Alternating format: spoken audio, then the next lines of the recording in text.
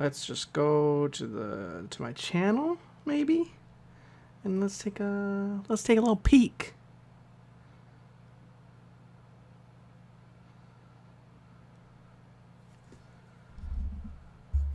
Yeah, that's right. We're live. We got it. We're good to go. Okay. So, here's the deal. When it comes to live streaming on YouTube, they are a little strange with their copyright laws or rules. So if I watch something on the stream that they would, if you were to normally upload the thing that you're watching and it would be marked for copyright and blocked from view, it is instantly shut down. So I have separately on a different channel uploaded the entirety of the Lawrence of Arabia movie just to see if there was anything that would get my stream shut down, and there is. There's a lot of music in this movie that is owned by Sony Entertainment that they do not want me playing over the stream. So just throwing that out there, it's definitely a possibility that this stream can get shut down at any time because I'm not technically allowed to play this. So the first little hurdle that we get to is the first 4 minutes and 20 seconds is all black screen and it's music, and Sony doesn't want me to play that. So my workaround here is hopefully if the movie is paused every couple of seconds, maybe the movie won't shut the stream down. So we're going to try it, and we're going to keep going until I guess either the stream gets shut down or I get lightheaded from not breathing. Or honestly, it's like 98 degrees in this room right now, so I might just straight up die. I don't know. We'll see what happens. I do have, I looked it up here. Let me see if I can get that over here. The world record for holding your breath is 24 minutes and 37 seconds. I very easily could do 4 hours. I mean, no contest. I could do 4 hours without a question. But, I mean, do I really, like I said before, it's potentially it could get shut down if I play the whole movie for you uninterrupted. So I'm going to do like probably 20 to 25 seconds at a time. That way we can get that pause in there. All right. But I mean, because I could do it. Hand to God, I could hold my breath for 4 hours. I don't want the world record, so I'm not even going to prove it to you. So we're just going to get started. I'm thinking, like, I kind of tested it beforehand, and I'm thinking 20 to 25 seconds at a time is the sweet spot. But we'll see. This is not a very well planned out stream, so we are just going to watch Lawrence of Arabia, and hopefully we can get past the black screen. I did bring this. It's a little chip clip. I'm going to, at least at the start, we're going to try it out. I'm going to plug my nose whenever I'm not breathing, just so you know that I'm not breathing out of my nose as well, because then if my mouth is shut, you know I'm not breathing. So I think it'll just make it easier. Obviously, I could just not breathe and not have my nose plugged, but I don't want to be called out. You know, I don't want people thinking that I'm cheating. So we're just gonna go ahead and give it a try, see what happens. I'm not expecting to get through the entire movie, because that's probably going to take me over 24 hours, realistically, to watch the full movie. So, here we go. Enjoy the movie 20 seconds at a time, I guess.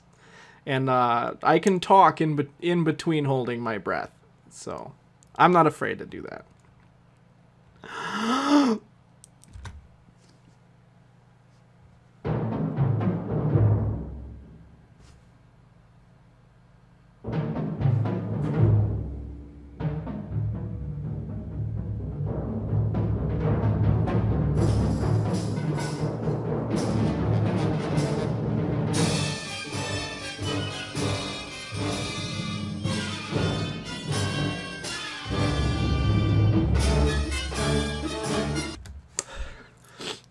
I'm not reacting to this, probably. I'm live streaming on this channel, but I'm going to archive this on the My Waking Nightmare channel. So I'm not going to keep this up on this channel, and I'm not going to react to this. Just so we're clear on that. All right? I'm already 30 seconds into the movie. This is amazing. I love this.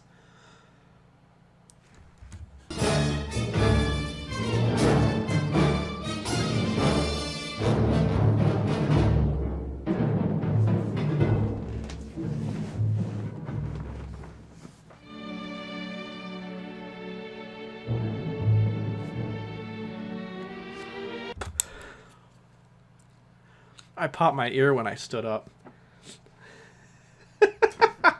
Lame. No, trust me. It's better this way. It's much better this way. Yeah, I popped my ear when I stood up, but that's okay. We can just don't do that anymore. Let me know if you can hear the movie, because if you can't, I will fix that.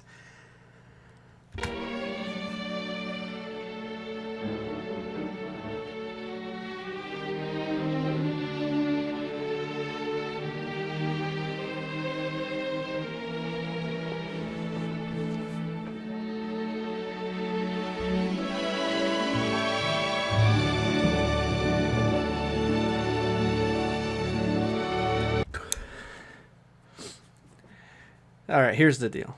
I'm doing this just a little bit at a time. Like I said, I got to get a little bit of talking in between these breaths, because I don't want my stream to get taken down. This is going to be the most laborious 4 minutes of the entire thing.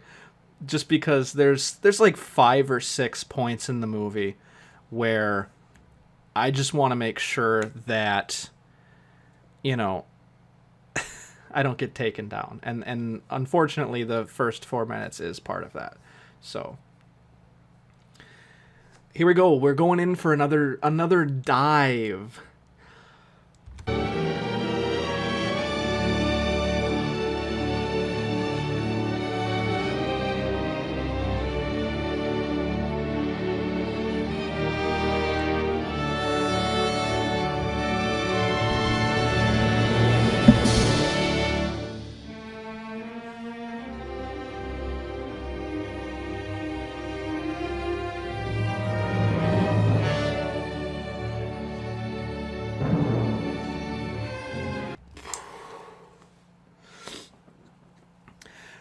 Oh my gosh, I realized that my ears are actually popping if I swallow while I'm holding my breath.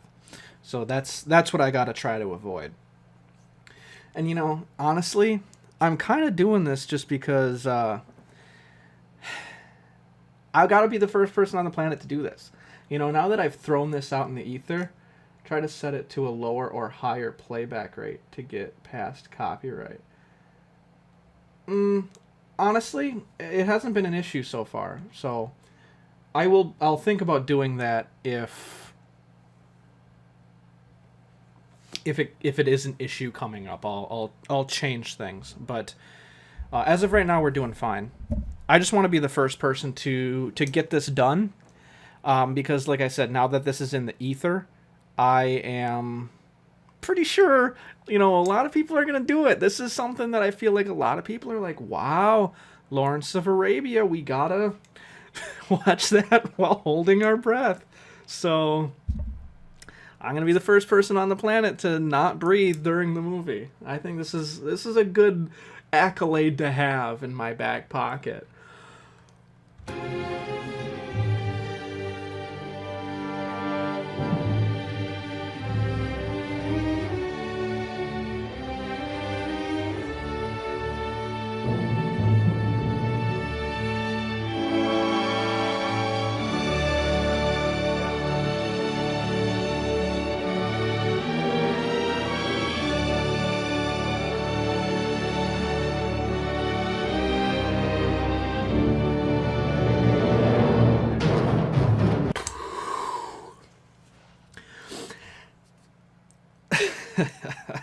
A little bit at a time.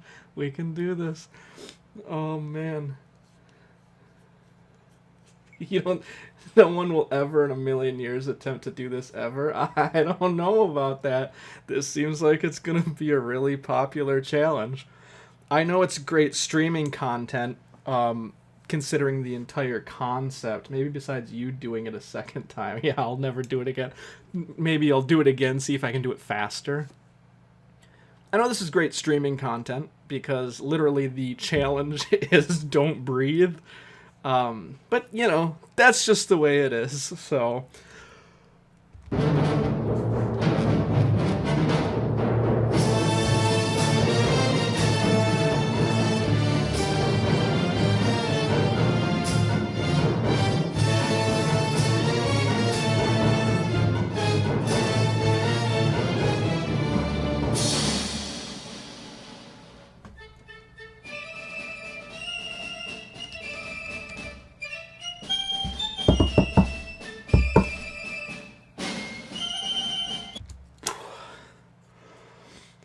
Oh my god. This clip is not great for my nose. But it's the best way to do it. I'm sorry, but it's unless someone can find a way for me to dunk my head in a bowl of water while still watching the movie, this is the best way to prove I'm not breathing. But that's the way it is, man.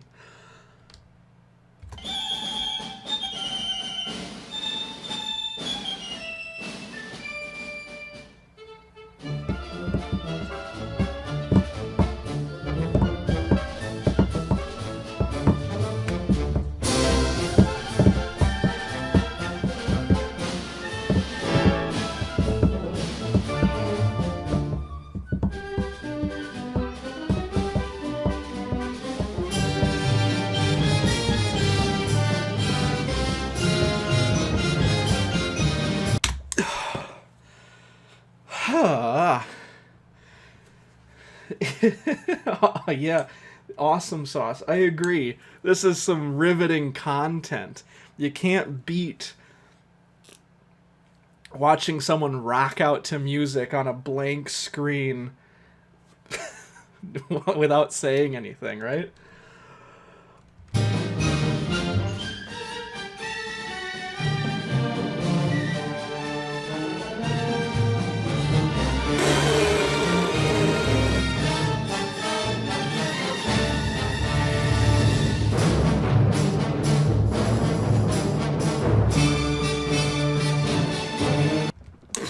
My god, this is gonna be a long movie. Oh my god, holy crap. All right, we're going in for another round. Are you ready? I gotta find a way to place this on my nose that's not gonna kill me. I think we're almost 4 minutes in.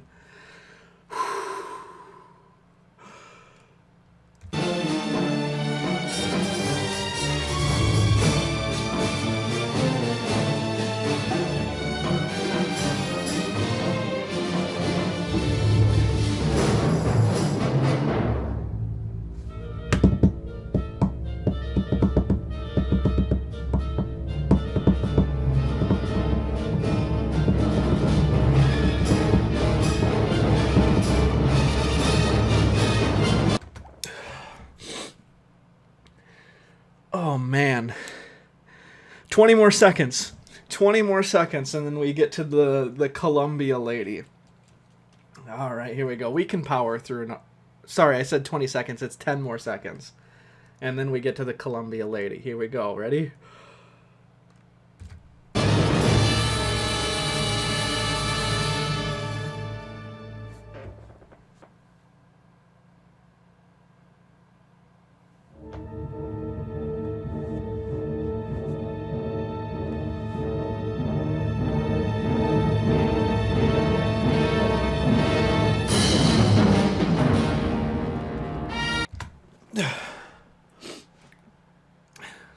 Sam Spiegel, David Lean.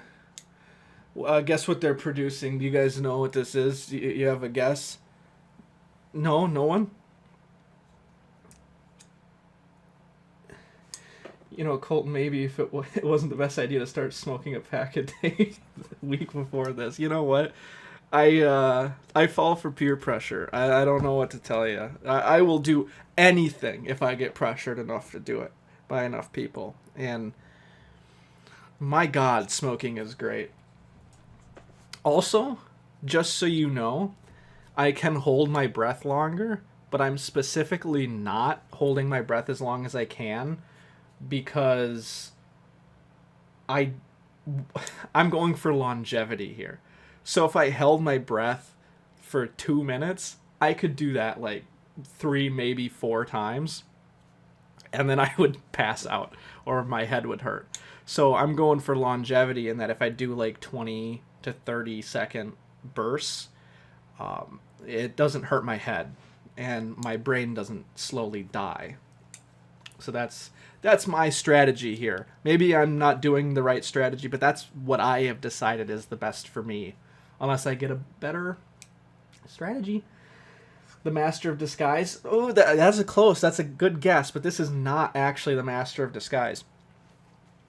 This movie came out slightly before The Master of Disguise. The Master of Disguise is the Dana Carvey movie that came out in 2002. This came out just 40 years earlier. This is actually Lawrence of... I forget which country, but Lawrence, the guy from the war, he's the British guy, and he wrote it's something about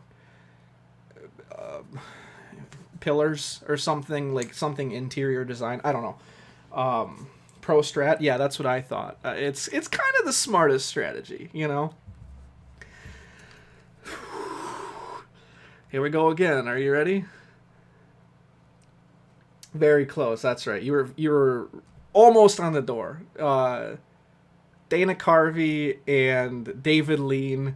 I can see how you could get those two confused. They're both prolific in the movie space in Hollywood. Let's see. Okay. I don't know how long it is, but it's a little bit longer. So Lawrence is going to walk onto the screen, and then he's gonna grab like a rag and he's gonna start wiping down his bike. I think it's like 45 seconds until the first time you hear his bike rev. That's what my goal is now for when I'm holding my breath. Are you ready?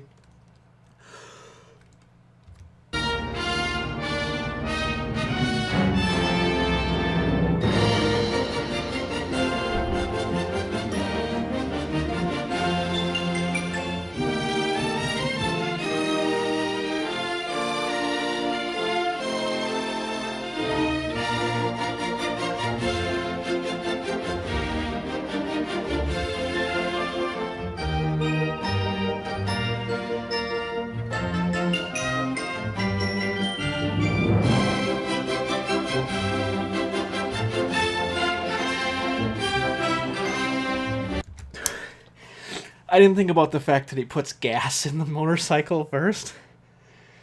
And he's really slow about it. Ain't this the movie with the imploding pyramid and the horses? Yes. Yes, actually. if I remember correctly. I know there's horses in it, and Lawrence of Arabia is what it's called. I forgot the name of the country.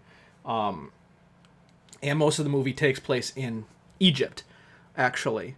That's where the first part of the movie, not so there's the motorcycle scene, and there's the spoiler alert if you've never seen the movie. I'm sorry if this is your first watch. It's a weird first way to experience the movie, but motorcycle scene and then the funeral, and then after the funeral we jump to Egypt. So that's where most of the movie takes place, is Egypt. So that's where the pyramids are coming from. Yes. Chief electrician, Archie Dancy. So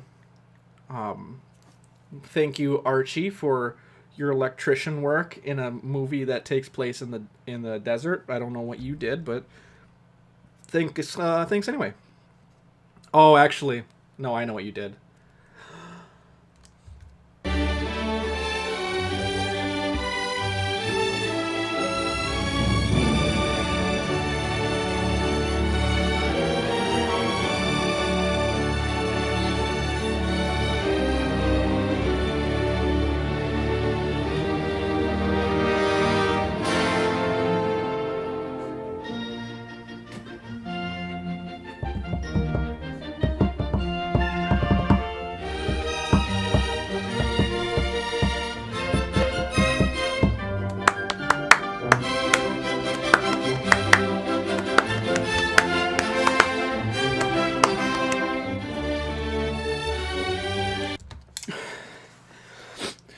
Okay, so I'm still not even at the rev of his motorcycle, but that's just the way it is.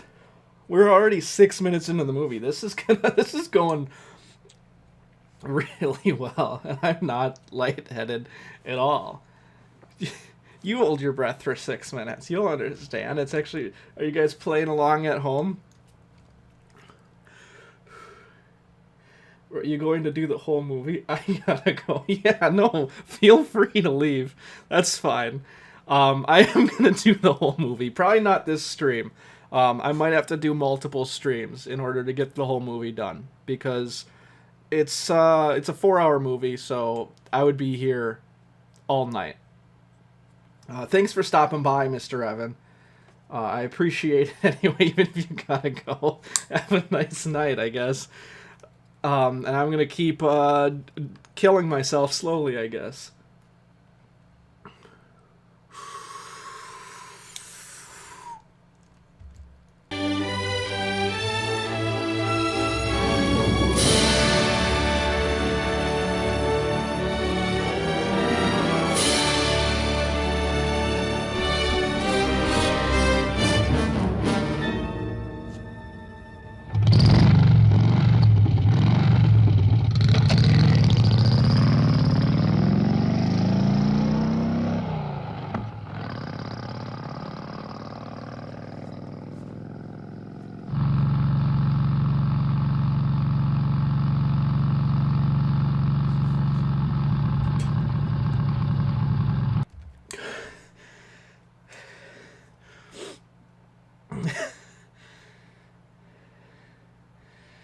You're actively ruining your sleep schedule to watch the stream, and you're not leaving until the pyramid implodes. Yeah, it doesn't explode; it implodes. Unfortunately for you, that is at the end of that's at the end of the movie. That's how the movie actually ends. But hey, if you wanna ruin your sleep schedule, by all means, man. I'm not sleeping either, so I guess it's us against the world. And it's really hot in here.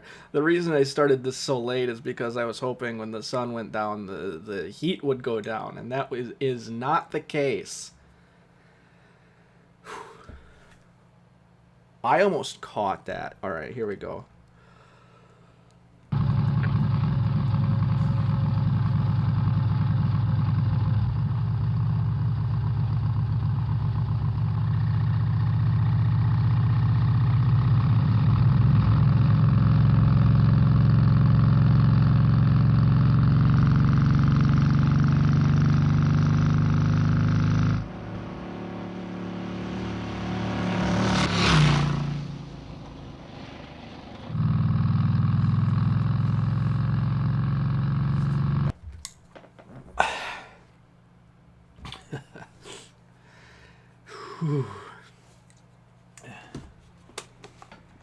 Let's get a lot of air into my mouth. You ready?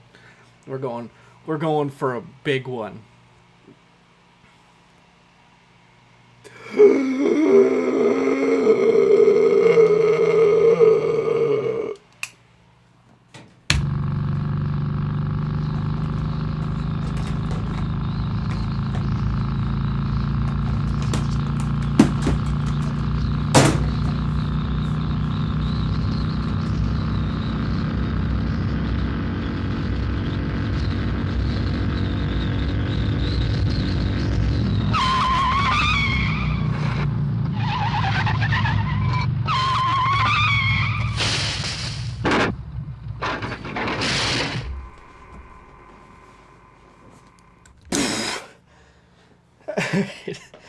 First of all, I clamped that down on my nose way too hard. And also, if you think I have a 3-hour work week, someone's been telling you lies. Alright? I consider watching Lawrence of Arabia work. So, I have 4 hours a day. Minimum. Nice try. You can't fool anybody. Oh my god, my nose is hurting. Here we go. But you're right, I don't... It doesn't matter when I sleep. Let's fix the fan here. Okay. I had plans in the morning, you know? I gotta... Alright, I don't have plans. Okay? As long as I'm awake before 2 in the afternoon, it's fine.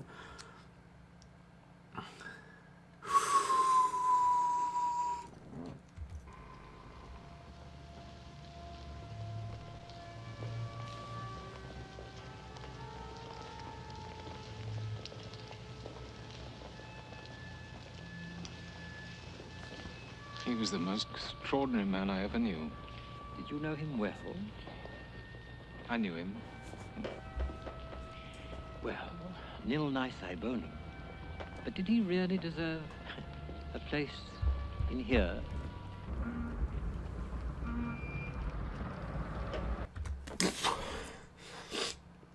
Alright. Hey, we're still doing good. We're 8 minutes in. I've been live for 30 minutes and we're 8 minutes in. Oh my gosh, that's a minute every 3 minutes. How is that for success?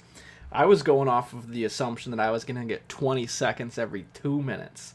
So, a minute every 3 minutes is actually better. I'm doing better than I thought I would. How's that for master of streaming and movies and breathing?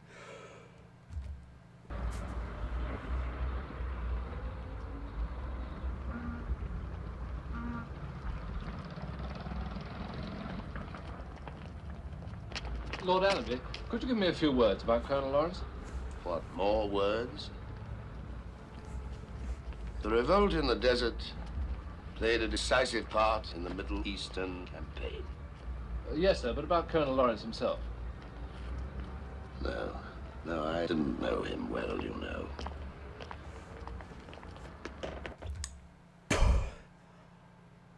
Mr. Evan, you're back. What happened? You realize that this is a great movie, and you're like, "Ooh, I'm coming back." Tell a friend. I can't. I don't want to. I don't want to tell a friend that I'll tell a friend. Give me a second. I'll tell a friend that you're back. They're not gonna understand what it means, but I'll tell them.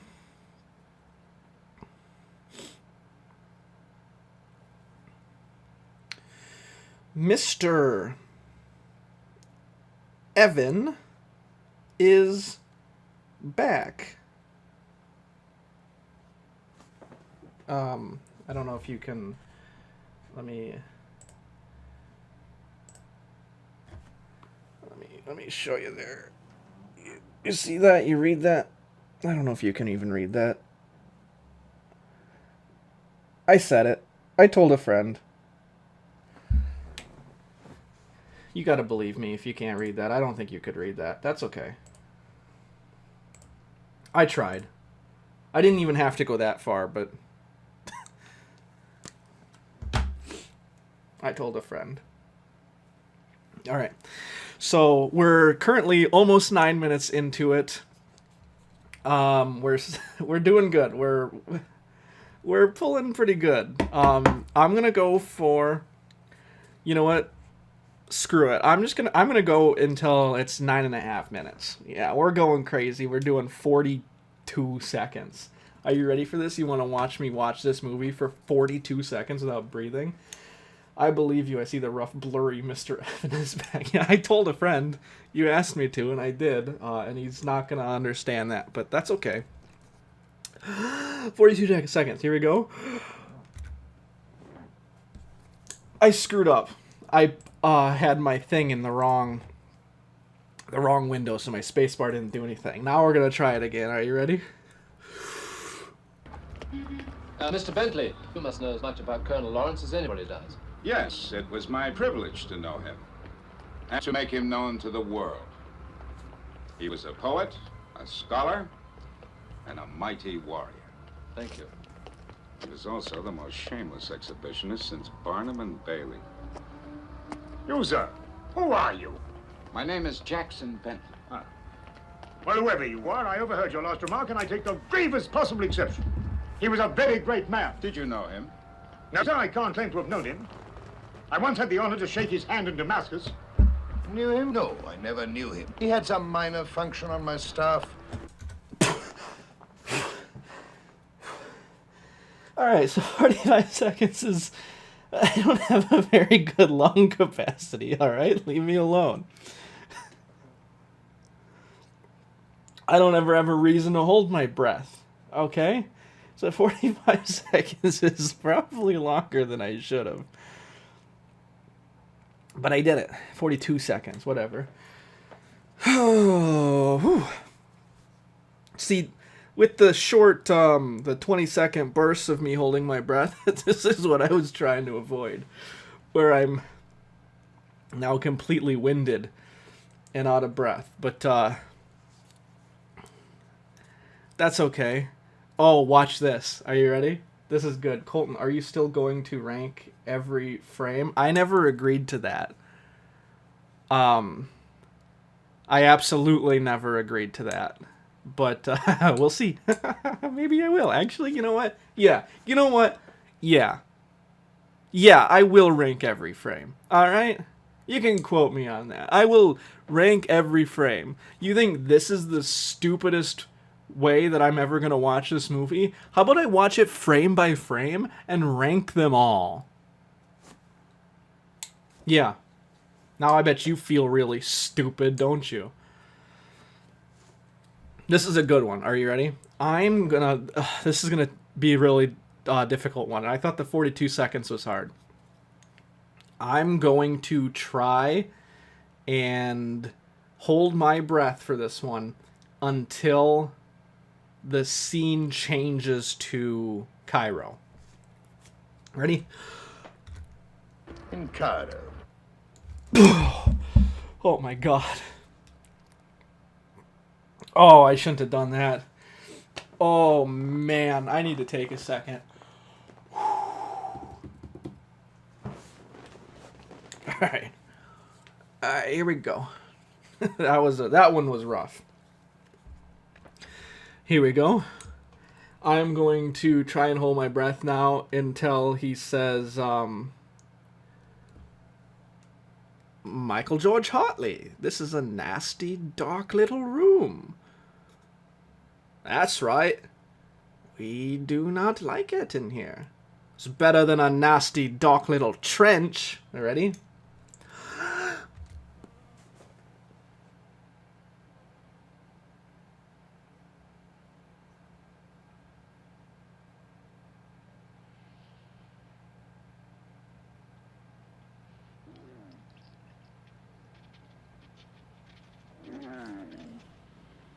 Michael George Hartley, this is a nasty, dark little room. That's right. We are not happy in it. I am. It's better than a nasty, dark little trench.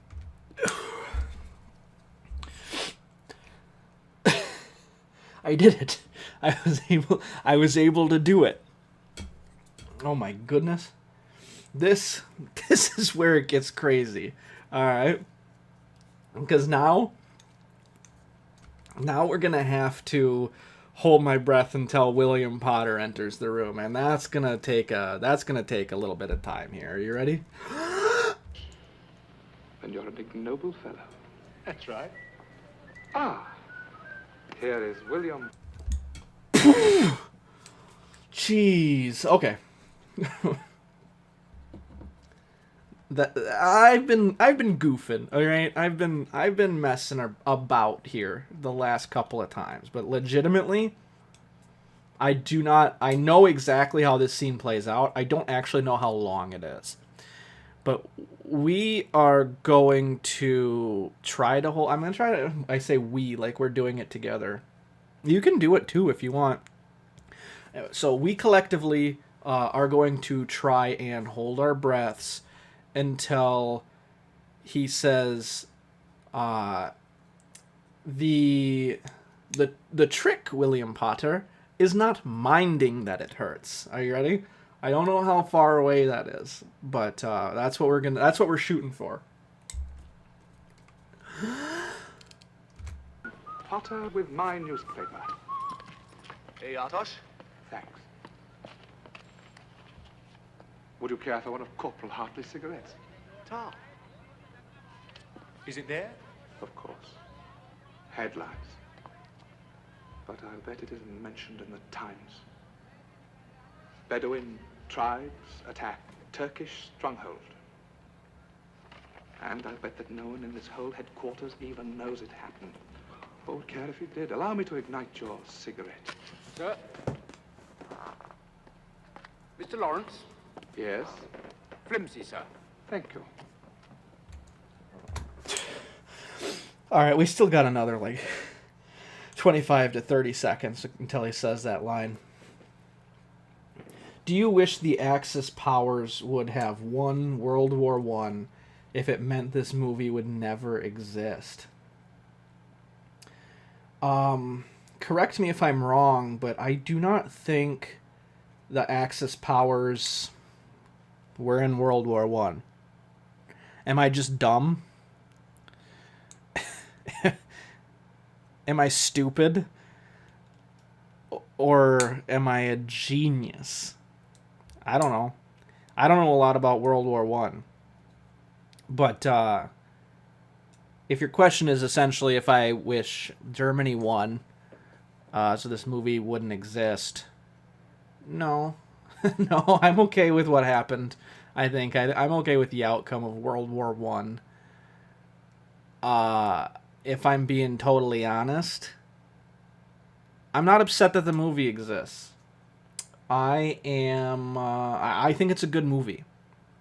And I am of the personal mindset that maybe you can call me dumb, but I think that everyone should watch the movie exactly one time. You had to go, but you're back again? Well, congratulations, Mr. Evan. We're still doing the same thing.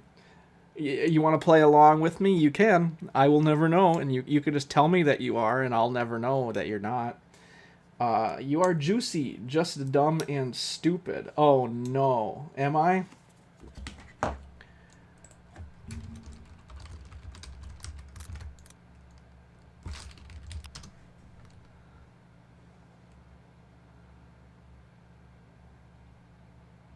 I don't think I'm just dumb and stupid, actually. The Central Powers, not to be confused with the Axis powers. So, maybe I'm not dumb and stupid. You ever think of that, actually? Now I'm being a little defensive. I think they were called the Central Powers, and I think that I'm a genius, and the Axis powers were not a part of World War I. And I don't even know anything about World War I history. Let's get back to the movie.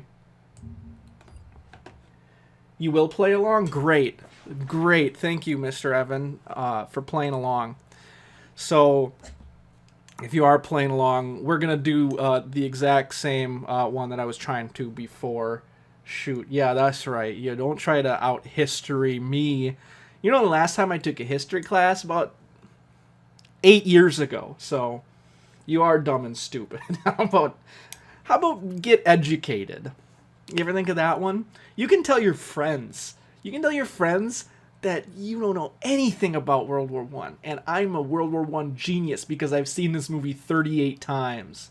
All right? Because I've seen this movie 38 times, I know everything about World War One. Side prawn equals dumb and stupid? Yeah. Yeah, that sounds about right, actually. So anyway, if you're playing along, we're going to try to hold our breath until Lawrence says, "The trick, William Potter, is not minding that it hurts." All right? PTV, World War One lasted 4 years and started with the assassination of Archduke Franz Ferdinand. That's right. That's the only thing anyone knows about World War One. That's all that matters. That in the Treaty of Versailles. You ready? We're gonna shoot until William Potter thinks he's barmy. You just said you don't know anything about World War One. You know what? I'm actually a World War One enthusiast. I know everything there is to know about World War One. Give me a second. I gotta progress in the movie a little bit, but we'll talk about this. All right?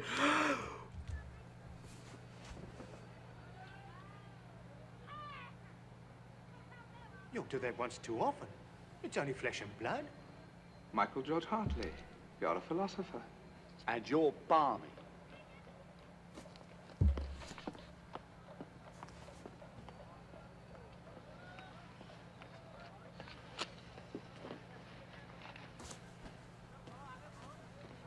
Oh! It damn well hurts. Certainly it hurts. But what's the trick then? The trick, William Potter, is not minding that it hurts. There it is. All right. That's about all you know about Serbian and Croatian descent. That's about all you know of World War One, and you are of Serbian and Croatian descent. Yeah, that's all that really matters from World War One, right? World War Two is the one that everyone cares about. Some random prince was killed. I don't know if anyone knows this, but there's the whole thing about the failed assassination attempt on him, and how the actual plan didn't go as planned, and it's a whole thing. You should look it up and read about it, about how somebody is of Serbian Croatian descent. That's right. Well, there was another war in Yugoslavia. I mean, there's always a war somewhere, right? That's the thing. But the war in Yugoslavia, did the prince die? Did it end with a treaty? Was Germany the big bad? You know, these are the important questions. Your granddad came over during World War II. Yeah, I mean, that makes sense. Honestly, if it was in World War II, I wouldn't want to be anywhere near Europe. I wouldn't want to be anywhere near Asia. I wouldn't want to be anywhere near Africa. Of what race was suffering a genocide, Colton? All races. All races all the time. During World War One, no race. I shouldn't say that. No race was suffering genocide during World War One. Everyone was fine. Germany did start both world wars. I thought, yeah, Germany started both world wars. That's how you know it was a world war, is because Germany was the guy that started it. He came over and built American tanks in Ohio. What? If the tanks weren't built in China, are they even good? Everything is good only because it was built in China. Everyone knows that. Yeah, so that's how you know it's a world war, is Germany is involved and then Germany lost. That's how you know it's a world war. Maybe I'm just not an expert, but I also think it's technically only a world war if Hitler is involved. So Hitler was obviously like the big bad of World War II, and he was a soldier in World War One. So it was the Armenians. No, there was no genocide. No one was ostracized. No, not in World War One. In World War One, everyone was okay. The Germans are just like, man, we don't like something. We think probably something to do with the Jews, you know? And, I'm getting off track. I'm trying to watch a movie here, alright? But, essentially, you know, we got World War One, we got World War Two. World War Two is the only one that matters. World War One doesn't matter at all. World War One, the only other thing anyone even knows about it is the soccer treaty or whatever on Christmas, when both sides of the war got out of their trenches and played soccer with each other. And Hitler famously hated that. I think they were going after Russia. That makes sense. They got some beef with Russia for some reason. They've always got a beef with Russia. We're gonna try to get more. We're gonna try to get more of this movie done, I think. Otherwise, I could sit here and talk about World War One all day, even though none of us know anything. Colton derailing the conversation just as soon as he is wrong. Typical. No. I'm not wrong. Okay, hang on. Let me defend myself. I'm not wrong. Oh, by the way, if Captain Gibbon should inquire for me, tell him I've come for a chat with the General. He's balmy. He's all right.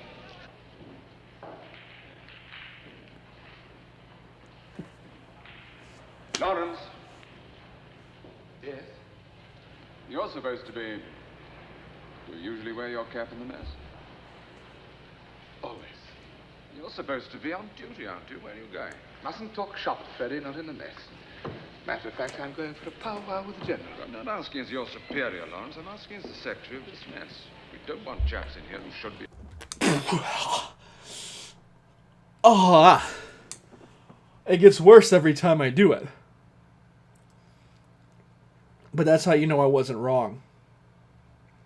Could someone that's wrong so confidently just end a conversation? Yeah, I don't think so. Alright. We know that there was a war in World War One going on in Arabia. Did you know that? No one ever talks about that part of World War One. About the Arabs versus the Turks, and the British were a part of it. And Lawrence crossed a freaking uncrossable desert? Yeah, no one ever talks about that. Where's that in history class, huh? Does anyone even learn about T.E. Lawrence in school? I didn't think so. We're going in for another dive. Are you ready? We're shooting for... You're a clown, Lawrence. Okay, here we go. Be on duty. Where are you going, please? I must say, Lawrence. Sorry. You're a clown, Lawrence. Ah, well. Oh, that was good. That was a long one. Okay. So we're gonna try again. We're gonna do this one. We're gonna go straight through until he... I mean, I thought you said this movie was set place in Egypt. He's in Egypt. I don't know if you're watching the movie. It's a little distracting because the movie has been paused longer than it's not been paused. But yeah, he's in Egypt right now. He's in Cairo, which is in... Yeah, that's in Egypt. He's in Cairo, which is in Egypt. So yes, the movie, the majority of the movie takes place in Egypt. I'm saying that T.E. Lawrence as a person was doing a lot of Arabia stuff, but the movie is before all of that, so that's mostly in Egypt. So this next one we're going to try, I think, is about a minute. Okay? So I got to hold my breath until he knocks over a table. Are you ready? Oh, we can't all rely on Tony. Oh. All right. That was tough, but we did it. You've been there to Egypt or to Arabia? Or to both? Are they they're the same place at this point, right? One's in Africa, one's technically in it's in the Middle East, but it's Asia, all right? I'm sorry to get political on you, but it's Asia. Middle East. Oh, it's in the middle of the East. What does that even mean? No, it's not. The East is China, Japan. It's not in the middle of the East. It's in the West East. Oh, you've been to Egypt. Okay, did you see any pyramids implode? Because that would be cool. In Africa, yeah. Last time I heard, I don't know if they've, it was different in World War I, but currently now, Egypt is in Africa. So it might, maybe back then in World War I, we're talking like circa 1917, maybe back in 1917, Egypt was in the West East. I don't know.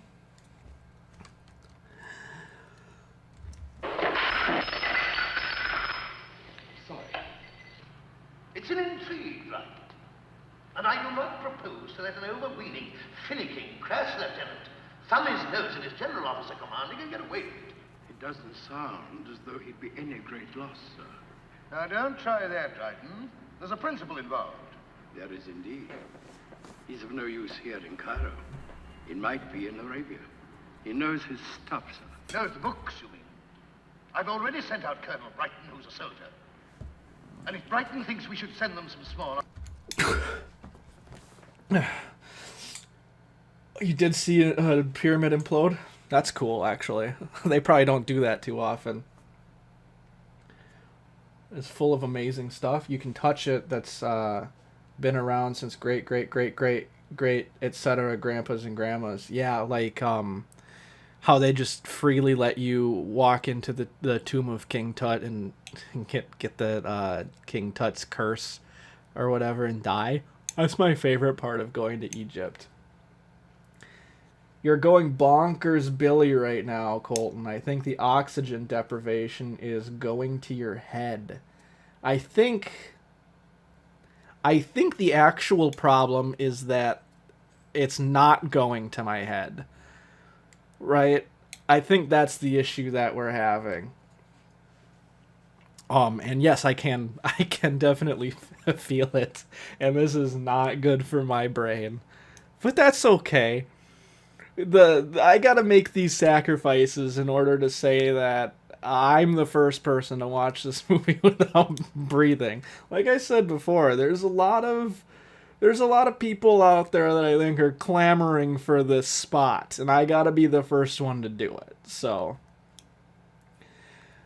the economy relies a lot on tourism. There's so many tombs and temples, and you rode a camel. Ooh, if you rode a camel, you're gonna love this movie. I don't know if you've ever seen this movie, but there's a few camels in this movie. And Robin Hood, that's pretty cool, actually. It doesn't sound really Egyptian, but it's pretty cool. I would name my camel Joe Camel. We're gonna try and watch more movie. Arms, and we will. Now, what more do you want? There would be no question of Lieutenant Lawrence giving military advice, sir. By God, I should hope not. It's just that the Arab Bureau would like its own man on the spot, sir, to what? To make our own appraisal of the situation. I may as well tell you, it's my considered opinion and that of my staff that any time spent on the Bedouin will be time wasted. There are no... PTV is actually Lawrence? This is crazy. I did not know this. That... Oh my god. Now I'm getting all shy. Oh my god. I didn't even know. What? Wow. I won't tell anybody. We'll keep this between us, alright? Nobody else needs to know. For anyone watching this that doesn't know, the reason I'm doing this is because I have a podcast called My Waking Nightmare, where essentially the goal is to watch the movie Lawrence of Arabia 1001 times over the course of 10 years. So, obviously this is about the most difficult way I'm trying to watch it, but I'm trying to change it up. You know, I'm sick of the movie, so I'm trying to watch it. You're Spartacus? Dude, that's even crazier. That's even more nuts. You're like the guy that's like, this is 300, and then you kick him into the pit. That's cool. I know that guy. That's pretty cool. But anyway, yeah, so I just wanted to watch the movie this way. So it's not a very efficient way to get one of my watches, but it is a way to get one of my watches. That's right, Glitch Sister's back. Here we go. We're gonna.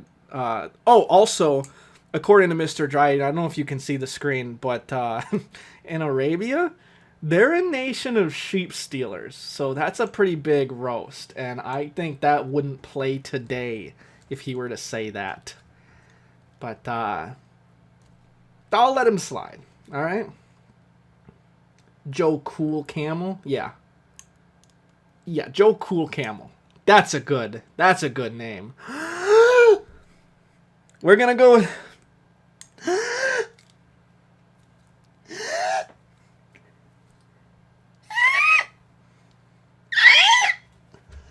nation of sheep stealers. They did attack Medina. And the Turks made mincemeat of them. We don't know that, sir. We know they didn't take it. Storm in a teacup ride and a sideshow. If you want my own opinion, this whole theatre of operations is a sideshow. The real war is being fought against the Germans, not the Turks. And not here, but on the Western Front, in the trenches. Your Bedouin army, or whatever it calls itself, would be a sideshow of a sideshow. A big... Just 3.5 hours to go. That's right. We're closing in on the end. We're almost done. This is definitely going to be the longest it's taken me to watch this movie. On average, I don't mean to brag, but on average I can finish this movie in 3 hours, 47 minutes, and 4 seconds.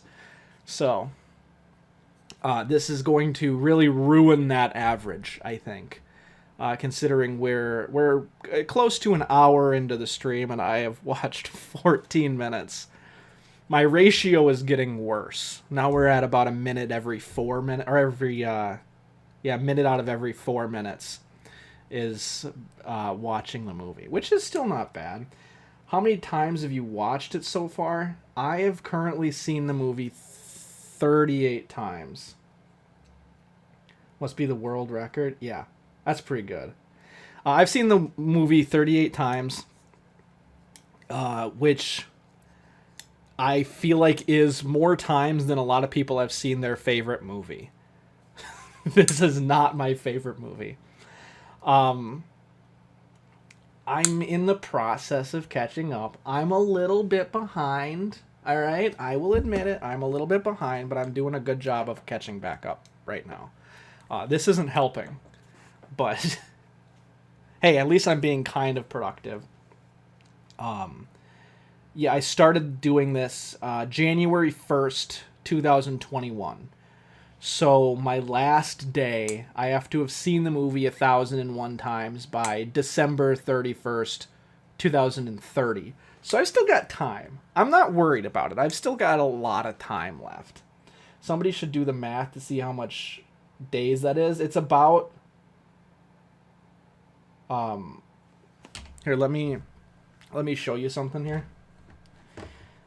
I can't remember off the top of my head how much that is for the 10 years. But let me just get this on the screen. That's how much I have left. I don't know if you can... 3,064 days, 2 hours, 26 minutes, and 21 seconds. I stare at that every time I open my phone. So I'm very aware. Some may say I'm very wary of how much time I have left. And having that timer on the home screen of my phone is probably not good for my mental health. But if you... yeah, 3,000 days is a lot of days. I'm not too worried about it. It's 8.5 years. And I've seen the movie 38 times. So, in theory, I should have watched the movie about 150 times or so by now. But, like I said, I'm doing a lot to catch back up. So I'm not too worried about it. I got a lot of time to play catch up. So it's fine.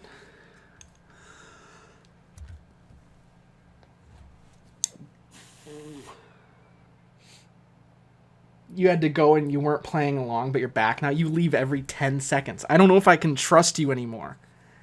I think that, I'm starting to think that you weren't playing along, Mr. Evan. This is like an exercise in Zen. Yeah, a little bit. So, kind of where this started. I don't think I ever told this on the podcast at all. Essentially... when it comes down to it, for some reason, I don't ever feel any negative emotion. Anger, sadness, fear, nothing. I'm like a stoic man. Unless it comes to, like I can express happiness and joy and stuff like that, excitement. But I'm a pretty stoic man when it comes to negative feelings. And that's not me like... I'm a man and I can't show my feelings. I just don't have them. So part of this is an experiment in trying to elicit some sort of feeling up there. There's got to be something up there.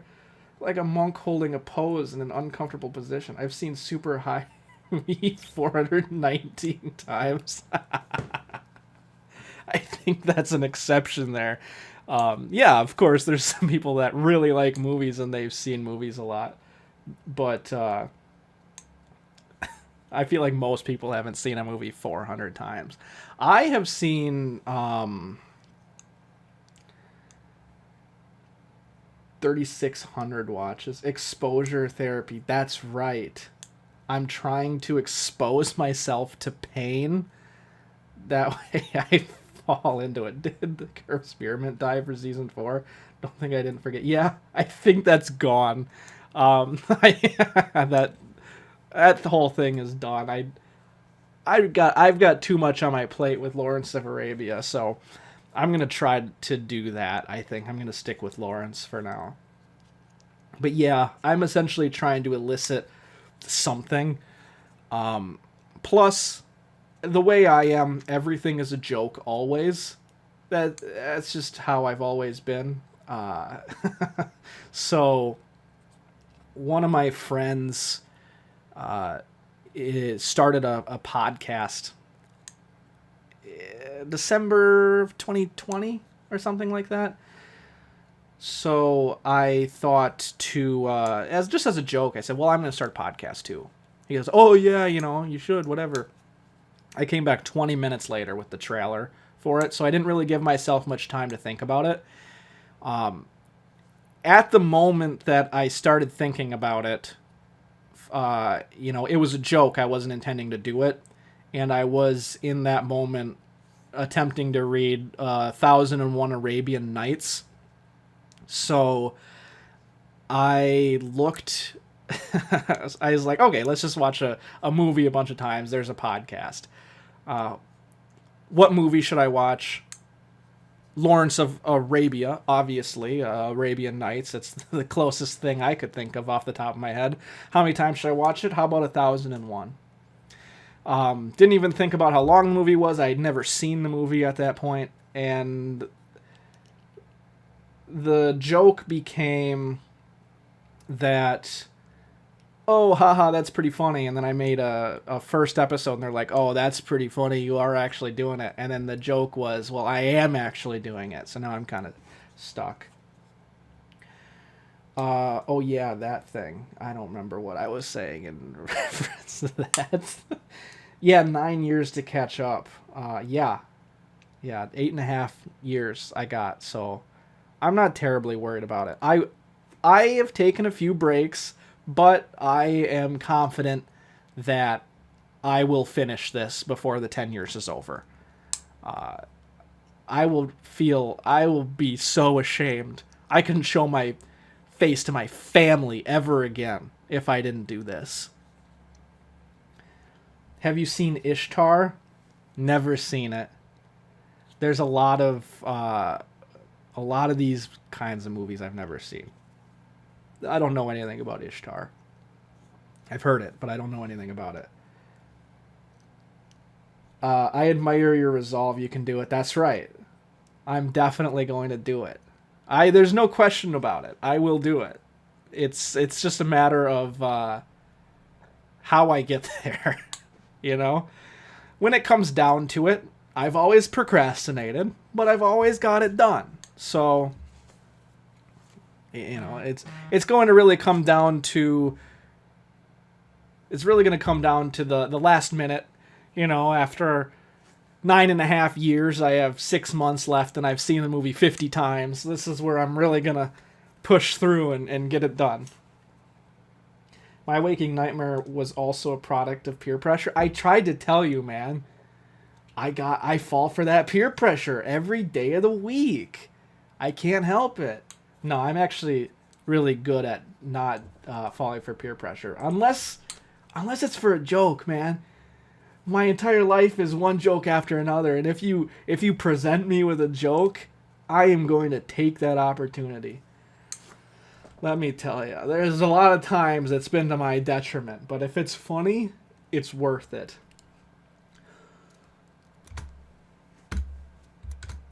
Oh my god. I keep clicking off of the movie, so when I take a breath in, I'm just hitting space on a different tab. Mr. Evan, I don't know if you're still here, but I just got a response here. It just says, I told one of my friends that Mr. Evan is back, and he just essentially responded with, who's Mr. Evan? So, there you go. I'm just going to leave him alone on that. I think about if reincarnation were a real thing, I definitely came to this day and age for the memes. That's right. This is the best day and age for comedy. For sure. You have, like, the old-timey jesters. And it's like, I don't want to be a jester, obviously. Kind of rude. Yeah, he doesn't even know who you are. Typical. But, yeah, I don't want to be a jester where I'm like, hey, did you hear that the king's daughter ate a fig? And then everyone laughs, and it's so funny that they laugh and they die from laughing. Why are figs so funny? You notice that? There's a lot of people in history that have died from laughing about figs. I don't know if you knew that.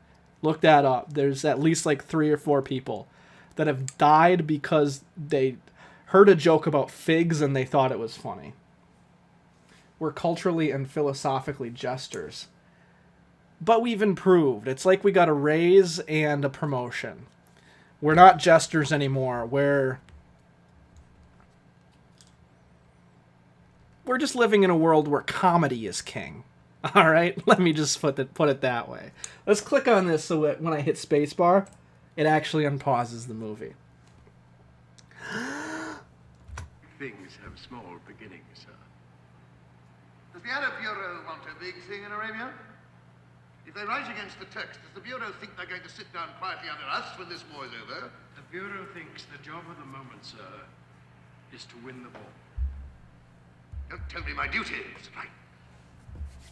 Lawrence, sir. Send him in. Good morning, All right. This next one is going to be difficult. It looks insubordinate, but it isn't really. I'm going to hold my breath until he says that. Are you ready? Salute. If you're insubordinate of me, Lawrence, I shall put you under arrest. It's my manner, sir. Your what? My manner, sir. It looks insubordinate, but it isn't really. Oh, I need to change my layout back. I forgot. Good catch on that one.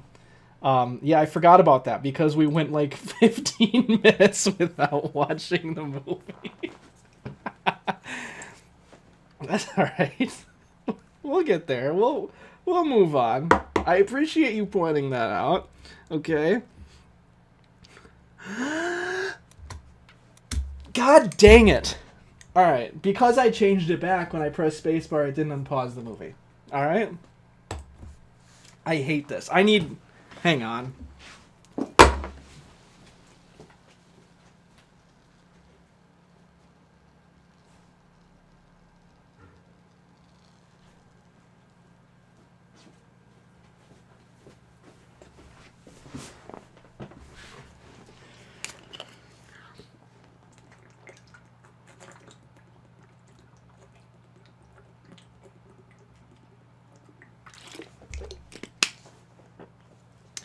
That is really cold. All right. Ugh. It's a chair. Yeah, people tend to sit on those. That's just the way it is. Ooh. All right. I think that...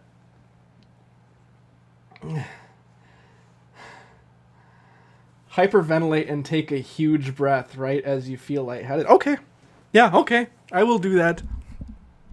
That didn't help. You know, I could have played the movie while I was drinking that. You can't breathe while you're drinking. Whatever. Okay. So yeah, you want me to hyperventilate and take a huge breath right as I feel lightheaded? Yeah, okay. Sure, let's do that. Ready? That was a really good idea. I really appreciate the suggestion. My lungs are ice cold now because of that drink. Well, I can't make out whether you're bloody bad-mannered or just half-witted.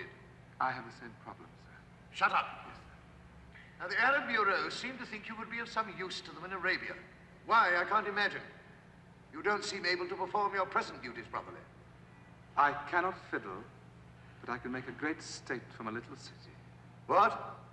Themistocles, sir, a Greek philosopher. I know you've been well educated, Lawrence. It says so in your dossier.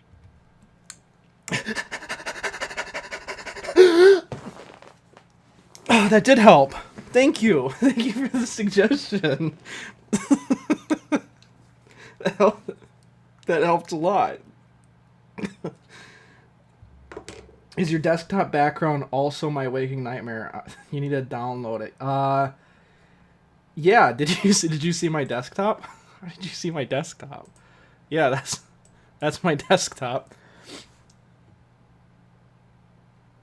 PTV you are, Lawrence? Yeah, you thought you could make me think you were Spartacus? You're not even... Obviously, I knew you weren't Spartacus. Who do you think I am? Some sort of fool? I know you're Lawrence. I'm not stupid. You think I'm stupid? I'm not dumb. I really liked the hyperventilation suggestion, Mr. Evan. That's not what you meant. No, it was good. It worked.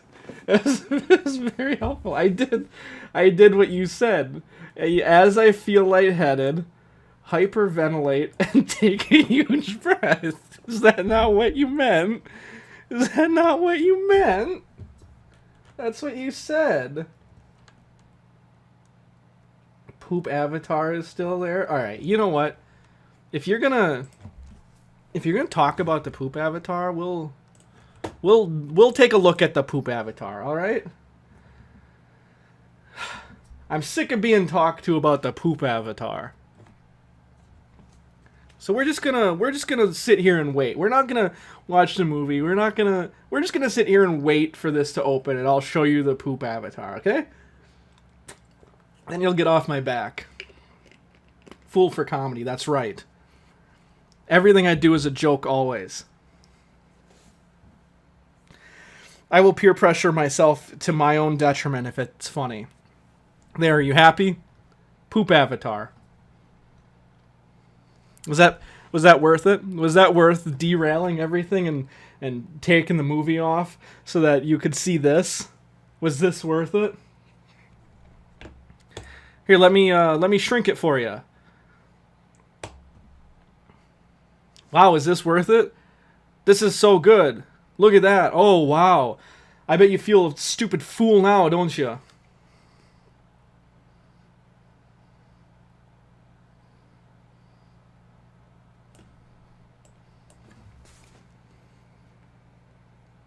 Can I go back to the movie now? Am I allowed to watch the movie now? I'm going back to the movie.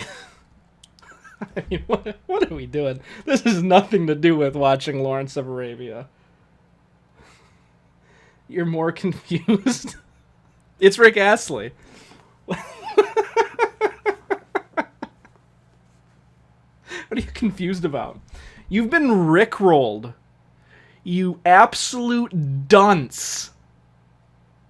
You maggot. Yeah. Get out of here. That's what you get. Alright?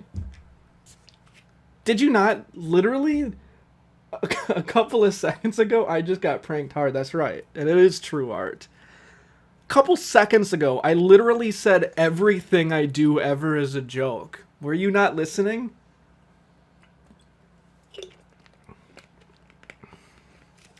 You think I don't have 1,200 jokes lined up in the background waiting for people to bring them up? Yeah. Get out of here. Who do you think I am?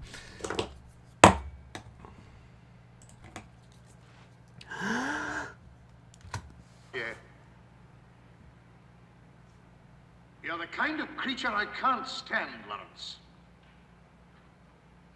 But I suppose I could be wrong. All right, Dryden. You can have him for 6 weeks. Who knows? Might even make a man of him. Come in.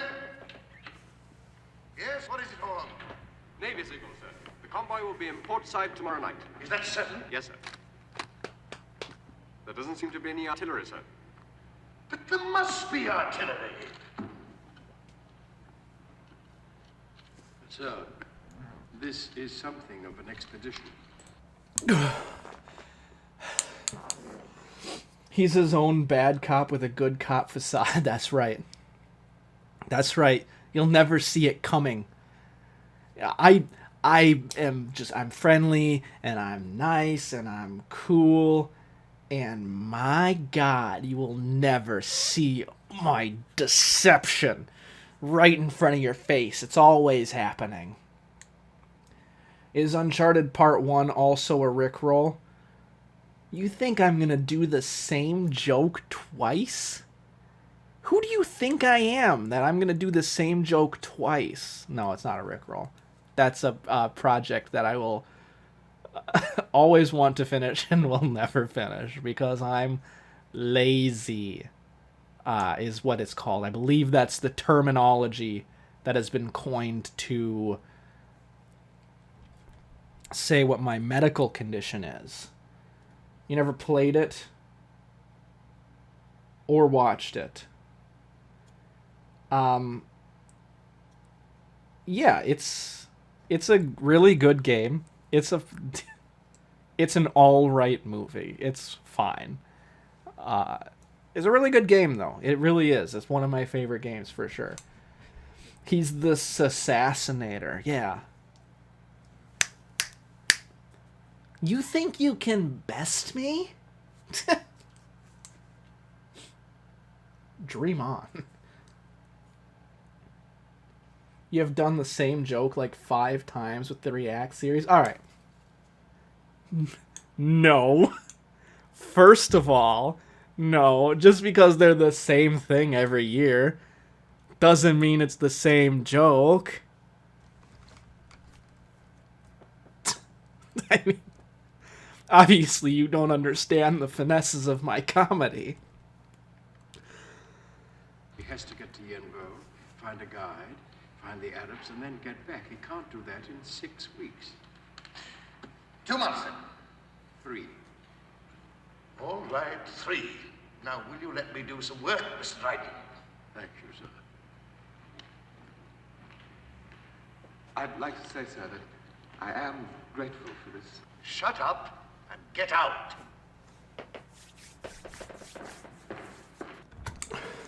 Last of Us is greater than Uncharted, I agree.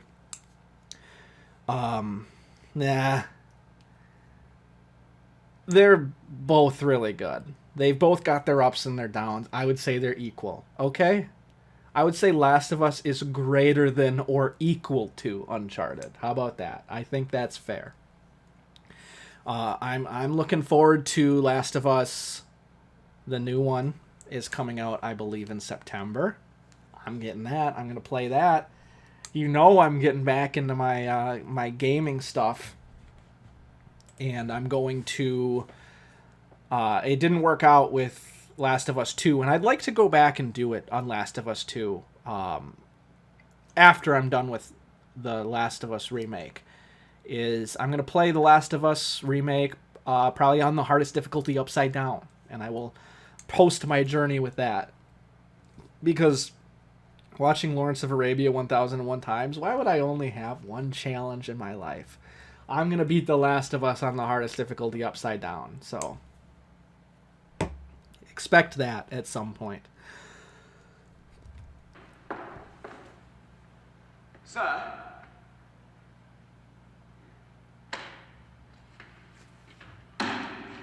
How can I fight a bloody war without bloody artillery? How did you do it? You might better ask why I bothered to. Because I'm the man for the job. I just wonder about that. Of course I'm the man for the job. What is the job, by the way? Find Prince Faisal. Good. And when I found him? Find out what kind of man he is. And find out what his intentions are. Honestly, here's what I'll say. My goal for this stream was to get 20 minutes into the movie. So as long as I get 20 minutes into the movie, we're in bonus content. We're in extra credit territory.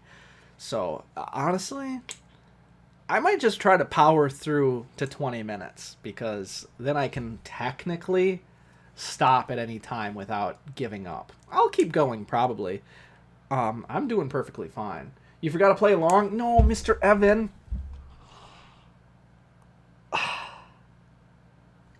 It's so easy. Like, okay. So I don't know if I have to actually tell you this. I figured I didn't have to tell you when I was holding my breath. Right? Because, like, I clip this onto my nose. You know I'm holding my breath. And then you can start to hold your breath. Or, for God's sake, I unpause the movie and you can hold your breath. I mean, this is... They literally teach you how to hold your breath while watching Lawrence of Arabia in 3rd grade. All right? Good Lord. You'll play along? Yeah. Okay. Are you ready? Okay. We're going to do it again. So get ready. Get ready to inhale.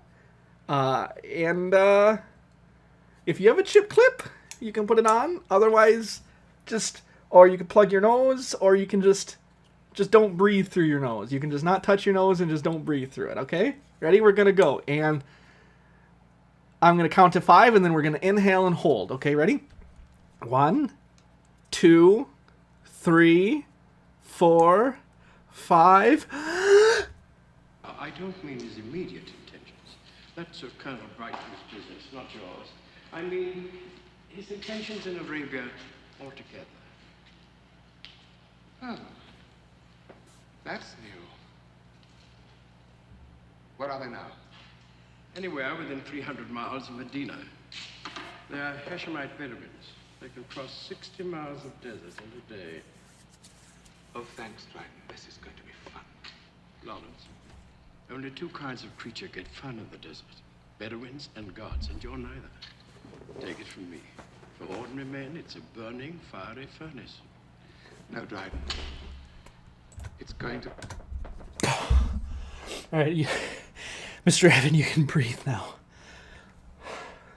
I forgot to tell you that if you need to breathe before me, you can put it in the chat, and we'll take a break.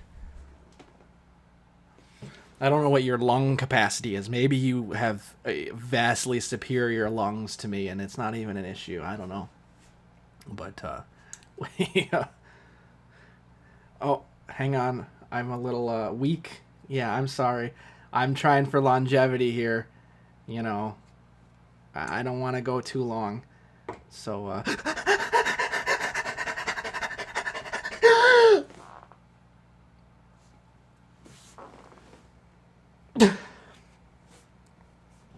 ooh, that felt good. I like that, actually. That was nice. That helped. You win? Yeah, man. I guess. I didn't know it was a competition. If I knew it was a competition, I would have tried harder, honestly.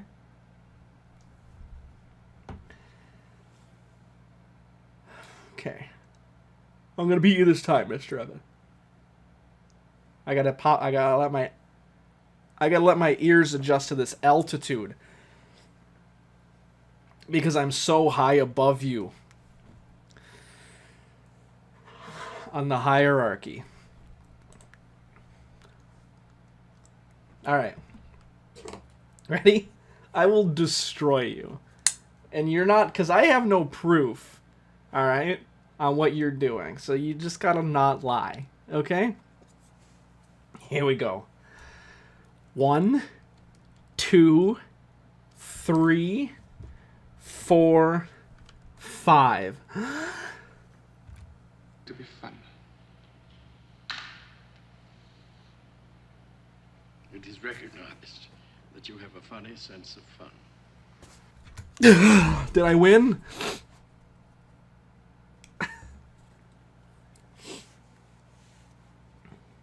Hey,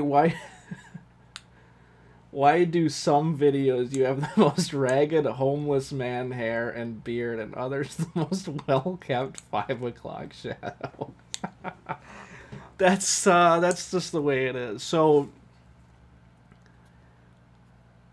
after I graduated high school, so for my graduation photo, my mom said, "You are shaving and you're going to be my handsome little hunky boy." And I said, "Okay, I'm not an adult, so you have control over me." And so she made me shave. And that is the last time I didn't have a beard. Is my high school graduation photo.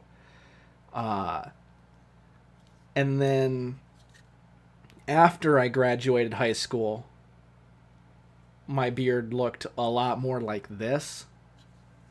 And that's okay. And I would shave it every once in a while. When it gets too long, I'll shave it down. And then it got way long. And then COVID started. And we had to start wearing masks. And I don't know if you've ever tried to wear a mask with a really bushy beard. It is not comfortable.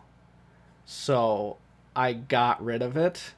And it's been a lot shorter ever since.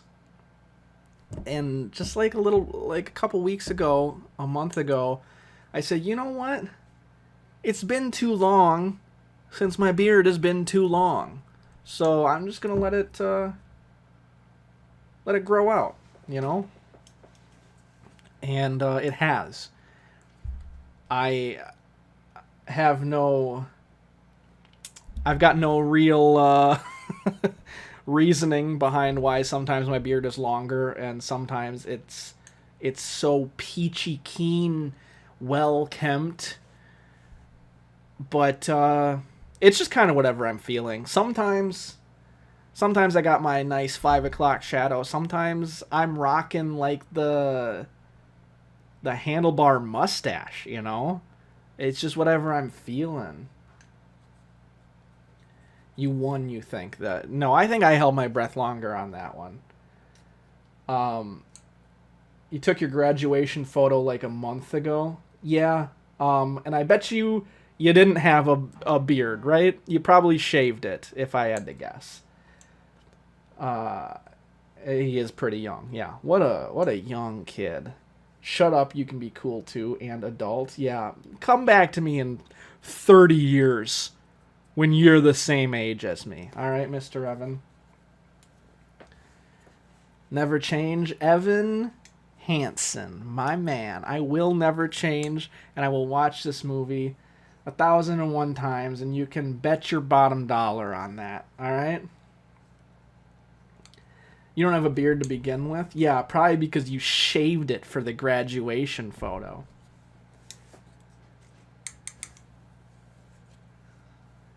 PTV thinks you're cool, so you're good to go, Mr. Evan. Mr. Evan, meet Evan Hansen. Evan Hansen, meet Mr. Evan. There's so many Evans! Wow, we're gonna... Okay, you ready? This is going to be a long one. I'm going to hold my breath up until the point where we see a nice desert horizon.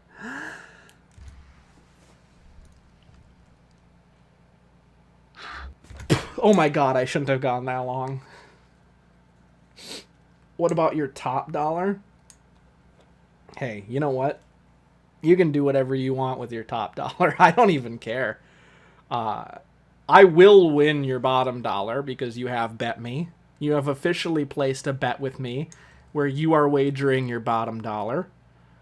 And I will win it, and your bottom dollar will be mine. Your top dollar? I couldn't care. It's not on the line, unless you want to put it on the line.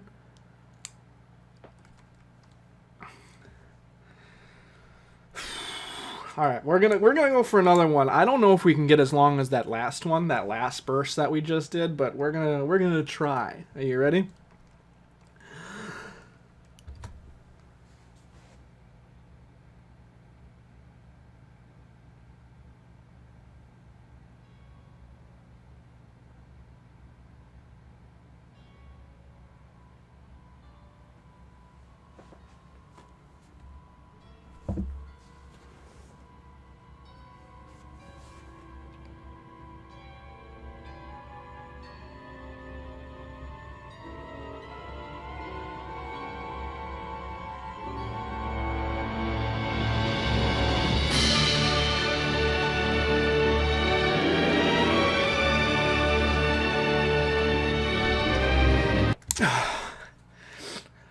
That one was rough. That one clipped on my nose rough. That one hurt the entire time. Sometimes it's nice. You know, it's just like a nice little squeeze. But, not that time. That time it hurt. Your grandpa calls you Mr. Evan. Yeah. Yeah, mine too. Classic grandpa. I keep telling him, Grandpa, that's not my name. And he says, I know that's not your name, Mr. Evan. But I just like to call you Mr. Evan. It reminds me of a parrot I once had. And I said, oh, Grandpa, you and your dementia. You call yourself that because you think it sounds funny. Please, Mr. Evan was my father's name. That's what I get out of it. I noticed a trend with beard unkemptness and quality of videos where the worse the beard, the worse the video.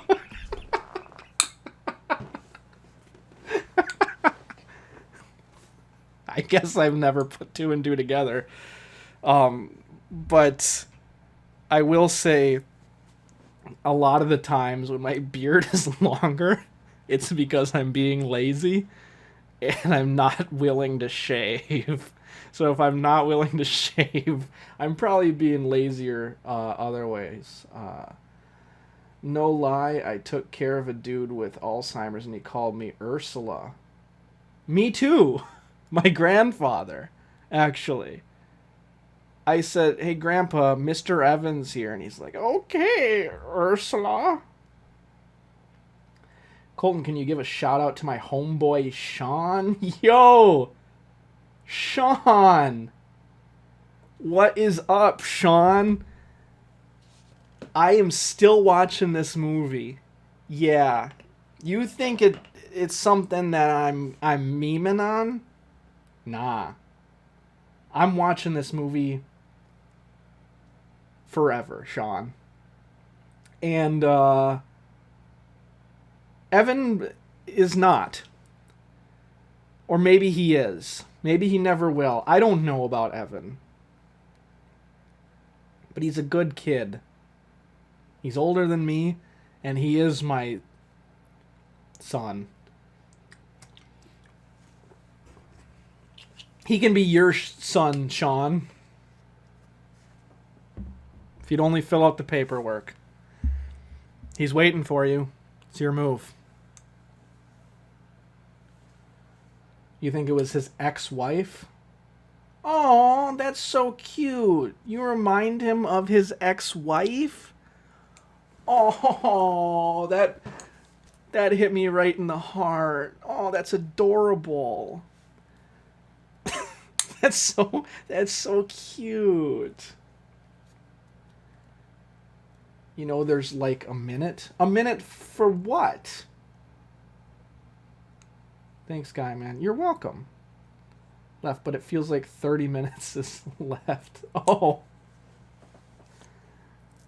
It feels like there's 30 minutes left. Yeah, there's more than 30 minutes left. Retweet? Yeah. You can actually write that down and tweet that. Or I guess it'd probably be easier. You can just screen cap that and send that off to Sean. He'll know. He knows. I joke around with him behind the scenes, and he's a big fan. It was awkward AF, but hey, you got to take that as a compliment. It's obviously someone that he at some point cared for, right?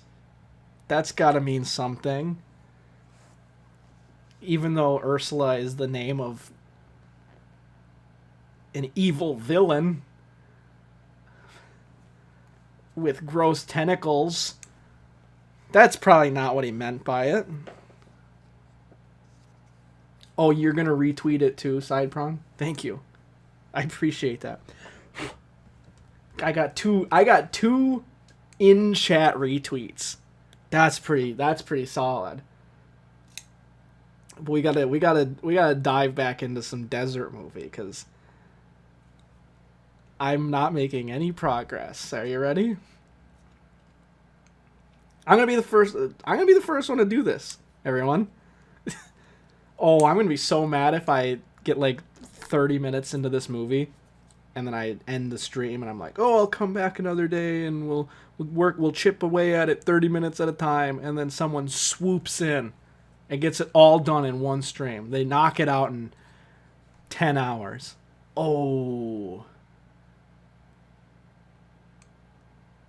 You won't get into specifics? Okay. That's okay. Yeah, we're gonna jump in because now that I'm actually thinking about that, I'm worried that someone's gonna jump in and do this before me. So we gotta pick up the lead, as my grandfather would say. He'd say, you gotta pick up the lead, Mr. Evan Ursula.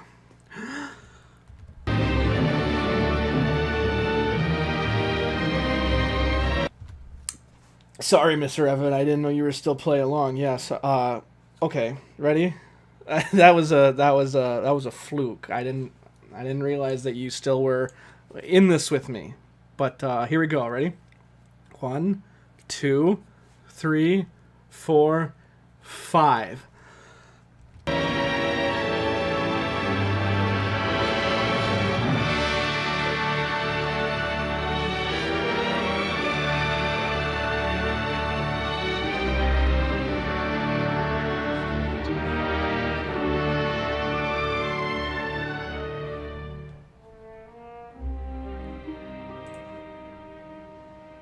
Here you may drink. 1 cup.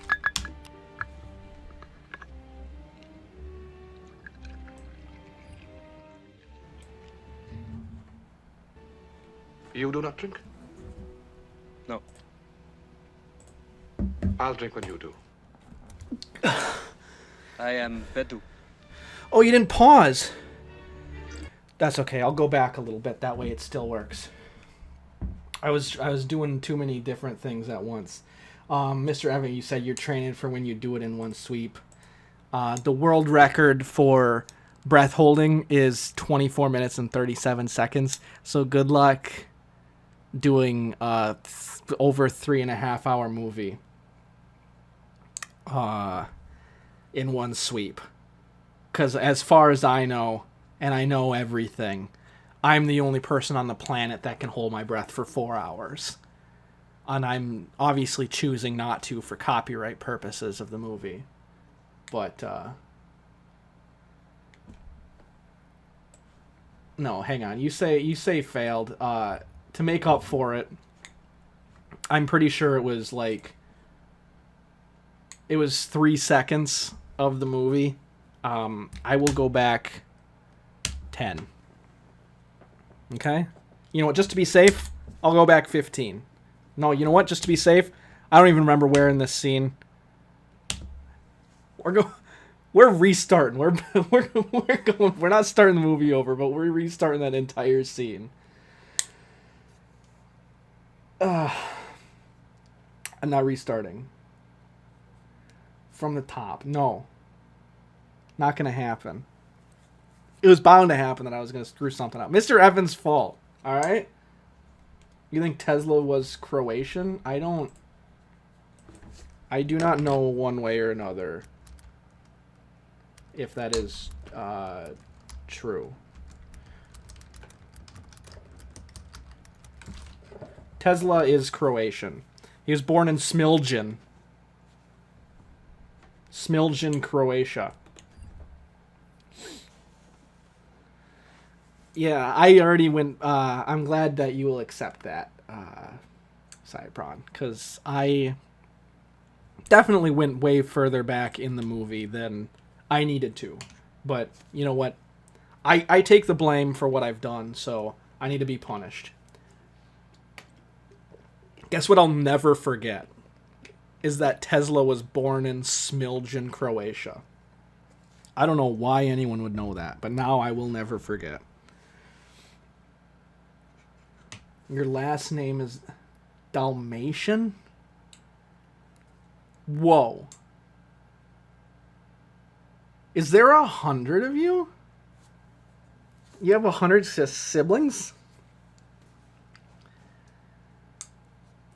Because that would be 101, guys. All right, calm down.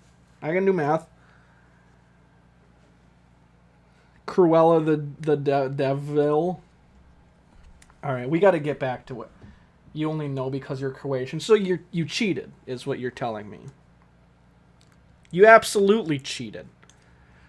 It's not like I only know about the American Civil War because I'm American. I mean, probably, but Dalmatian. Classic Croatian. I'm from Croatia. We don't have spotted dogs here. Whatever. Do you even know what a Dalmatian is? Probably not. You probably have 101 Dalmatians.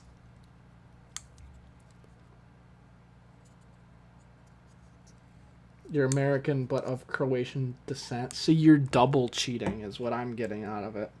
That's not allowed. I've got Irish in my blood, but I don't know anything beyond the potato famine. Dalmatians are mean dogs. That is false. I have seen the movie, and that is hypocrisy, and that's false, and that's slander. Okay? That's slander on your American counterpart brethren. And I will not stand for it. I will stand for it. In fact, I will stand for it.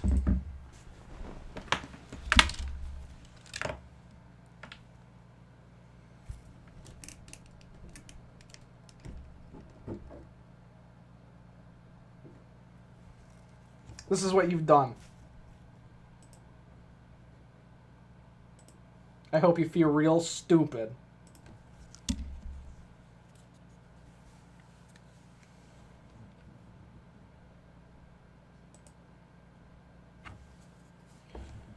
We're gonna power through the movie now. I can't even read anything to do with a chat. I can't see anything. We're just powering through the movie. Are you ready? Here you may drink.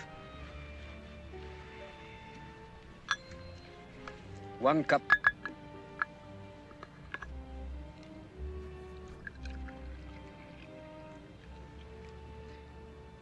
You do not drink? No. I'll... All right, I'm sitting down. I'm sick of that. We can't... You think I can just stand up forever? I'm not a madman. What do you think? I'm Usain Bolt? I can just stand up forever? I don't know if you know this, but Usain Bolt is the... He's the guy that's famous for standing for long periods of time. He's Kenyan. Not a very well-known fact. Okay. Oh, I missed a lot here. Your other half is Irish. Okay. I thought you were half American, half Croatian. So, you're lying. You're standing too. Good. You can sit down now, because I don't expect you to be Usain Bolt either. Sit down and play the movie? Alright. Listen here. I do not appreciate when people demand that I do something. Okay? I actually really don't appreciate that. But just because you said it, and I'd be a little embarrassed not to, I will. This is not peer pressure. This is what I want to be doing. Okay? Drink when you do. I am Bedu.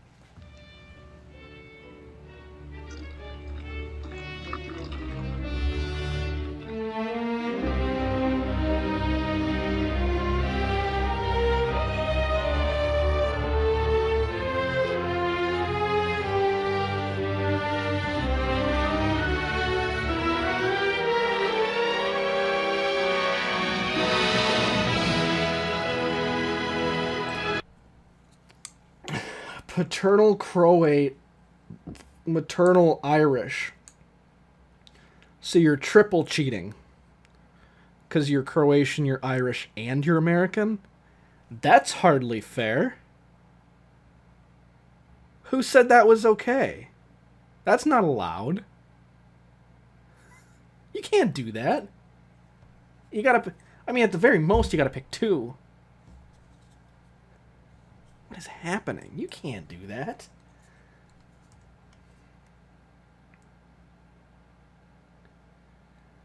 Cut 0.37 inches off a lock of your hair. Why would I do that? Because it's in my eye constantly all the time?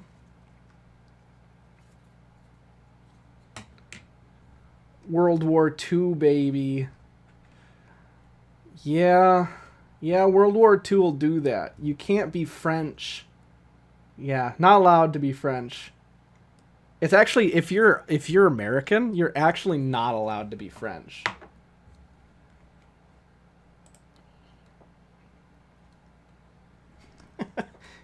I laugh when when someone tells me to cut my hair in any way, because this is probably not a super well-known fact, and you wouldn't know by looking at me. But my mother, as a career, is a cosmetologist.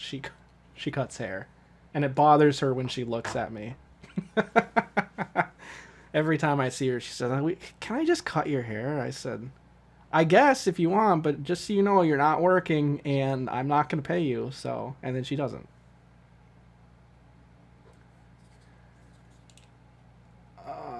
They got out. I don't know if I'm French. You better not be French. You cannot be doing this to me. Yeah, your last name is French. Evan is not French.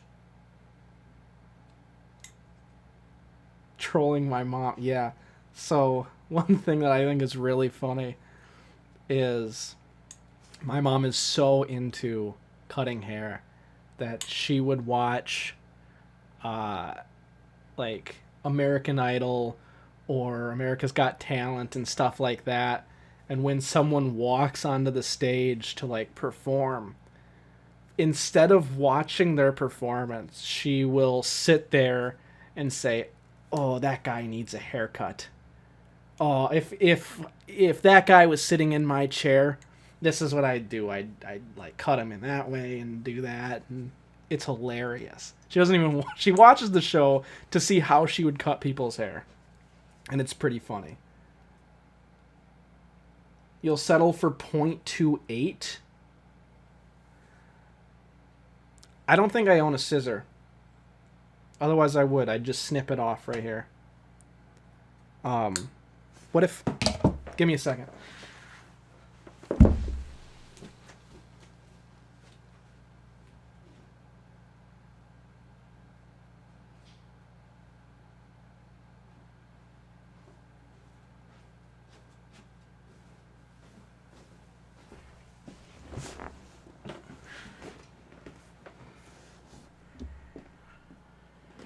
The French made Evan. Oh, okay. That makes sense.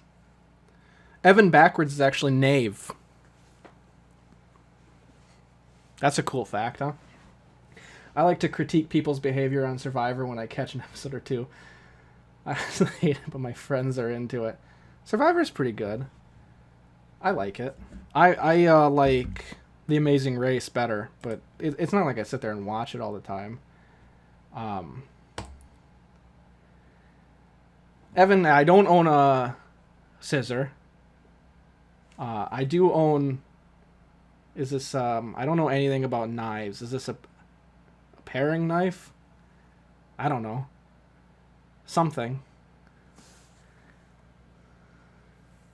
I also don't know how much 0.28 inches is. This is an inch, right? From here to here is an inch. So a quarter of an inch.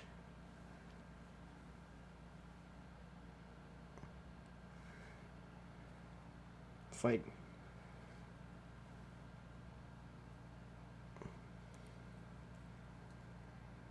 That much? Oh, that feels weird. Oh. It didn't work.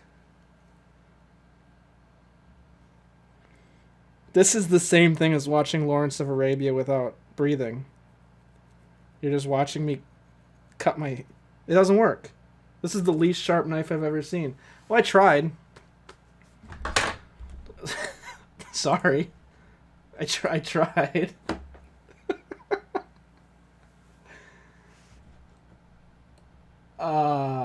Let me catch up on the chat here. Evian is a French waiter. Okay.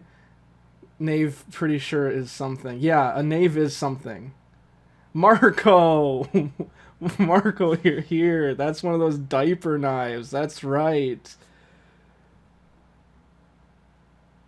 Blade job gone wrong.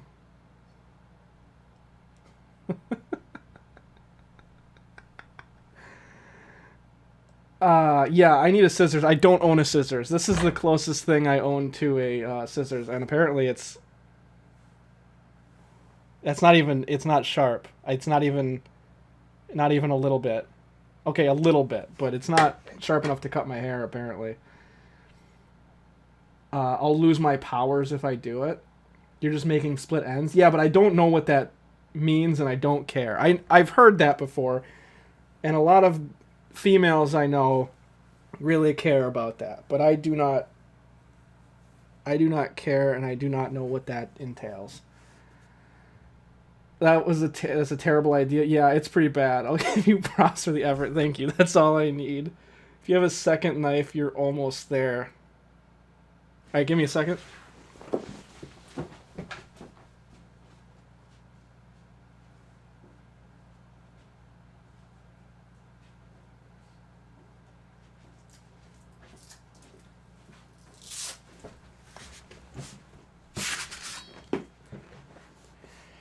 This is a little bit sharper.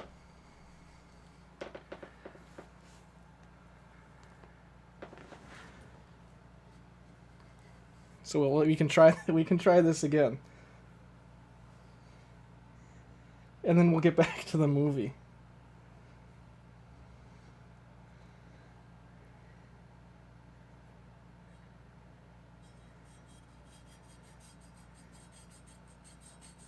Oh, that feels really weird. I don't like it. It doesn't work.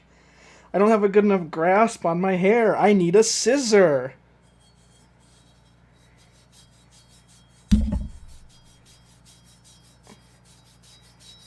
I don't know. I don't know what to tell you.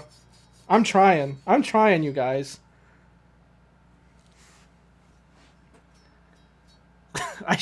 You know what? I tried. I took a machete to my hair, and it's not working. And it feels really weird. And I can't grip it. And I think I just ruined my hair forever now. Mulan was lying. That's right. And this actually is sharp. So if this isn't going to work, then nothing will work. The problem is that I need the pinch of a scissor. A knife is just not going to work without the grip. Also, this isn't serrated, so this isn't really meant for sawing. This is meant for hitting clean through. I don't know if you know this, but my hair is made of steel. This is why my mom can't ever cut my hair. Oh, I got a little bit of hair on here. There's some hair every once in a while. I got some of it off. Now it's in my face, and I haven't watched the movie in 10 minutes. Alright. We're going to try. I'm still a little further back than I think I was before I pushed back. It's the knife from the famous knife flip. That's correct. That is from my 41 flips video. That is the knife.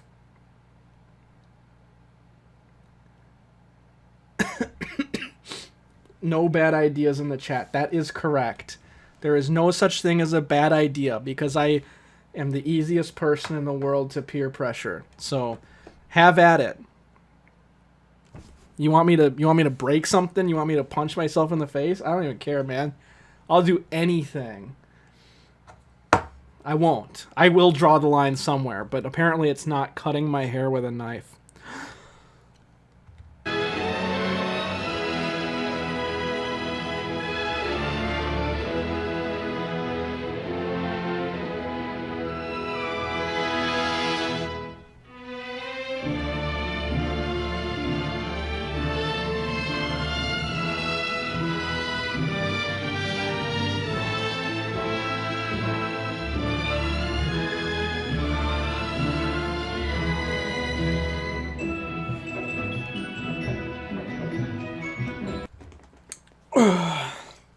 Hi, Bear. Evan says Bear says hi. Mr. Guyman, I can't see it. Oh my god. That happened again? That happens every time that I don't play the movie for so long. I don't switch it back. Sorry, guys. Sorry, Mr. Evan. You wanted to play along. I apologize for that. The layout? Yeah, I got it. I'm sorry that I'm dumb. Hey, I don't stream very often, alright? I stream about once every 6 months, so you gotta cut me some slack. And any time I do stream, I think this is my third stream. My first 2 streams, I never once changed the layout. Okay?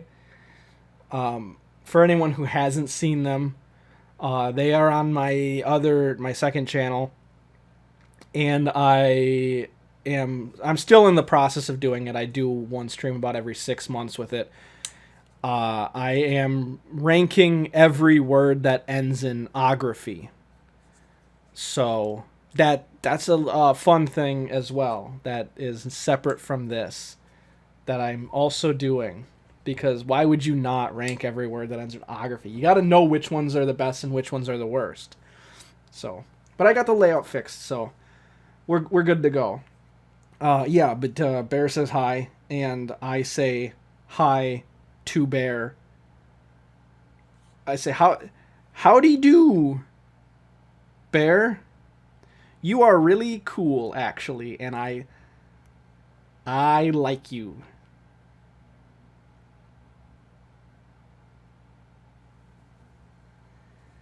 Night, everyone. Night, Marco. Good night, Marco. Thank you for stopping in to see me cut and tell me to cut my hair with a knife.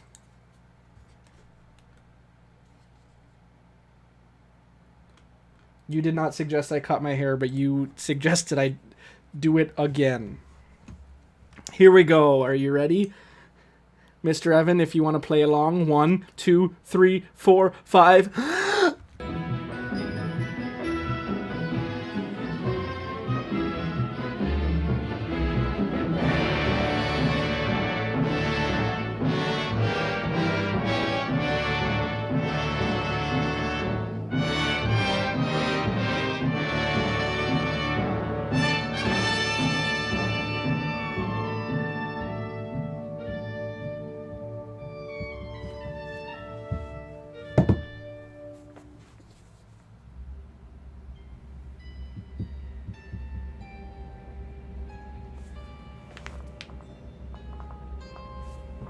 That was a good one. That was a good one. Camels are so dope. That's right. I told you there was camels in this movie. You probably didn't believe me, and it took 2 hours to get to them. But they're here. And they're really cool. One thing that I read about this movie is they had, obviously, way too many camels on set at all times. And they actually had someone that was proficient in camel riding ride every camel and then rank them on how difficult they are to ride, like on a scale from 1 to 5, 5 being super difficult, 1 being not so difficult. And then they would assign specific camels to specific actors based on how well they could ride them. Mr. Evan, you could have gone for like another second. Ooh, dang. You're good. You're better than me. Why aren't you doing this? That's the real question. It just seems logical that you would do this. But I guess you said you're practicing for when you do try, so. There are a lot of camels in Egypt. Yeah, they're everywhere. I mean, I think there's a scene in this movie where there's like hundreds of them on screen. Not that they're in Egypt. I mean, yeah, they're in Egypt for pretty much the whole movie. Yeah.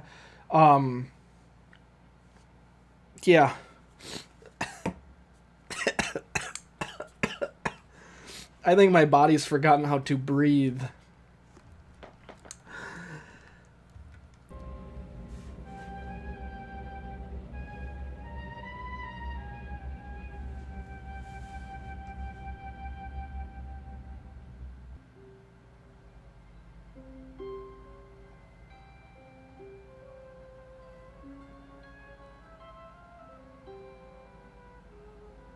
Truly now, You are a British officer?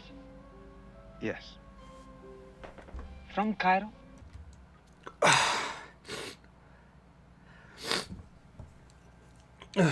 Poof.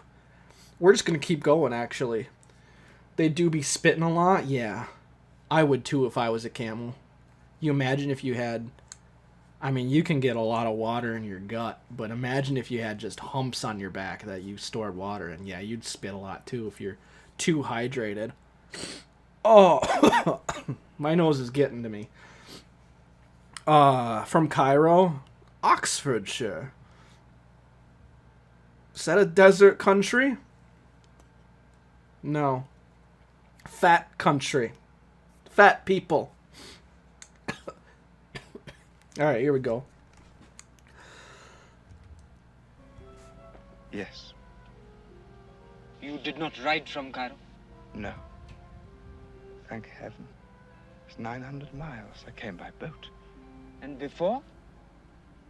From Britain? Yes. Truly? From Oxfordshire. Is that a desert country? No. A fat country. Fat people. You are not fat? It's almost like I've seen this movie a few times. Whew. Okay. Is that... I feel like it's like it's just pushing grooves into my nose. There's got to be a more efficient way to do this. There's not much we can do now. I feel like we just got to keep powering through. No. I'm different.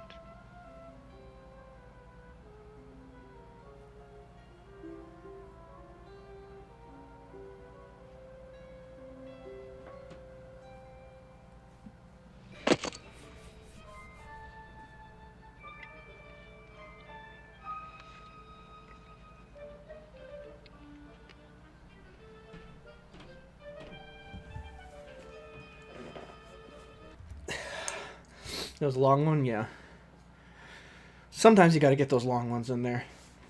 How long until you can recite every line? I mean, I'm pretty darn close. I would be pretty comfortable doing it. I get it wrong every once in a while, and I don't have it word for word, but I feel like a lot of the times if you play something, I have a pretty good guess at what the next line is.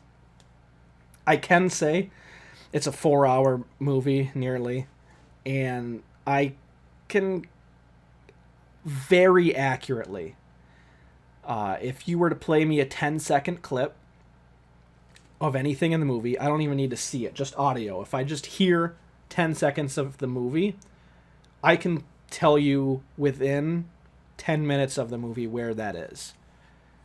So, I'm pretty confident. I know the movie pretty well. You would think after seeing it only 40 times, you might not know it that well, but trust me, I know it pretty well. There's just some lines I can't help but say because I find them funny. And I get some alleviation knowing that I can say these funny lines before they're said in the movie. Like I came up with them. Alright. We're going until 23 minutes here. Alright, this is where we're pushing through. Mr. Evan, you with me on this one? You playing along? 1, 2, 3, 4, 5. Here. Take it. First, I take you to Lord Faisal, then you give it to me. Take it now.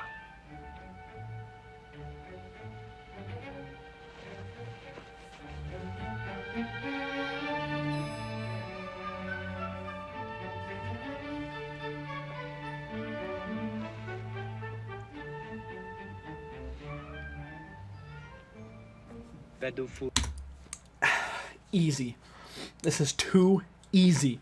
I want to finish the whole movie tonight. Let's go. You're holding your breath? That's right. I appreciate that, actually. I really do.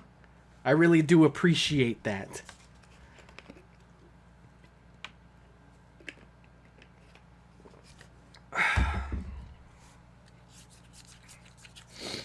Okay. All right. If this is not the definition of fair use for a movie, I do not know what is. All right? Good luck trying to watch this movie 10 seconds at a time. Here we go. Is this the first time anyone's ever seen this movie? Anyone getting any chills? Or like, ooh, this is a really good movie. I've seen 20 minutes of it now.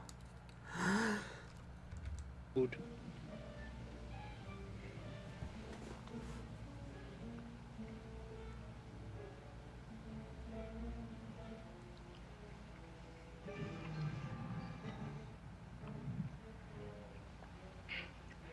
Good.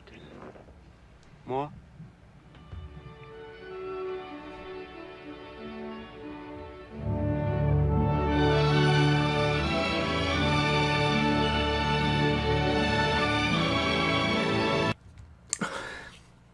You think her grandparents like this movie? Yeah, they probably went to it in theaters.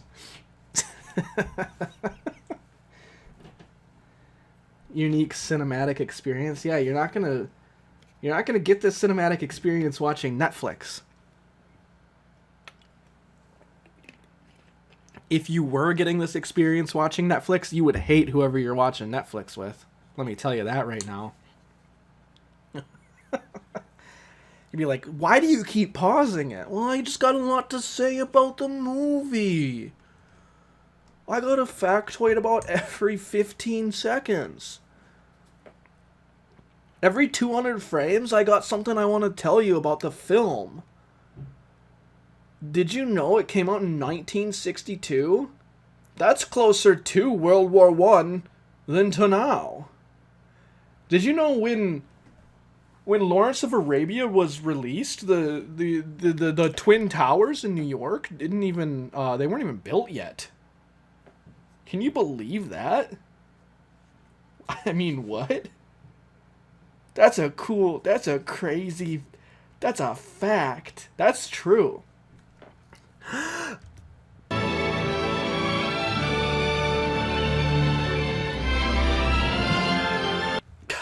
Did you know that this scene right here was filmed in Jordan, actually? They say it takes place in Arabia, but they filmed it in the deserts in Jordan. That's a fact. That's true.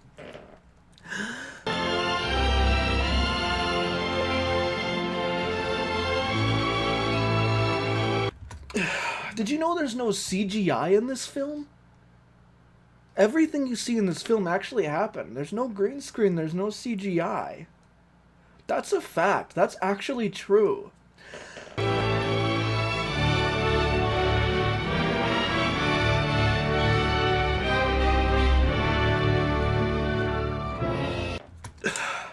Did you know that there's only like 5 movies ever, and this is one of them, that was shot in Panorama 70?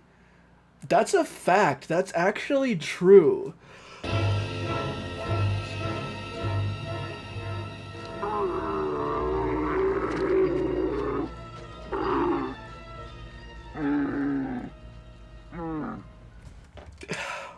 Did you know that Steven Spielberg is the only person ever to watch this movie that was able to witness a director's commentary? And that's because he watched it while sitting right next to David Lean, the person who created this movie. And he did a diacom right to Steven Spielberg's face.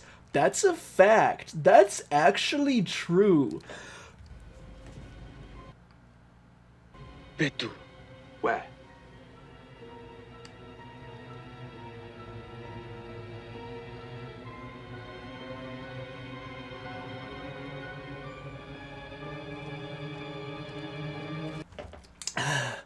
Did you know that when they were filming this, David Lean had to actually assign someone to watch Peter O'Toole the actor for Lawrence, because he would commonly not show up to shoots or show up drunk, so he had to assign someone to him to make sure he would behave. That's a fact. That's actually true.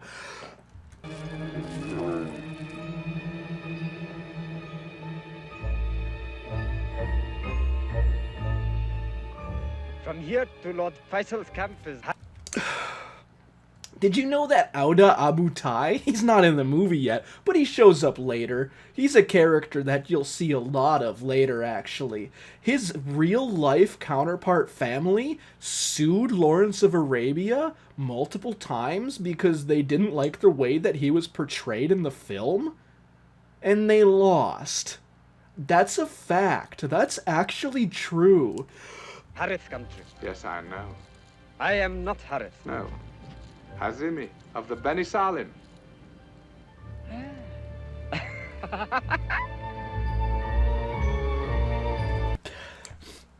I'm gonna stop. I'm not gonna do that anymore because I'm over it. But just so you know, I could probably do that every couple of seconds for the entire movie. I know everything about this movie.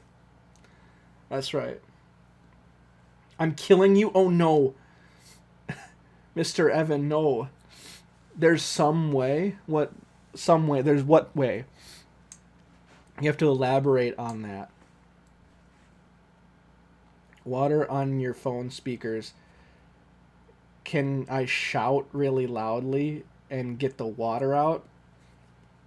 Here's the deal. I have someone who lives above me, and it is 11 o'clock at night. And I'm pretty sure that directly above me, based off of their walking patterns and the time of day, I'm not a psychopath. Based off of their walking patterns and the time of day, I'm pretty sure that above me, directly above me, is their bedroom. So, yeah, I'll shout to try to get the water out of your phone. Hey, you gotta get the water out of your phone. Is this working? Is this helping? Does the water gone? Is it out now? If not, I don't think it's going to work. So, I did that because I wanted to, not because that was peer pressure.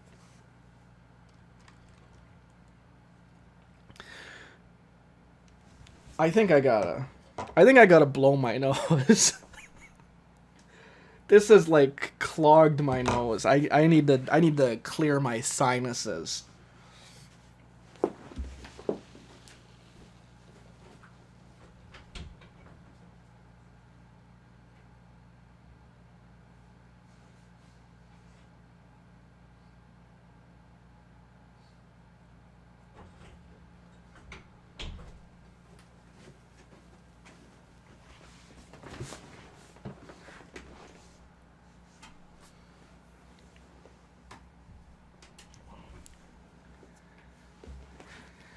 You like how I said I'm not a psychopath while scrunching my face to try to convince yourself and us. I'm not, dude. I'm actually not. There's nothing psychotic about my behavior ever, for any reason.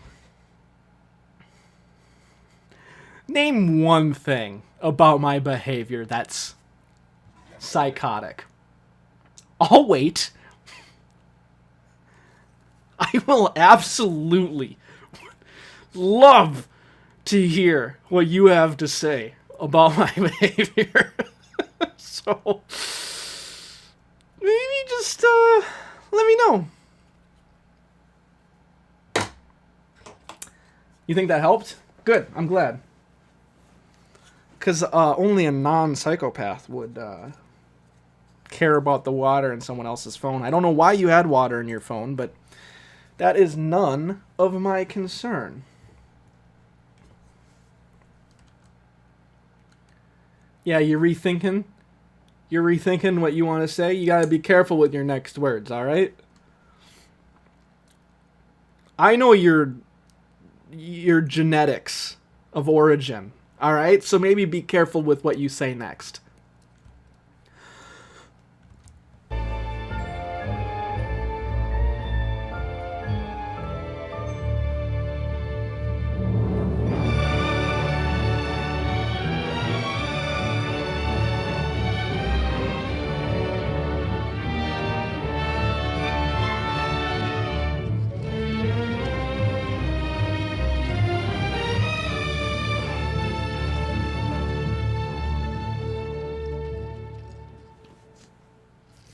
Put the right foot in tight. Lock it with your left foot. What? What?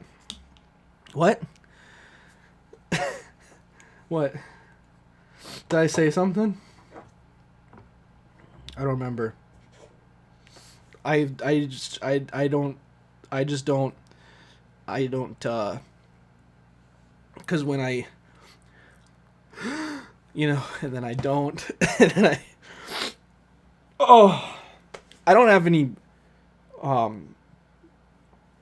in my brain, my oxygen, so, you know,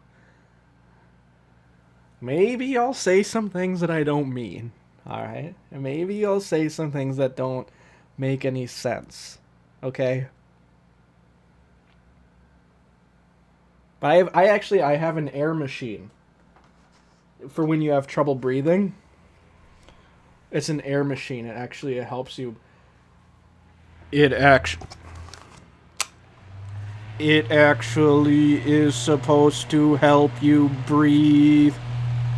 And it is really cool. Did you know that it makes you sound like a robot? I discovered this before anyone else on the planet. That's true. I created that. I created robot voice fans. That makes everything all better. Now I have air in my lungs, so I can feel like I'm a normal human now. No, I still feel very much like I am dead. I should be dead. And this is one of those things where I should say, hey, I streamed a wacky thing, all right, where I was like watching Lawrence of Arabia without breathing, and I got 25 minutes and 21 seconds into the movie, and I'm never gonna do it again because it was a bad idea and it was bad for my health, and I did not, and it hurt my head a little bit, and it hurt my personality, and my credence, and my believability as a human. So I'm just done. That should be what I do say. But what I will say is, Then when you're ready to go, hit her on the shoulder and say, hut, hut, hut. Hut, hut, hut!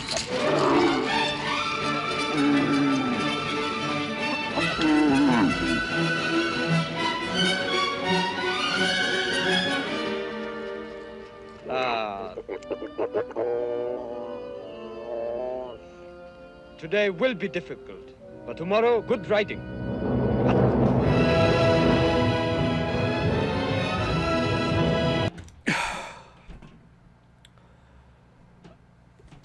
Uh-oh, they're walking around up there. I think I might have woke them up somehow.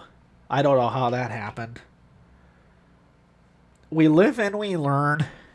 No, we don't live and we don't learn. Well, we do live.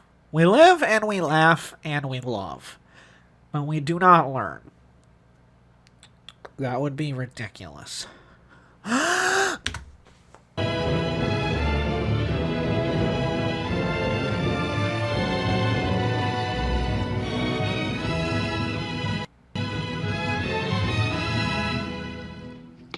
think we reach Mastura Well tomorrow. Yes? And from Mastura Well to Lord Faisal's camp, one day more. Now. We're powering through now.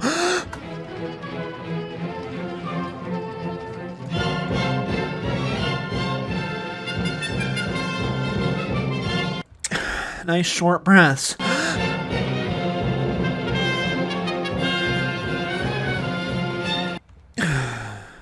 It's almost like breathing normally. I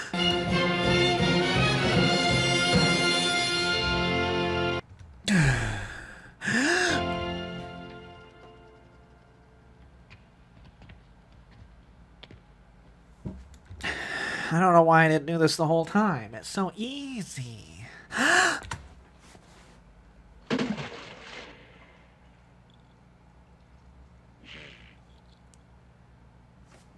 Alright, my nose hurts. Oh. Oh man, that hurt. That's why I didn't do that the whole time. I just watched 5 whole minutes of this movie. I was at 21 minutes before I did that. And I just watched 5 whole minutes. I must be a master. Oh my god. Lawrence of Lamaze breathing? That's right. I've learned from all the times I have gone to my Lamaze breathing classes. I don't, look, I'm not pretending that I'm, like, pregnant. And I'm like, oh, I gotta go learn how to be in labor. No. I'm not trying to pretend. I think women in labor are the true heroes. Let's be honest. I would not want to do that. So I don't. I will not be in labor ever. I refuse to be. But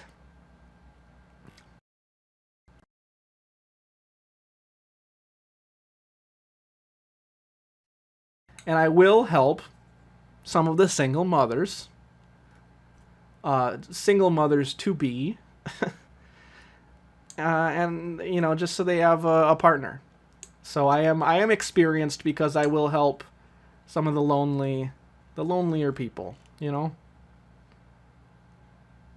All that Lamaze breathing is why you don't feel pain. That is correct. I'm constantly Lamaze breathing. I could probably teach the class. I could probably lead the class in Lamaze breathing. Yoga? Cannot. I can't do that. But Lamaze? I got you. Mr. Evan, you're back again? Okay, I'm glad. We're talking about the art of Lamaze.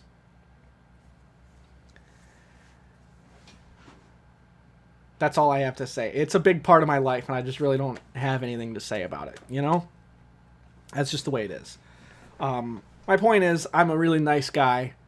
I go and I help some of these people that just... Honestly, they need it. You should see some of the faces of these mothers to be... it's embarrassing to go alone and to do it alone. And it's more difficult to not have someone supporting you.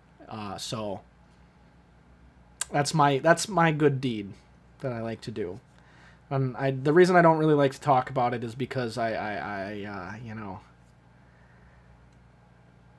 am I really doing it to help others if I'm sitting here spouting it to the internet? No, I'm not, you know. So I like to keep it private because I'm not trying to do it, you know, to be like, oh, that guy's really nice and great and wholesome. I just like to do it because I like to help. Be a doula. For your instructional video, you can play the birth scene. From which movie? The one where they can't talk because aliens. Oh. Yeah, Independence Day. The birth scene from Independence Day. Oh, Quiet Place. Yeah. That is my that's my instructional video. I don't want to be a doula. I just like to go to Lamaze. It's just calming, you know? Let's just leave it at that. I don't want it to be my job. I just want it to be it's a hobby. So let's leave it as a hobby, all right? Matt's attacks. Mars attacks. That makes so much more sense. Oh my god. Okay, yeah. But yeah, no, I will stick to just Lamaze, I think. Being a doula is just there's too much pressure. You know, if I screw up in a Lamaze class, okay. But if I screw up as a doula, I mean, that has ripple effects. That I could go from just helping as a doula to this kid is born wrong. You know, like I convince the mom to do a natural water birth, and then I try to deliver the baby in a kiddie pool, and there's placenta everywhere, and then it's just really awkward, and I'm like, do you want to eat the placenta? And she's like, what are you talking about? This is not the time or the place for that. We are, like, literally, the baby is still in my body and is just barely crowning. Why are you asking if I want to eat the placenta now? I'm like, I don't know. That's a big rut-row from me. Yeah, that's what I say. I say, whoops, I screwed up the order of events. I thought it was crowning, placenta, birth. So yeah, I'd rather just leave that to other people. And we'll leave it at that. All right.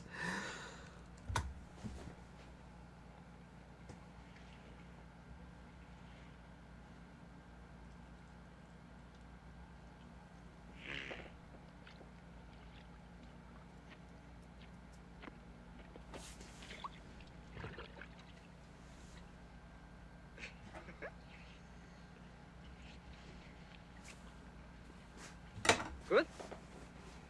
It's all right. This is a Harriet well. The Harriet had a dirty people.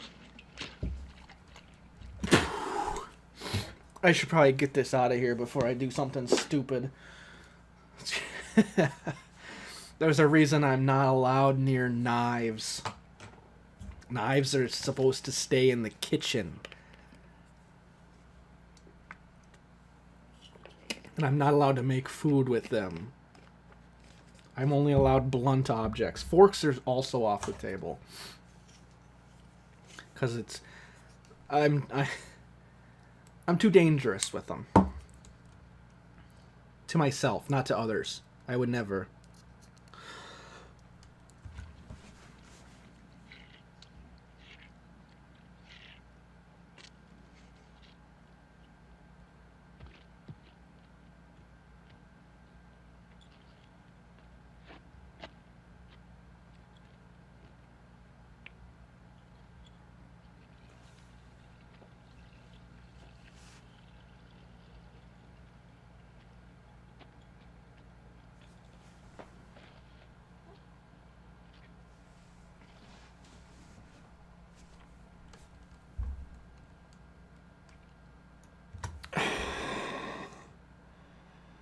What about a spark? I'm gonna, on purpose, make my voice a lot more nasally. I could just talk normal. But I'm gonna on purpose make my voice more nasally just so it kind of fits the role of what I'm going for. What about a spark? I've never actually asked about a spark. But, I'd have to imagine, since most sparks are plastic, I can't really do too much damage with them, right? And the prongs on a spork are, like, very, very small. Like, let's be honest, a spork is not a good fork, okay? If you gotta stab something with it, you're better off just using a fork. A spork is only a good spoon, so why aren't you just using a spoon? I don't know. A metal spork, I probably am not allowed to use since I'm not even allowed to use a metal spoon. So, that's just the way it is, alright? And now, oh my god, my nose hurts so badly. Who knew that the hardest part of this challenge was going to be my nose hurting? I figured it would be because I fainted. That's not even an issue. I'm fine, honestly. But I think it's because I was fine earlier when I would take this off every time, but now that I'm like sitting here trying to just like leave it on longer and talk with it on and stuff like that, that's what's causing it to hurt.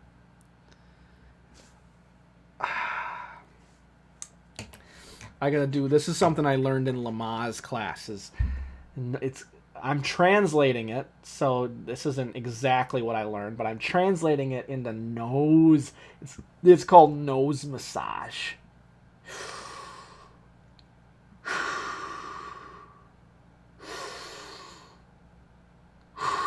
Breathe in and out.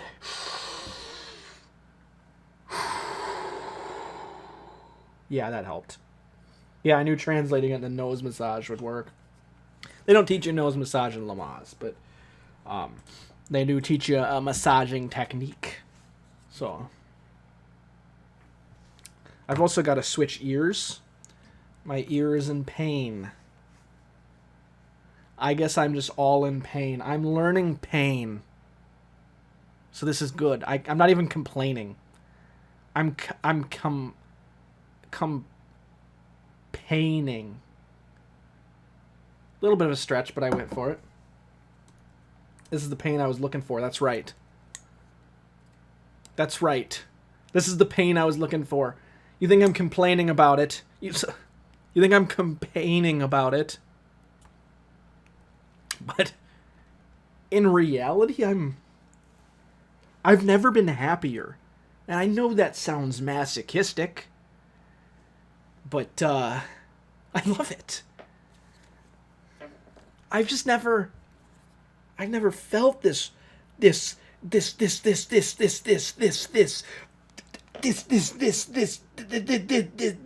rush, you know? This is exposure therapy. I think it's working.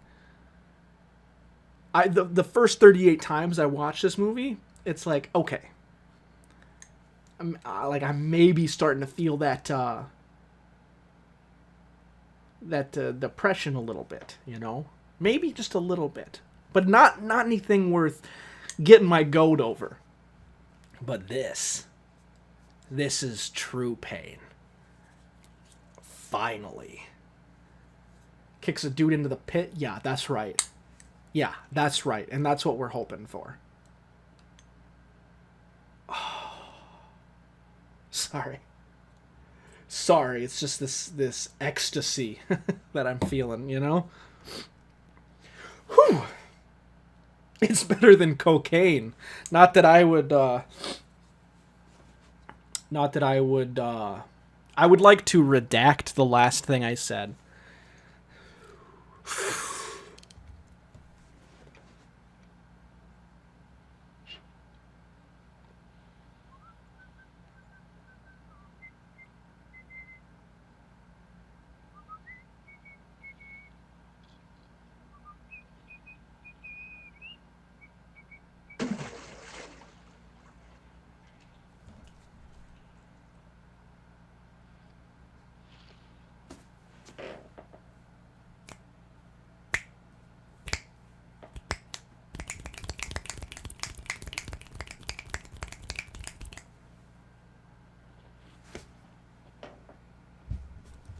That's pretty cool, huh?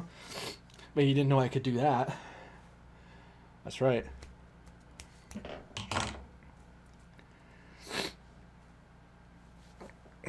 My true colors are coming out now.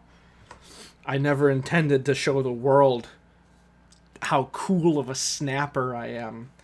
But you know, this movie is doing things to me.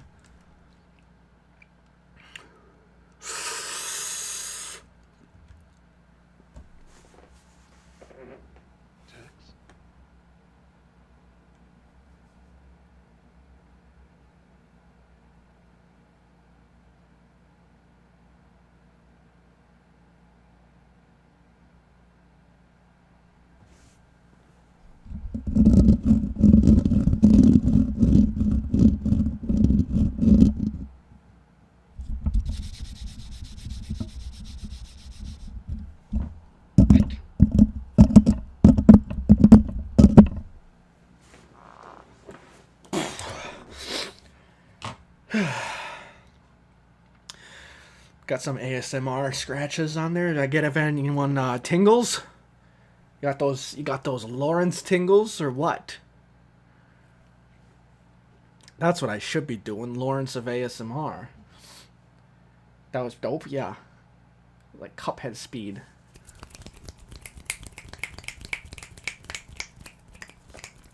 It'll break your wrist and it'll put your hands on fire, but it works.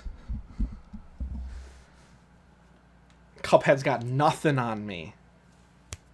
I can snap with all 4 of my fingers. So like I can go. I'm just doing 2. If I can do. That didn't work so well, but I'm in so much pain now. My wrists hurt. That really does hurt your wrists. 2 is what I'm most consistent with. That's why I do it that way. That exhausted me, actually, entirely. That was more exhausting than the entirety of the movie I've seen so far. Man. I used to be able to snap, like this. I can't do it anymore. But, because the snap, like the sound from the snap, I don't know if you know this, but the sound of the snap isn't when your fingers are pushing against each other. The sound of the snap is actually when your finger smacks against your palm.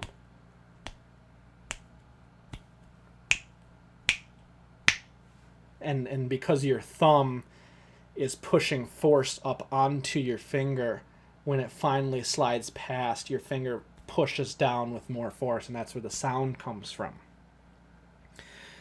So, like, if you were to do it like this, in theory, that can also work. It's very awkward, though. You got to put a lot of pressure on it. I used to be able to do that pretty consistently and pretty loud, but I can't do it anymore because it's been so long. Anyway, nobody asked. I just have weird information in this thing. I gotta let it be known to the world before it leaks out from lack of oxygen.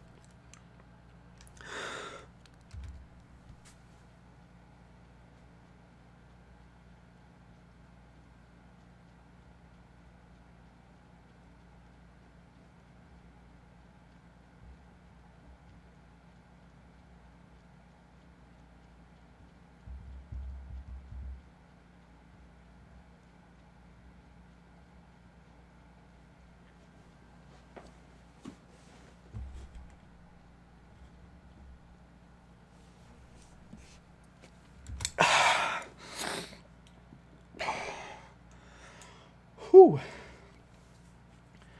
Farmer's Almanac brain. That's right. I've read the entire Farmer's Almanac, and I've got it all locked up in here.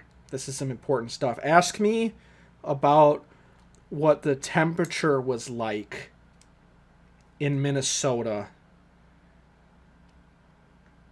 February 3rd of 1953.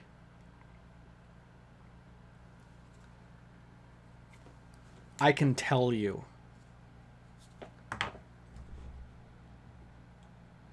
I just have to I have to do something off on the side quick,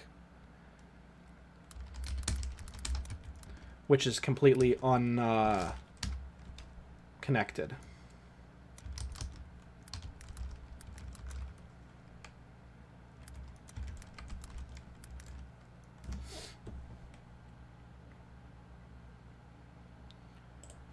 This is just, I'm just like, I gotta take my ferret baby for a walk, but I'll be back if you're still doing this. Oh, I'll still be doing this. Until the day I die, I'll be doing this. You go take your ferret for a walk, man. Not walk, man. You go take your ferret for a walk, sister. Dude. Nah. Ursula. Is that mean? You probably don't like that. You go take your ferret for a walk, ma'am. We'll leave it at that. But yeah, the temperature negative 10 degrees.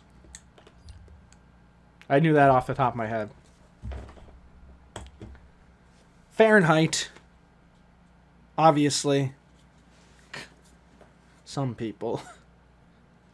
Whatever. All right, here we go.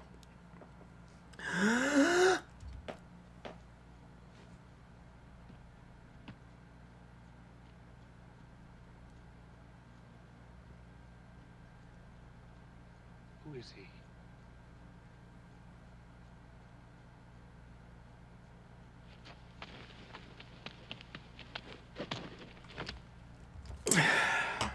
Your monkey? Like the Quiznos thing? Is that what you're talking about?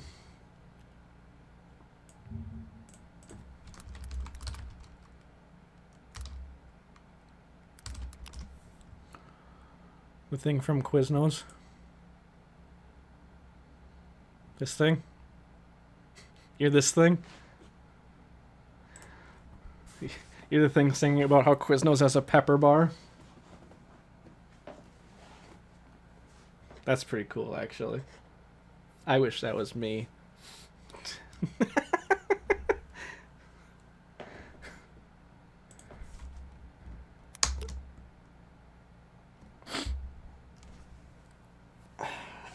That's what you are.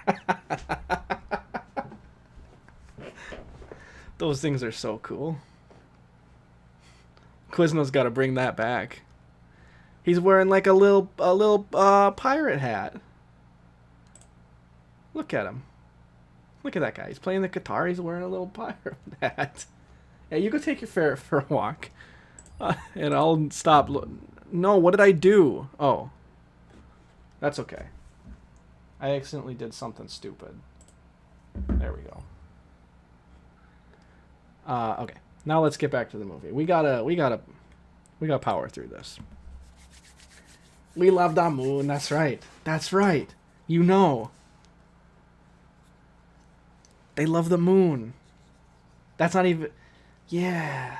I don't think that's even Quiznos. That predates when Quiznos used them, I think.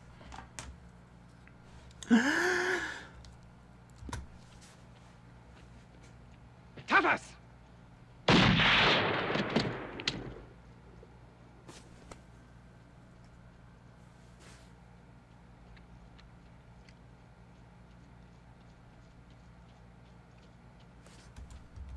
You guys, I did not know he was going to get shot. I would not have shown this on the stream if I knew he was going to get shot. I'm so sorry. Oh, and his...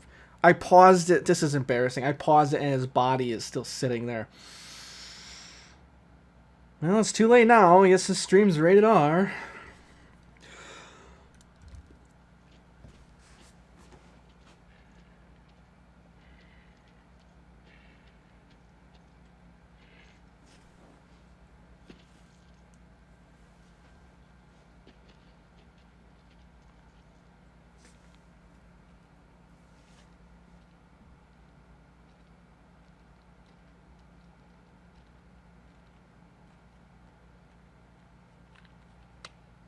He is dead. It's just hurting my nose at this point. We're gonna go with another route. Route. We're gonna go with another plan. For a little bit, it's less convenient, I guess. I don't know. I'm gonna try holding my nose shut with my hand. I'm gonna be a little softer.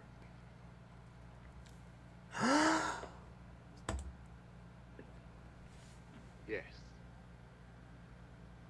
Why? This is my well. I have drunk from it. You are welcome.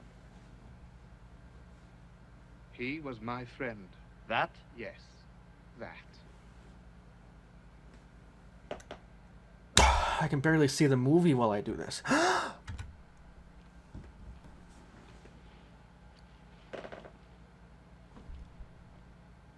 This pistol yours? No, his.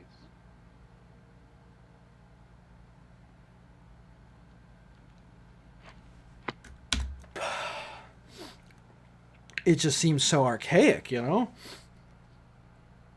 This is how the cavemen watched Lawrence of Arabia while holding their breath, you know? Before they even invented fire.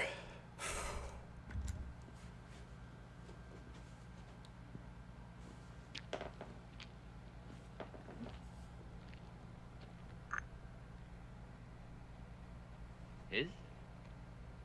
Mine. Then I will use it.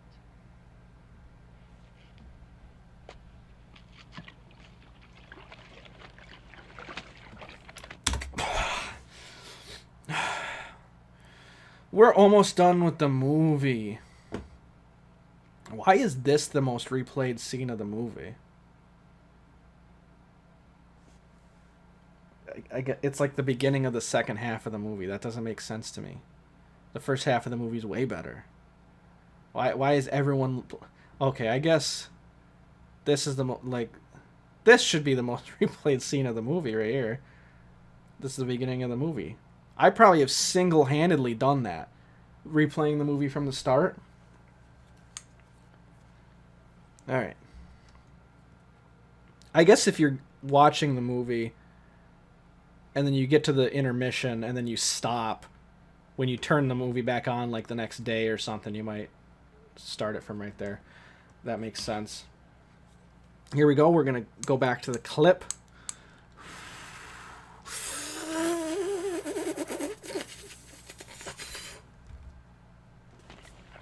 Your friend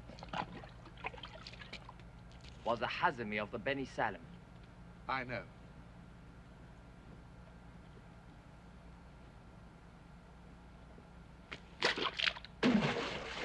I am Ali ibn al-Kharish. I've heard of you. So, what was a Hazmi doing here? He was taking me to help Prince Faisal. You have been sent from Cairo. Yes. I have been in Cairo for my schooling.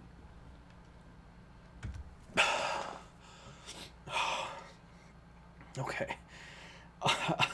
All right. Now we're getting serious. Watch this. I'm going to do something that is so smart. It's not even funny. Are you ready?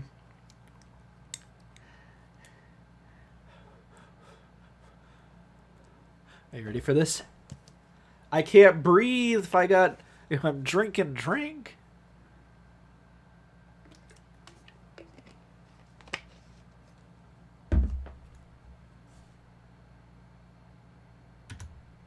I can both read and write.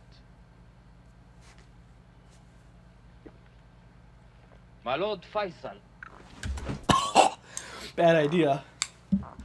That was a bad idea. Also, I could have started the movie like 5 to 10 seconds earlier. I didn't even think about it. That was bad. I don't swallow while your nose is plugged. And you're out of breath. You don't want to wait until you're out of oxygen to swallow. I don't know if anyone has mentioned that. That's a PSA, if I've ever seen one. Already has an Englishman. Yes. What is your name? My name is for my friends.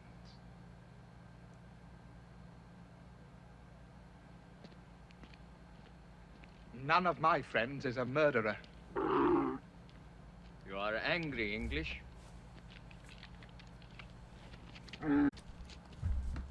He was nothing. Once again, sorry about the dead body. I didn't know. I didn't know that they were going to kill him in this movie. I swear, the first 38 times I saw this movie, he did not die like that. The movie has changed. But that's okay. we move on anyway. That's the way it is. I got a message, and I need to read it. Give me a second.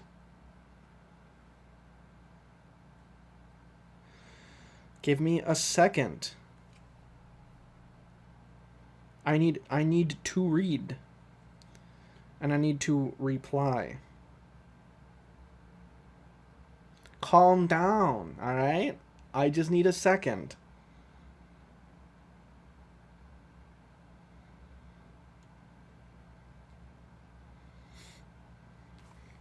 Now we're good to go. We can jump right back into it. All right, ready? 5, 4. I'm counting wrong. 1, 2, 3, 4, 5. The well is everything. The Hazimi may not drink at our wells. He knew that. Salam.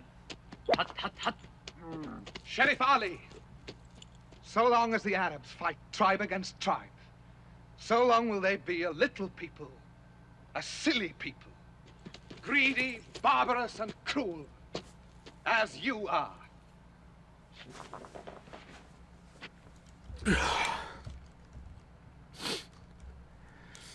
I have nothing to say. This is just a really cool part of the movie. He's gonna very defiantly drink water out of the well after dissing Sharif Ali.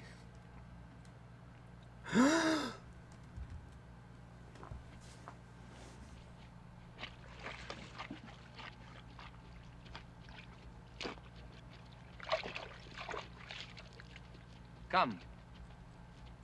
I will take you to Faisal. I do not want your company, Sharif. Wadi Safra is another day from here. You will not find it. And not finding it, you will die. I will find it.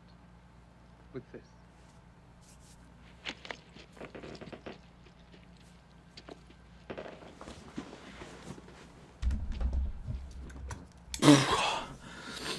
Okay. Oh, we're making some real progress in here now. I'm switching the earbuds back. This has been the real good progress earbud, but I'd rather have it in my left ear. It gives me more leniency on where I can move. So I also feel like my hair has been in my eyes more since I tried to cut it. So I don't know what the deal with that is, but that's just the way it is, I guess. We're going to go for a 34-second run here, straight for 35 minutes. Are you ready? Here we go. Good army compass. How if I take it? Then you would be a thief. Have you no fear, English? My fear is my concern. Truly. God be with you, English.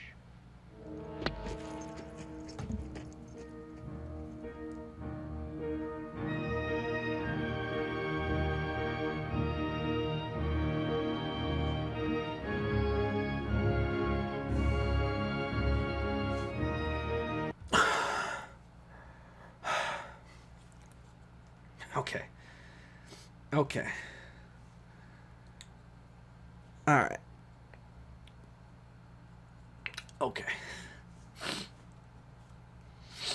All right, here we go. Oh, I did it. I didn't even realize. I didn't even realize that I was past the 35 seconds. That's actually pretty cool. That's pretty cool, actually. So, this might be really stupid. This might be actually really dumb. But I'm going to shoot for...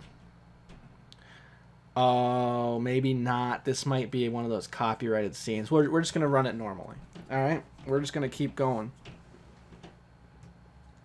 Yeah, someone's woken the beast. They were probably shouting earlier. I don't know.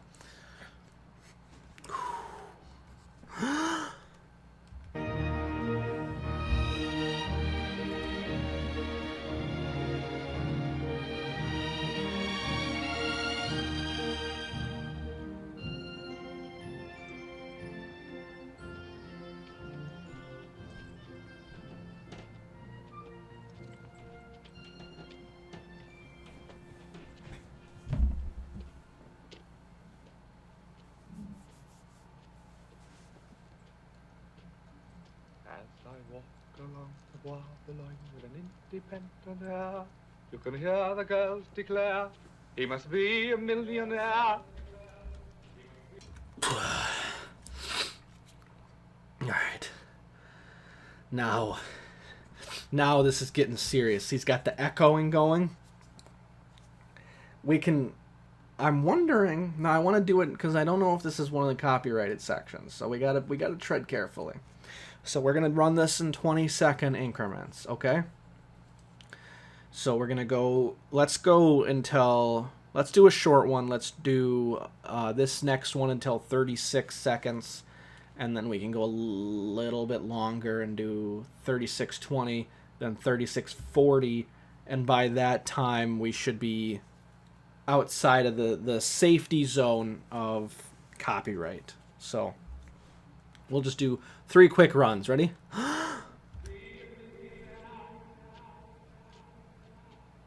You can run T-tum, T-tum, T-tum. T-tuddly-tum, T-tum, T-tum. Okay. And then we take a little bit of a breather. All right. I'm actually starting to die a little bit. I think it's because of the this. So we're gonna keep going. We're gonna try. I say I'm gonna die because of this, and then I keep drinking it. But that's the way it is. That's who I am. We're gonna try it. Another 20 seconds. Okay. Here we go. I'm the man who broke the bank at Monte Carlo.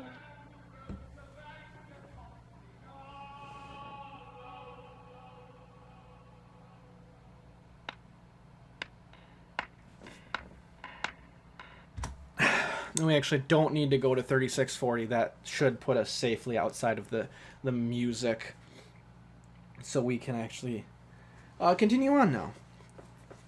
So what I wanted to do before I was so rudely interrupted by that little musical performance, and he does a good job with the echo and everything like that. So I don't want to be too harsh on him, but it was just bad timing for my purposes. I'm going to attempt, and this is crazy, no human in history has ever attempted this before. I'm going to try to hold my breath for an entire minute of this movie.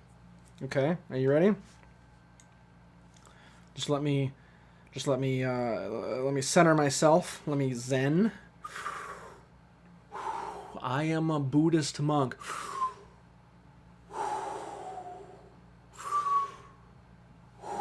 I practice Taoism. That's different, right? I shouldn't say that when I don't know exactly what that is. Okay, we're good. Full minute. Ready? And if I pass out,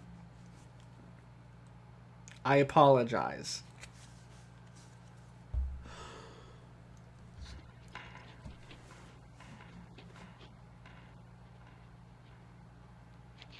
Hey! You!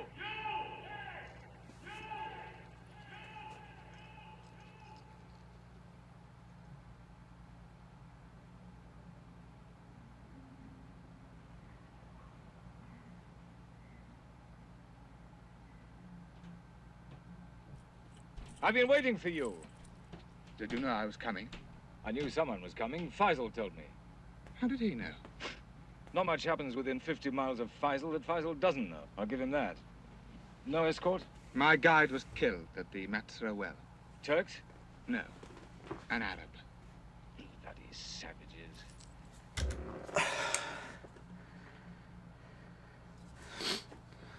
I did open my mouth a little bit before I paused the movie, so I'll go back just a second here. Oh my gosh, it's easier just to do this. I'll go back 10 seconds. I know I don't have to, but it's better safe than sorry. If I'm trying to do this for the whole movie, you know, I don't want one little discrepancy to get me disqualified in the big breath-holding Lawrence of Arabia championships, you know? So that's just the way we're going to do it. I didn't get a full minute. I got 40 seconds. And then I accidentally opened my mouth. So, that's fine. We're just going to finish off the minute right here, right now. Say hi to Molly. Hello, Molly. I guess both Sean and Bear were more important because they got shout-outs before you did. And I'm going to come back and be like, oh, no, Molly just got home, or something like that. Yeah, well, that's irrelevant. He could have still asked me for it, and I would have gladly done it, and he could have played it back for you sooner, and he didn't. So you should have some choice words with Evan about that, because that's on him, that's not on me. I just do what I'm asked to do. So this is the part of the movie where I get to watch it without breathing. So you didn't miss much. But hello to you anyway, and probably good night or goodbye. Don't know what you're doing, but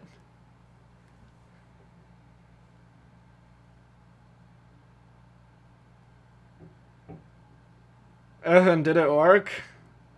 Did it work, Evan?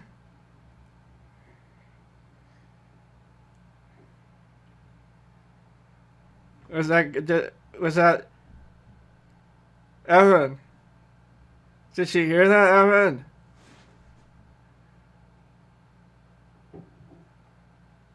Yeah, you're good. Hello, Molly. And goodbye, breath. Than that. No escort? My guide was killed at the Matsura well. Turks? No, an Arab. Bloody savages. This is Wadi Safra, isn't it? Yes, they're over there. Now, just a minute. What's your name, and who sent you? Lawrence. I've been seconded to the Arab Bureau. Oh. And what are you to do for the Arab Bureau? Well, it's rather vague, sir. I'm to appreciate the situation. Thanks, Evan. I took an educated guess. I'm glad it all worked out. I was really worried, you know? I was like, oh my god, what if she's not going to bed, or what if she's not leaving? I just screwed up, you know, but night. Good night. I will be here forever, so I will never leave this eternal purgatory. But I shall continue. Well, that won't be difficult. The situation's bloody awful.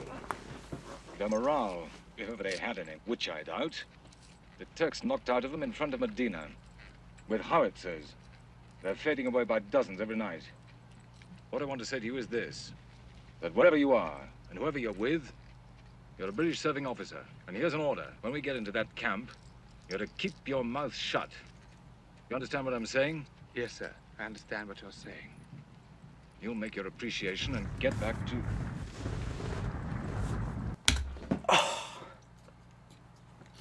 That was a nose pause, not a breath pause. I gotta differentiate them for you people. That was in fact a nose pause. I could have absolutely held my breath for another 2 hours, but you know, my nose wasn't gonna let me, so I didn't. Okay. But honestly, we're making some good progress. We're near 40 minutes into the movie. You know what happens at 40 minutes into the movie? We see Prince Faisal for the first time. This is some exciting stuff. Actually, we see him at 39 minutes, but I was rounding. You know, that's the way it is. So, here we go. We're going in for another spell, and hopefully I don't have to do a nose pause this time, and I can knock out another 30 minutes in one go. So here we go. Nope, we're not going to go just yet. Okay? We are not going to go just yet. Now we are. Oh my God. Not again.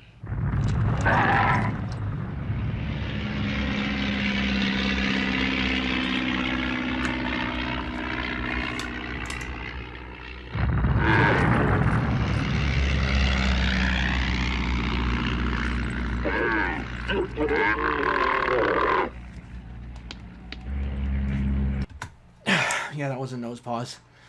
That was a nose pause for sure. My nose is like getting raw, I think. It's very weird thinking that I might have to end at some point soon because my nose hurts. That is not something that I was expecting. It just, I mean, there's got to be a better way to clamp my nose. I'm sure there is. Obviously, there's even like smaller clips that I could use.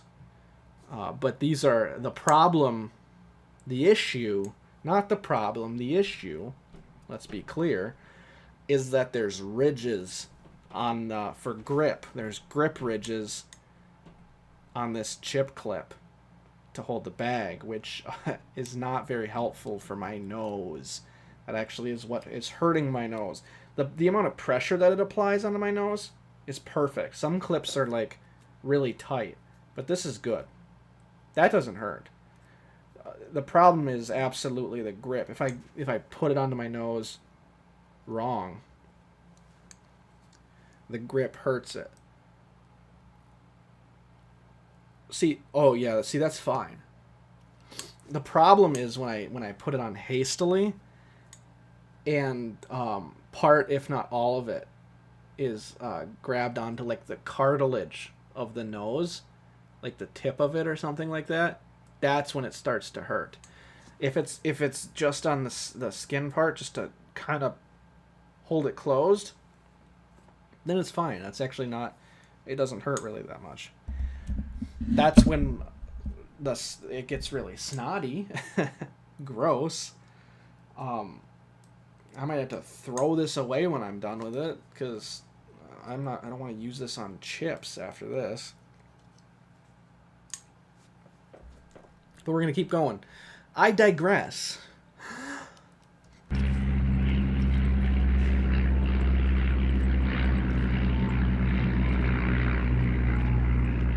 I've told him. God knows I've told him. Move south, I've said. You're still in range. They simply will not understand what modern weapons do.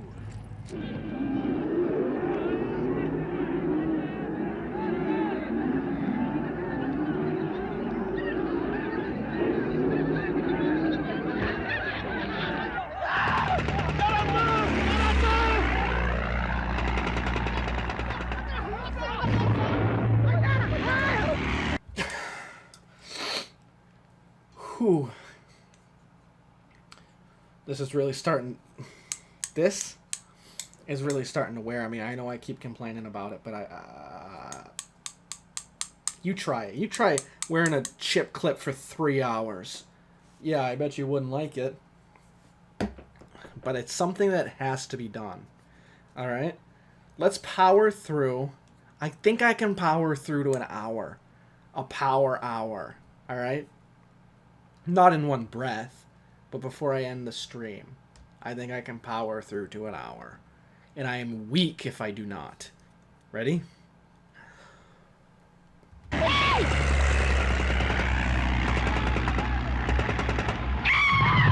and fight! Stand and fight!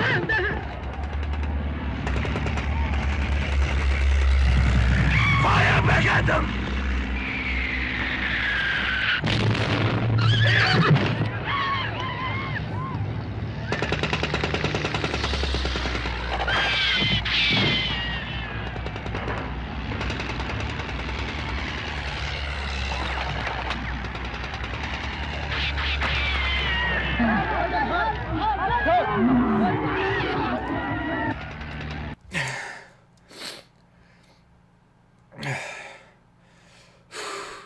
We just gotta keep going. We just gotta keep going.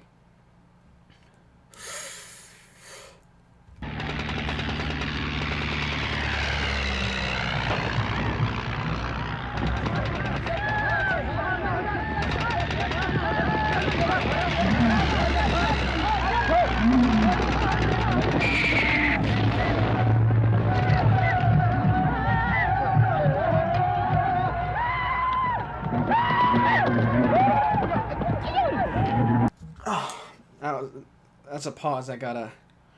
It's not a nose pain pause. It's a nose itch pause. I gotta. Oh man. I got a feeling I'm gonna feel this in the morning. This is not good. But it needs to be done. I've promised myself. What a stupid promise I made to myself. But we're making such good progress, I can't stop now. Alright. I gotta... Oh. Here we go. Ready?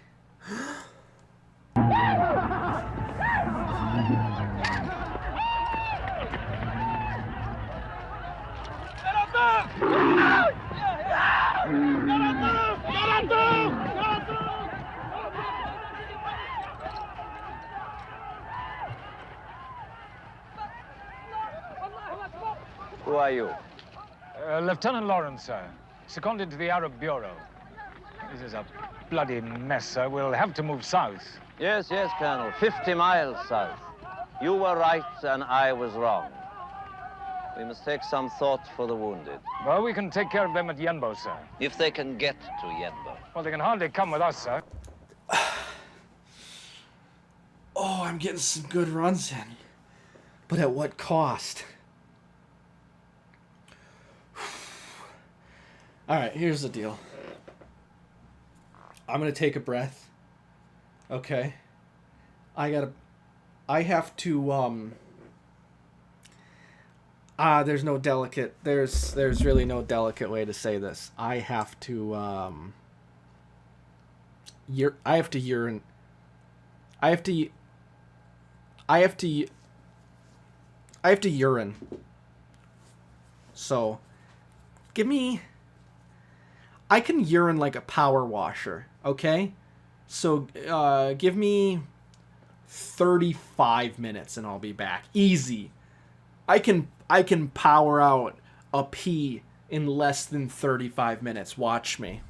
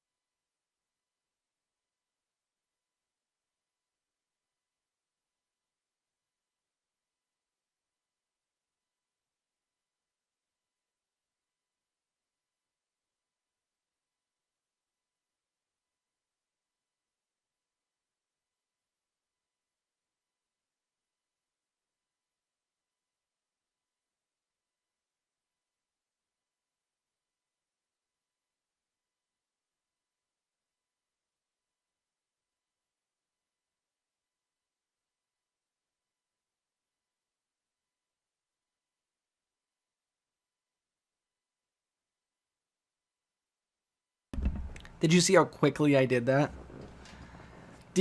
Are you impressed? Are you absolutely impressed by how quickly I excreted my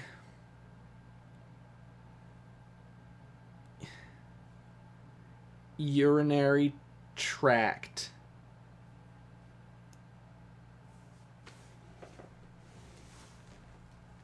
I'm sorry. I apologize. I do. I really do. That's not appropriate. I am ashamed. And my nose hurts. So, what are you gonna do? Okay. Alright. Here's what we're gonna do. We're going to power through another 50 seconds. Are you ready? You better be. No, they must try to reach Yembo. Lieutenant... Lawrence. You understand, Lieutenant Lawrence. My people are unused to explosives and machines. First the guns, and now this.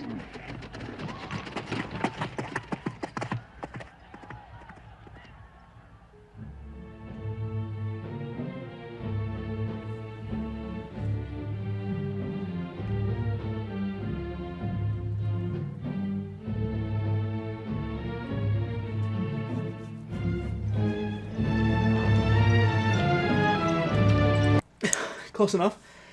That's close enough to 50 seconds. So, we did it. We got really close. We got really close, and in fact, we did it. Now we're going to shoot for a tough one. We're going to shoot for another 16. I want it to be at a flat 42 when I'm done with this. Are you ready? Oh. We're going upside down on this clip. You see that? This entire time I've been clipping it like this. We're going upside down on this clip. That might make a difference, actually. Are you? Let's check. 1, 2, 3, 4, 5.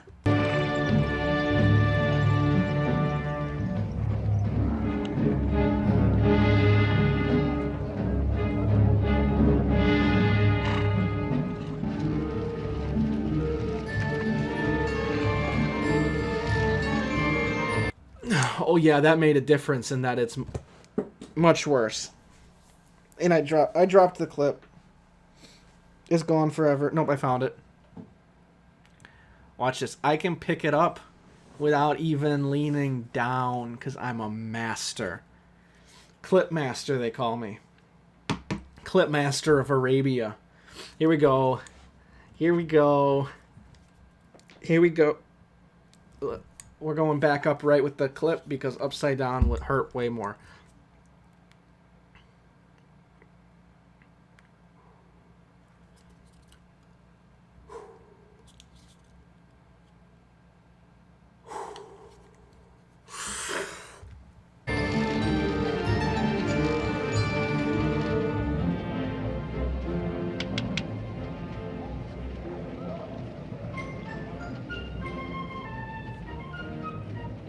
Cigarette? I'm sorry.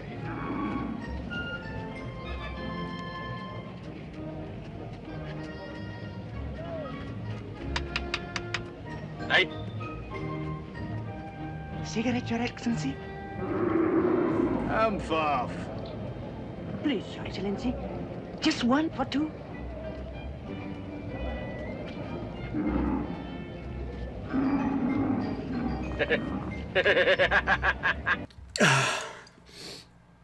That's Jenkins. If you've never seen the movie before, that is Jenkins, the guy that's on the screen right now. And he's the worst character in the entire movie. This is his only scene. And thank God it's his only scene. Because he is the worst.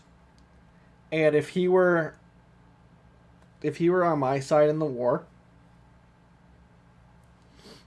if we were ever to go off on like a patrol by ourselves or something along those lines, an unfortunate accident might befall him. I don't know what that accident would be, but it's something that, and I'm not saying that it would happen, it's just something that might happen. So, At the very least, I'm glad that the only thing he really does in this movie is get hurt. He falls off his camel, so. Hold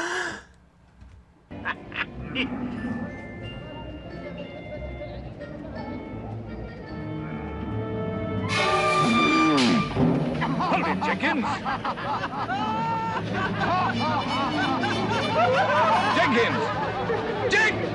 Jenkins!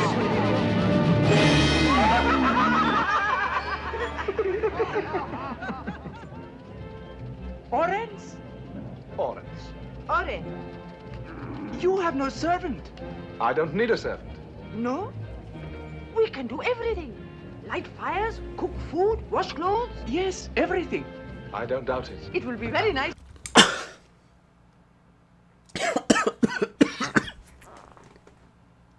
I don't know what happened there.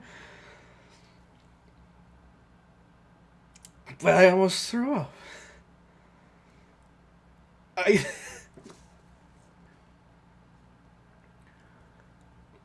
think my body's getting pretty close to its limit.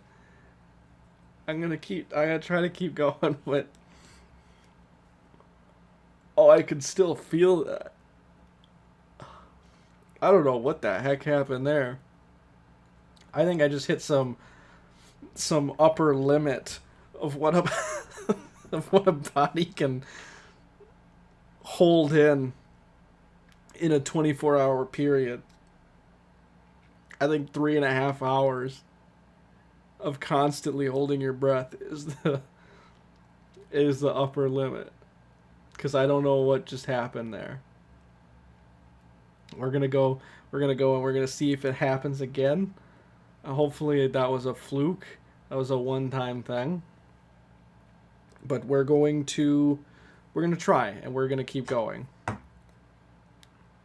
Oh man. Why would I almost throw up? That doesn't even make any sense. I wasn't even holding it for that long.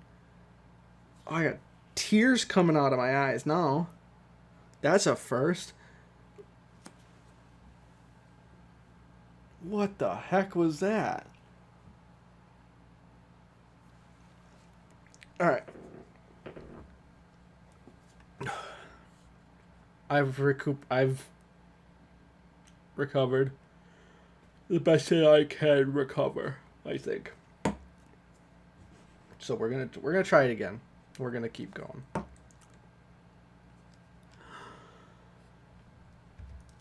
I can't afford it.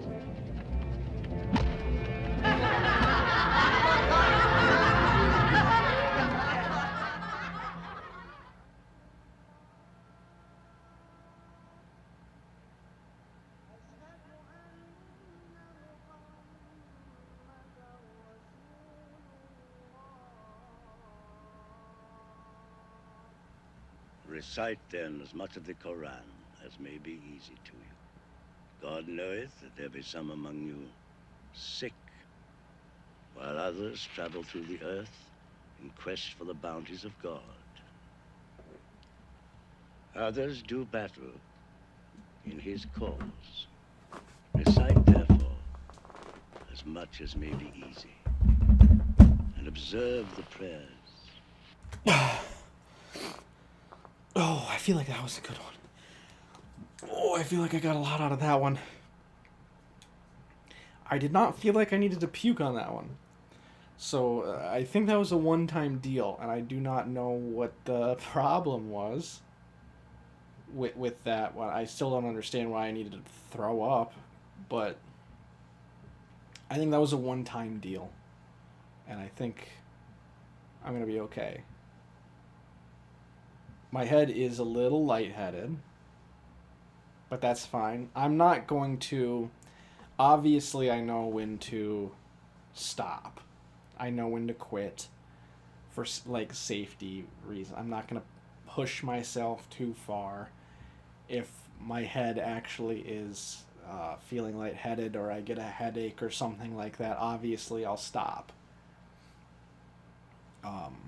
As of right now, I am fine. I'm okay. But I think think I'm hitting my limit, if I'm being honest. We'll see. I still want to try to get in up to an hour, but I don't know if that's going to be possible. So we are going to keep on trying.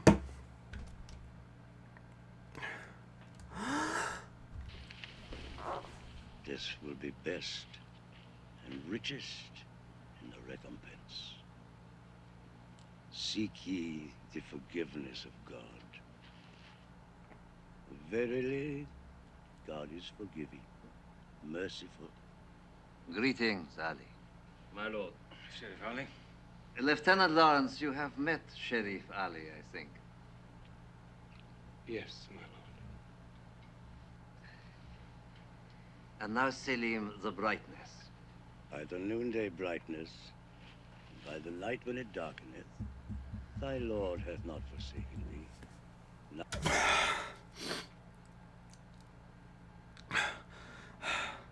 I feel like I'm getting some real good ones in, and maybe that's part of the reason I'm starting to feel it is because I'm holding my breath for a little bit longer, and I'm not taking as big of breaks as I was earlier. That might be part of the but I really just want to power through an hour, that way it's just such a good marker to stop at. So, I'm gonna try something. Instead of holding my nose like this, what if I do this? Ready?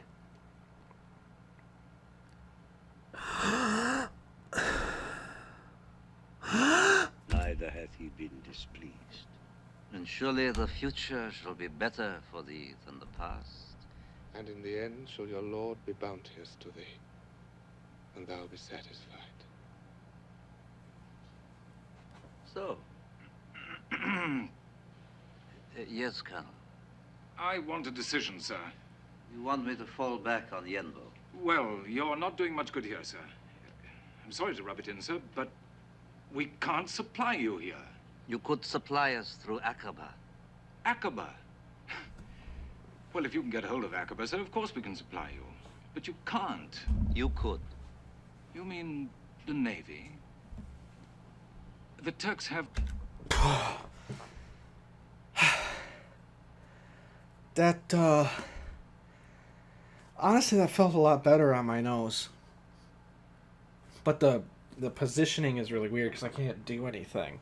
If both of my fingers are stuck like that, I only have my elbows. It's a little awkward. It's a little bit awkward. But we have to work with what we're given, and the chip clip is one thing that we were given, and I'm not a fan. The Turks have what? Oh, the Turks have 12-inch guns at Aqaba, sir. Of course they do. Of course they do. Well, that isn't going to be an issue. I'm not going to spoil the movie.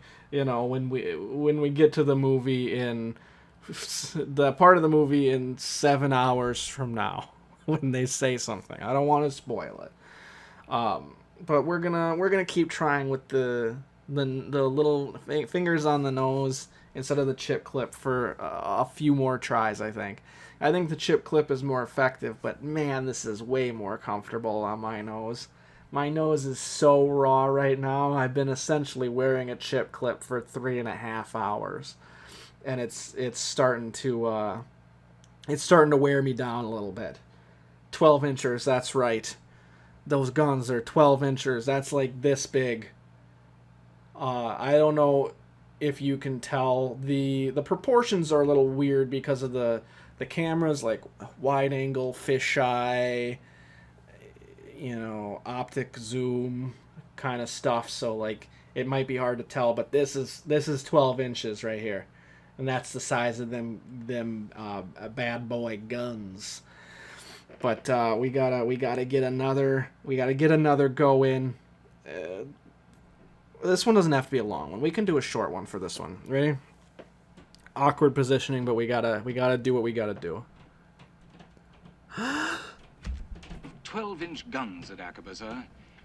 Can you imagine what that means? Yes, I can imagine. Put that out of your mind, sir. The Navy's got other things to do. Oh, yes, protecting the Suez Canal. The one essential sector of this front is and must be the canal. You can see that, sir, surely. I see that the canal is an essential British interest. It is of little consequence to us. I must ask you not to speak like that.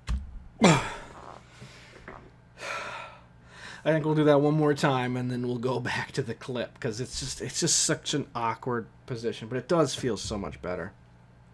I still don't understand why I almost threw up. That was a one-off. That was a one-off deal. And I might just be because I'm full of liquids and I have no food, but that's okay.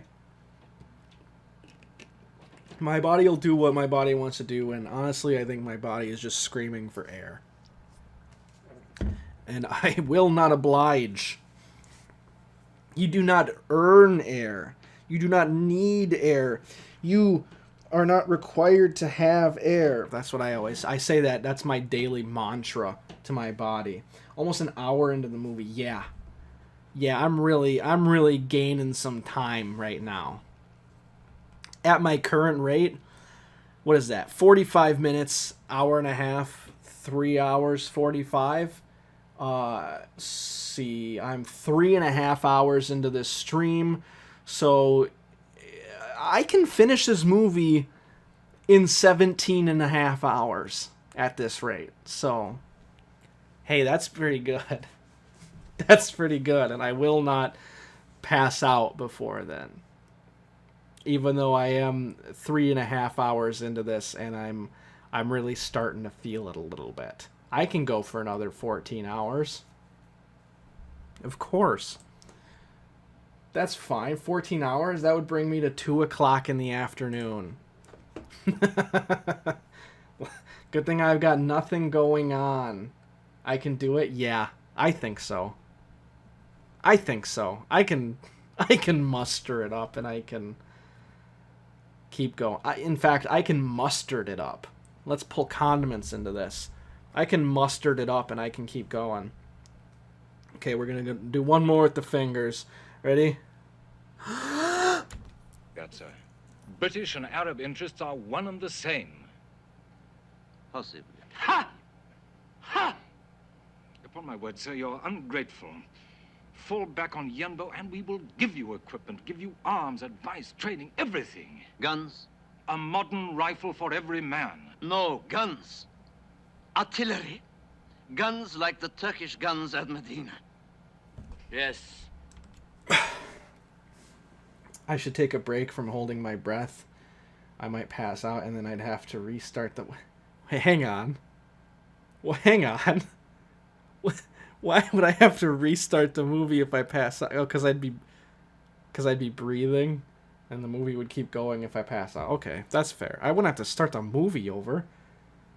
I could go back in the logs and find out where I was when I passed out. But I feel like I'm not even close to passing out.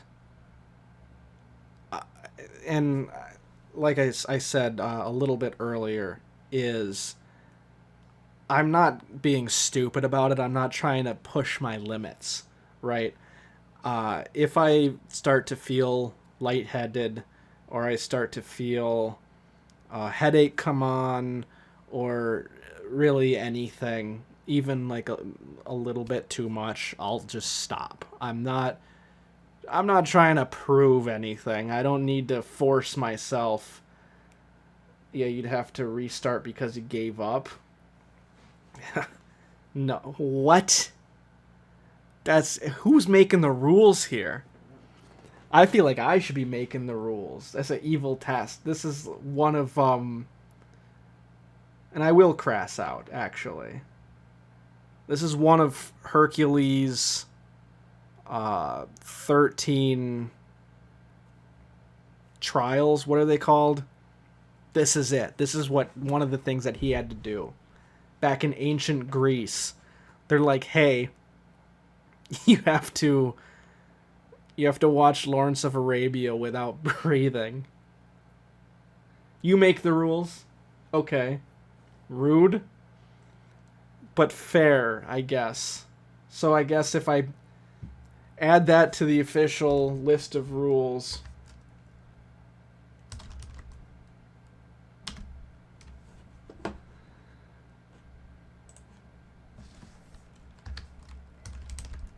Let's get this open here.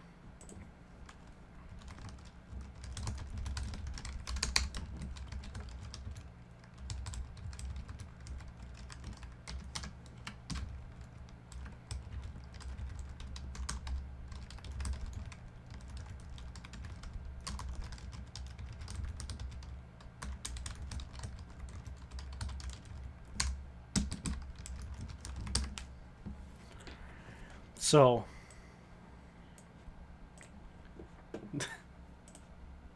that's officially been added to the rules. And I have no choice but to follow them. We're going back to the chip clip.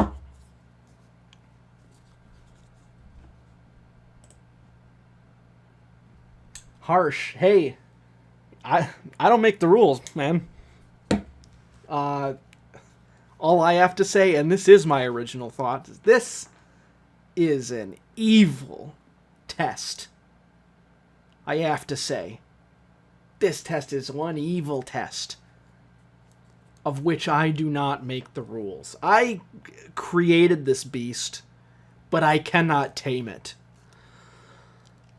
Give us guns and keep the training.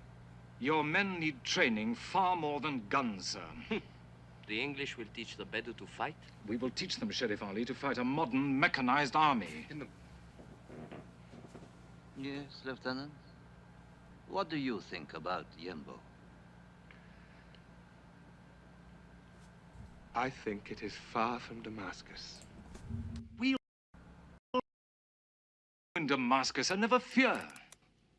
Have you been in Damascus, Mr. Lawrence? Yes, my lord. It is beautiful, is it not? Very. That'll do, Lawrence. Dreaming won't get you to Damascus, sir, but discipline will. Look, sir, Great Britain is a small country. It's much smaller than yours. I think I held my breath too long on that one. I was just trying to prove you wrong when you said I'm a masochist. And so I looked up the definition of masochist here just to get a very specific definition so I could say, well, technically you're wrong.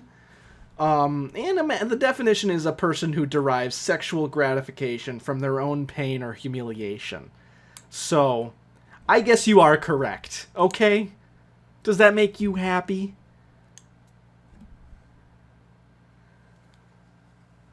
Pinhead has nothing on me. That's right. That's right.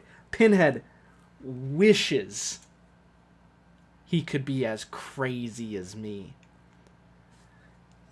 He's like, I love needles in my face. Or whatever. Whatever he says in those movies.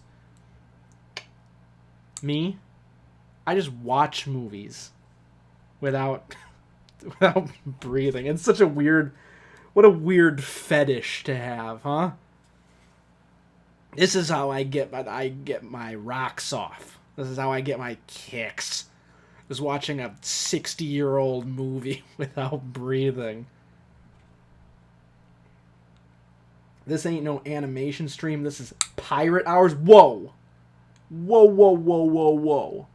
I paid for this movie. So I'm legally allowed to do whatever I want with it. That's how copyright works. I don't know if you know this, but I'm legally allowed to do whatever I want with this film.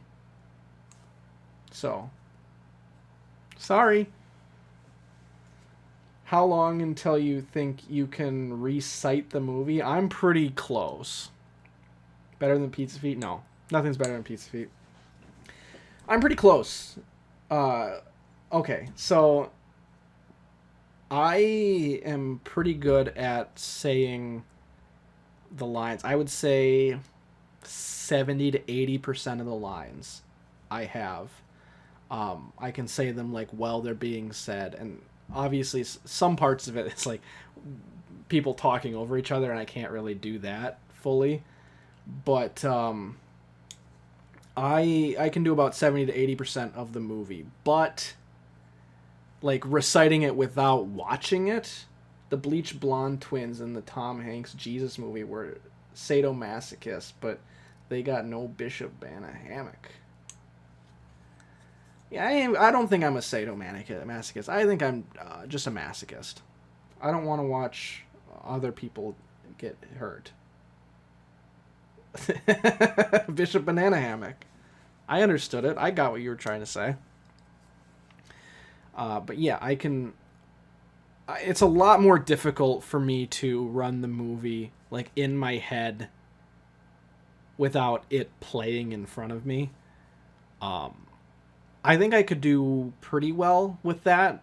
Maybe I could get it about 40 to 50% correct. I would miss some scenes, but for the most part, I have the chronology of the movie down. I don't know if I can necessarily get the pacing or the exact wording down without actually seeing the scene in front of me, but you know, it's a 4-hour movie. What do you expect? I imagine by the time I've seen it 1,000 times, I'll have watched the movie 950 times, and then I'll just be like laying in bed and I'll just be... Aqaba? Taken Aqaba? Who has? And I'll just be playing the movie in my head, and I'll count that as a watch. And if I miss a scene, I miss a scene, you know? And I'll be able to run through it really fast. I'll be like, I just watched the entire movie. Just watched it again. Wow, these last 400 watches are really quick.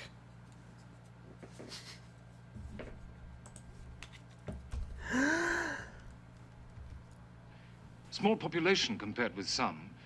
It's small, but it's great.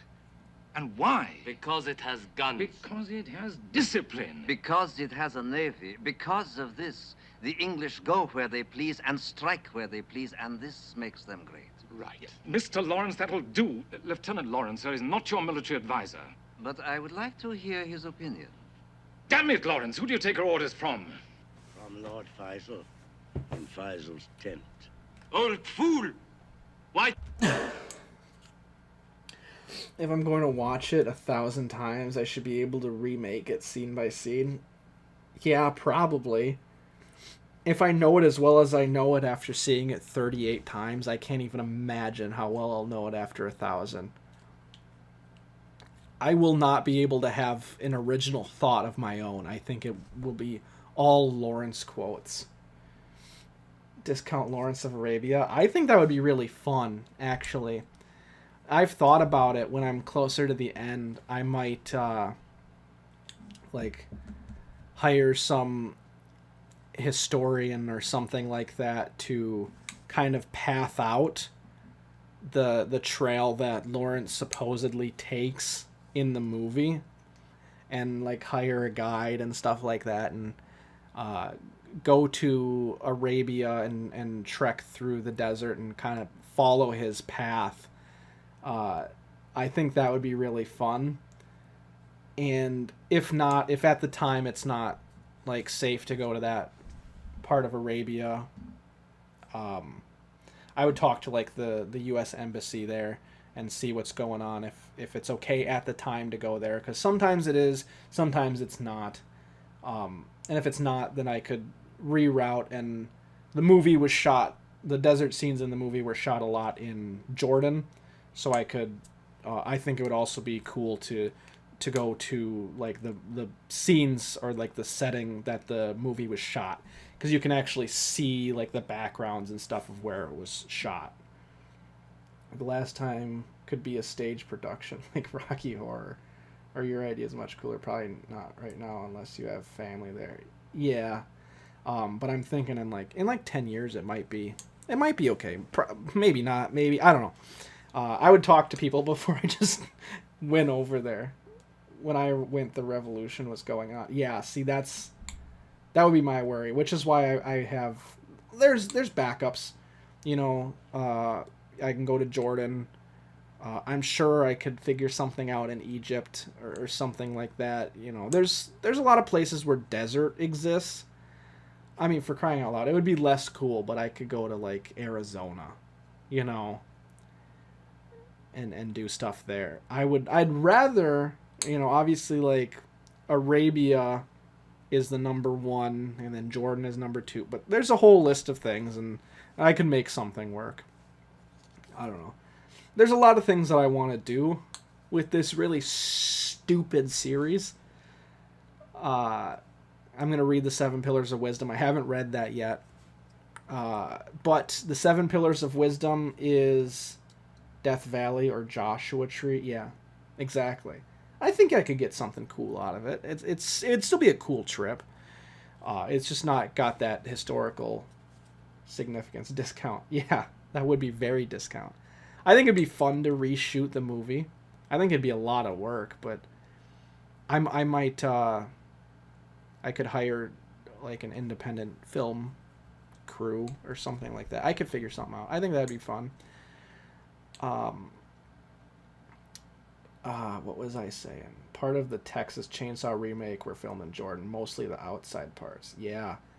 I feel like Jordan is anytime you need like green or beautiful outside, or really just forest or standard movie quality outdoors. A lot of the times they shoot in Canada.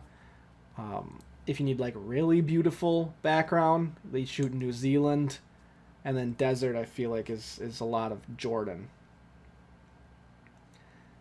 Yeah, I mean, I believe it. There's definitely very significant places on the planet where they're like, if it's this kind of scene, we should shoot here, and they send people all over the place to shoot stuff. I believe it. I'm gonna get another. I've realized that doing it for a minute is where it kind of hits me a little bit. So we're gonna go with just 30 seconds, I think, on this one. It's slow but steady wins this race. I turn from him to him, they are master and man. My lord, I think your book is right. The desert is an ocean in which no oar is dipped. And on this ocean, the Bedou go where they please and strike where they please. This is the way the Bedou has always fought. You're famed throughout the world for fighting in this way, and this is the way you should fight now. I don't know. I forgot I was talking about the 7 Pillars of Wisdom. That book that T.E. Lawrence wrote, and if you don't know, is now public domain. I think as of this year, if I remember correctly, or last year, I don't remember. It's one of those two. 7 Pillars of Wisdom is public domain, so technically I can do whatever I want with it.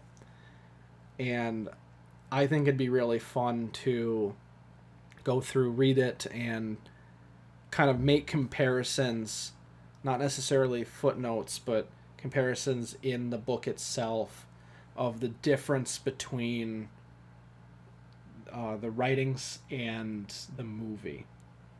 I think that would be fun to do because they're very different.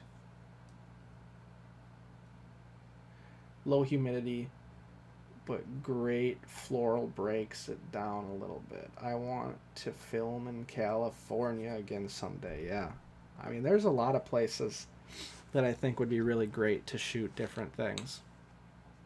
I don't travel a lot, and I think I would like to. I know a lot of people say that. Oh, I'm like gonna travel more. It's fine. Traveling is fine. Honestly, Redwoods Endor Village, your hometown. You live on a freaking different planet? What the heck? Ho... What?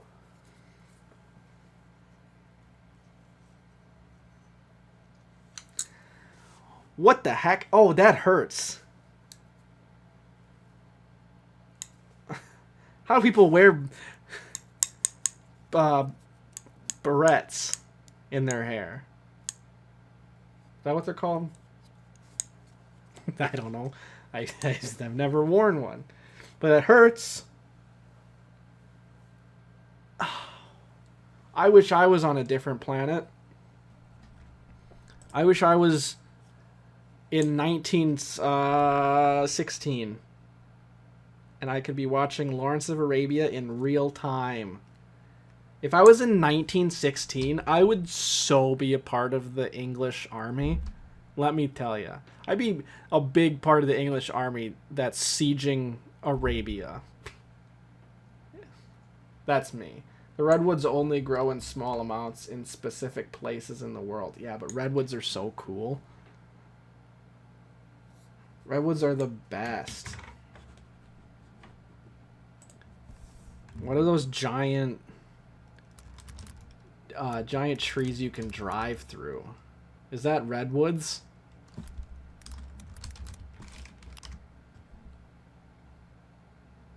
No, those are sequoias. Those are... Oh, no, that is a redwood. Not one, but 3 giant redwoods offer motorists the opportunity to steer their wheels through a living tree. That is a redwood. Yeah, that's what I thought. Those are cool.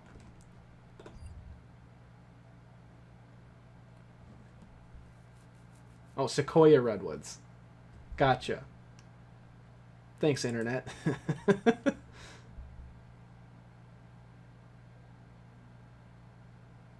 I'll take it. That's all I've ever wanted to do with my life, is drive through a sequoia redwood. And then you can count how old it is from the inside. What? I'm sorry, sir, but you're wrong. Fall back on Yenbo, sir, and the Arab Rising becomes one poor unit in the British Army. What is this to you? Lawrence, do you know you're a traitor? No, Colonel. He is a young man, and young men are passionate. But they must say their say. But wiser people must decide. I know you are right. Very well, sir. When shall we move? The sooner the better. You'll lose another 50 men tonight. You tread heavily. What is Sasquatch art? Is that a typo, or is that what you meant to type?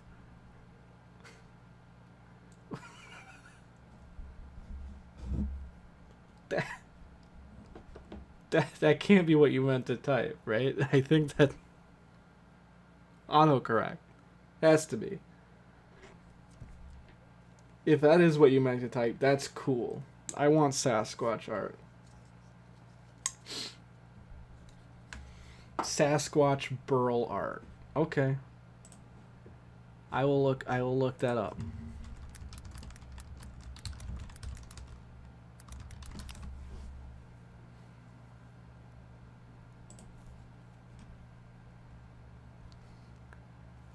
Why is the... I need this. Bigfoot thinker? Yes, please. This is the only thing I've ever wanted. $50 though. All right, we're gonna hold this in our back pocket. I am going to maybe think about getting that later. Sasquatch thinker might be the funniest thing I've ever seen. How big is it? Sculpture for patio. Oh my gosh, that means it's probably not 5 inches by 6 inches by 12 inches. That's actually kind of big.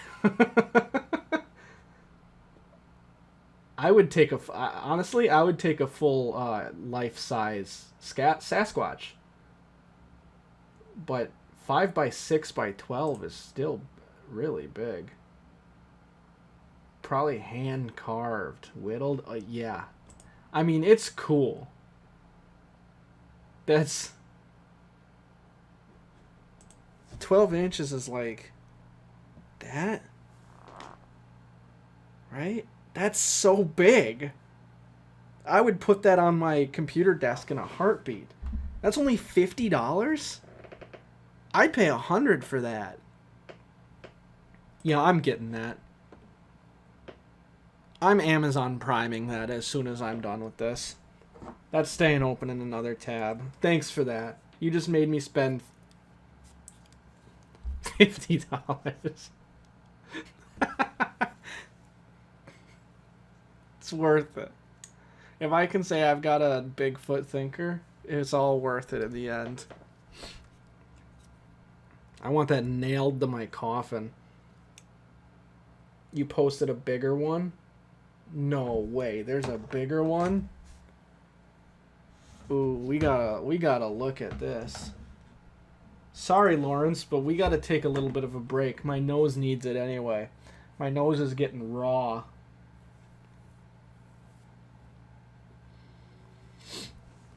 There is a giant 6-foot tall gnome that I've always wanted, and it's $2,000. And I actually was going to purchase it with my stimulus check, but they ran out of stock in my local store before I was able to. I could have been the proud owner of a 6-foot gnome. I tell you what. Zetus lapidus. Oh my god. How tall is this? That's huge. Unfortunately, he's not thinking, but you imagine just having that on your front lawn? I don't even have a lawn. I live in an apartment.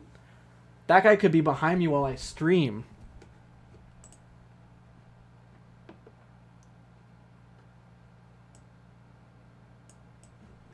I'm cottagecore confirmed. No. No. Maybe a little.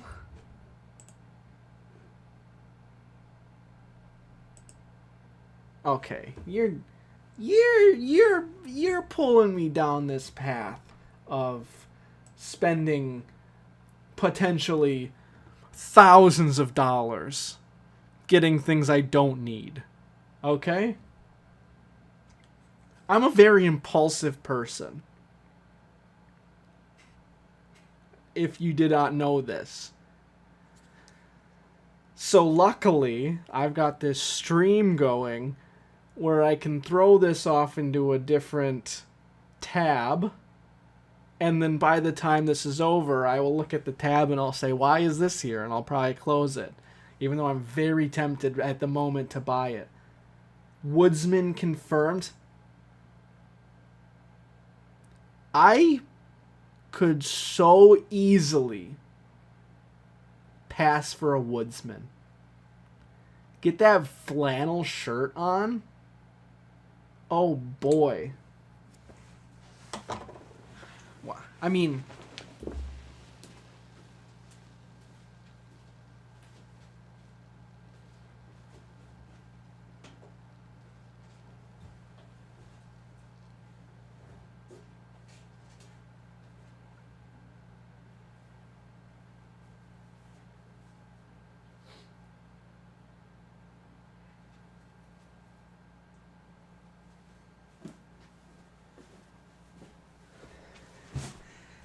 give me a blue ox, because I swear to God I'm Paul Bunyan. Nothing can stop me. Hand me an axe and I will chop down a tree for you. I swear to God I'll do it. I'm not afraid. Yes, I am a Sasquatch assassinator. I've done it once and I'll do it again. I don't know if you know this, but I was in Mexico for about 2 weeks once. And I single-handedly took down El Chupacabra. Sorry, not sorry. The giant Paul Bunyan and Babe the Big Blue Ox statue not too far north of the Redwoods. Why? That's a Minnesota thing. Why is... The Paul Bunyan lore is that he had giant footprints and he made the Great Lakes. Why is that near the Redwoods? That doesn't make any sense.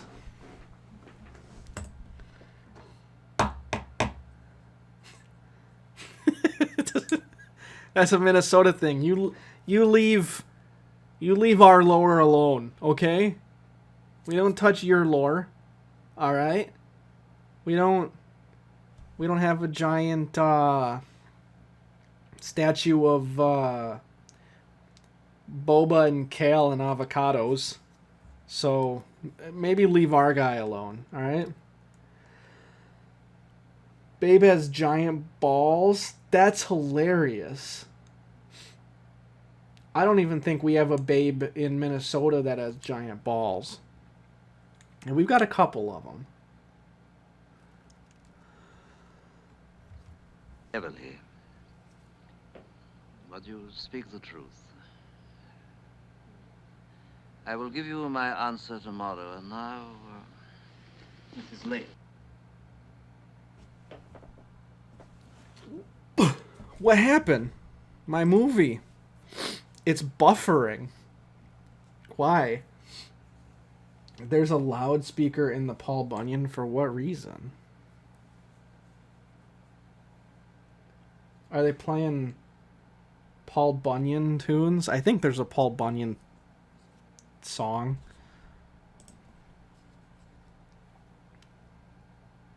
What,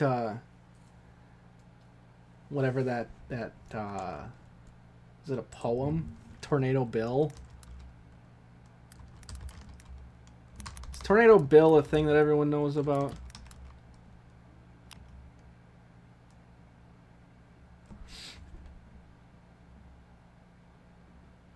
Is it the guy that rides tornadoes? Pecos Bill.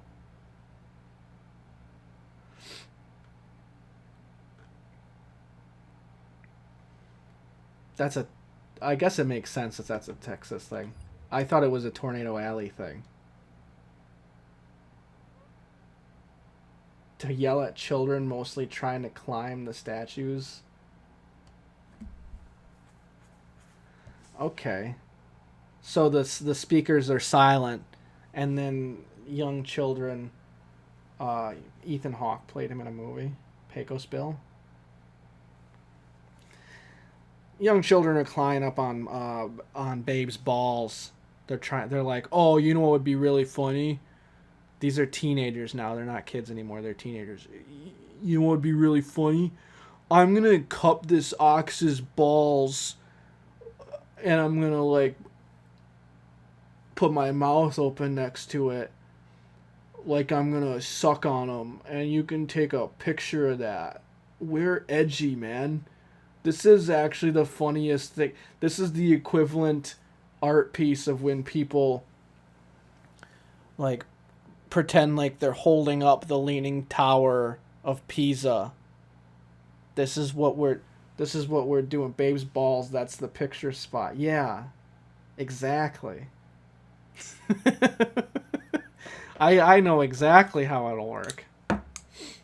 It's the Oscar Wilde grave of California. I would take the Babe challenge of visit California and don't take a picture of Babe's balls. That's like the toughest challenge anyone's ever attempted.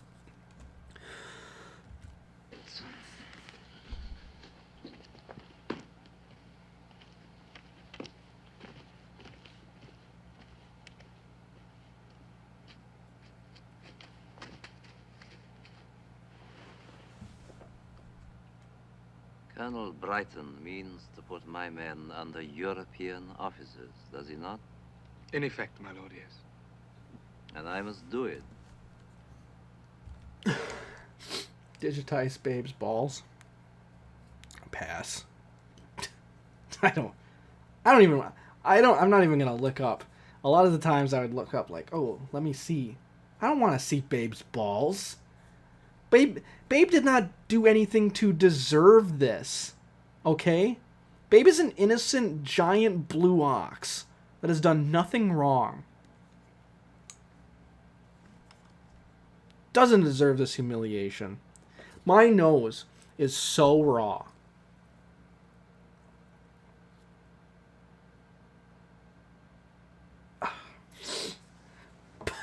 But I would really like to, at the very least, there's no possible way I can get through the entire movie. There's no way. I'm going to have to come back and do it a different day. But I would at least like to get to an hour. I would really like to get to an hour. That's such a nice place to stop. Babe the Pig is greater than Babe the Ox. Okay. Okay, no. First of all, no. Second of all, no. Here's the thing about Babe the Pig versus Babe the Ox. You tell Babe the Pig, you tell a child, you say, hey, look, I didn't want to have to tell you this, but you're going to find out one day. I don't want you going to school and people making fun of you. You're just a little too old to believe in Babe the Pig. So I gotta tell you that Babe the Pig isn't real. They're gonna be like, oh, honestly, that's fine. I don't really care. But you say the exact same thing, but you say, I just gotta tell you, Babe the Ox isn't real. That kid... No! You can't do this! You can't say that! That's what's gonna happen. You can tell which one's better, obviously. They care about one more than they care about the other. I'm just saying. I've seen it happen with both. So I can say with first-hand experience that I am not making that. Babe the Pig is about survival. Yeah, well, Babe the Pig... Listen, okay. Babe the Pig...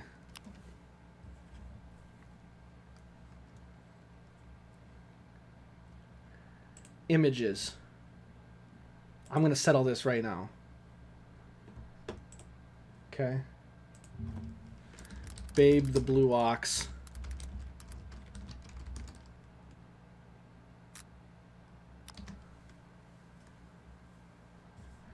If it's about survival.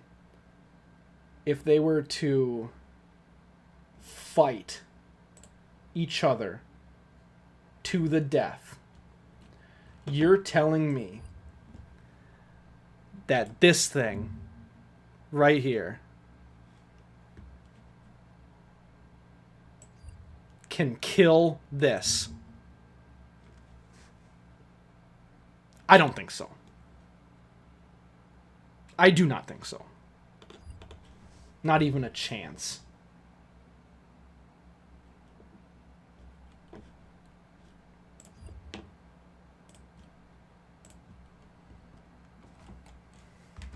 Babe the Ox doesn't even need its whole self to win.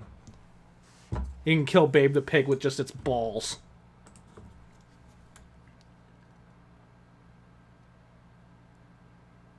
Babe would kill Ox Babe with kindness. Babe the Blue Ox does not care about kindness. Babe the Blue Ox only cares about having a pig choke on its balls while it's spit roasting on an open flame. It's Babe the Blue Ox's balls are like an apple, is what I'm trying to say. Teabag of death, yeah. That's what Babe the Blue Ox would call it if it could speak English. That's what Paul Bunyan calls it. I don't know how familiar you are with Paul Bunyan lore.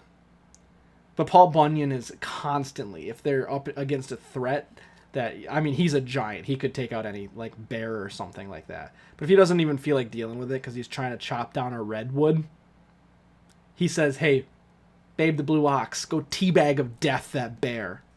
And then Babe does it. That's the full lore.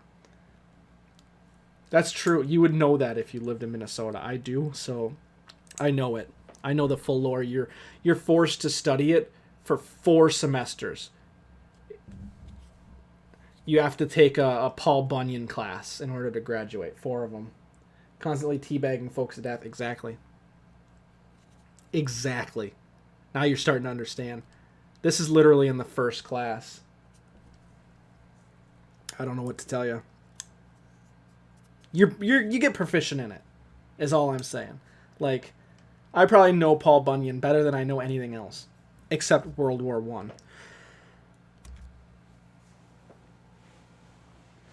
I. Movie didn't unpause.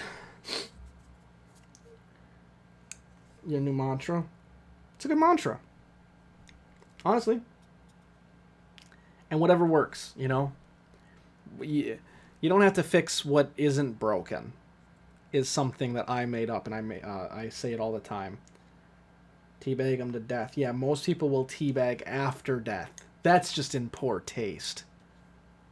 You want to teabag someone to death.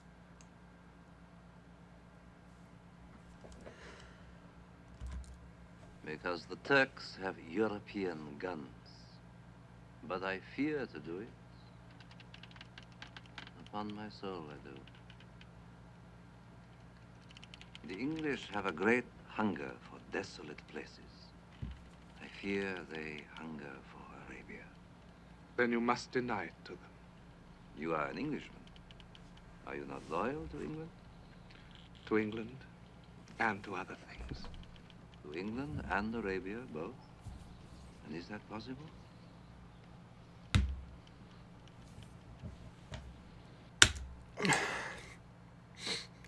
Hot take?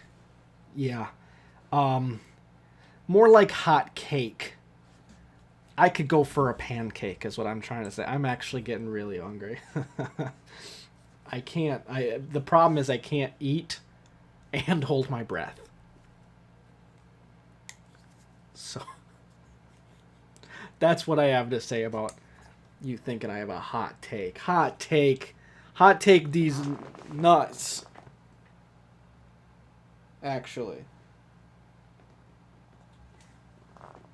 Lawrence and the King. See, that's wrong. You're wrong. That's the prince. That's Prince Faisal. He's not the king. But you are correct. Lawrence and the prince are gonna kiss. Those two are gonna kiss so hard. Oh, you're gonna have to see this yourself.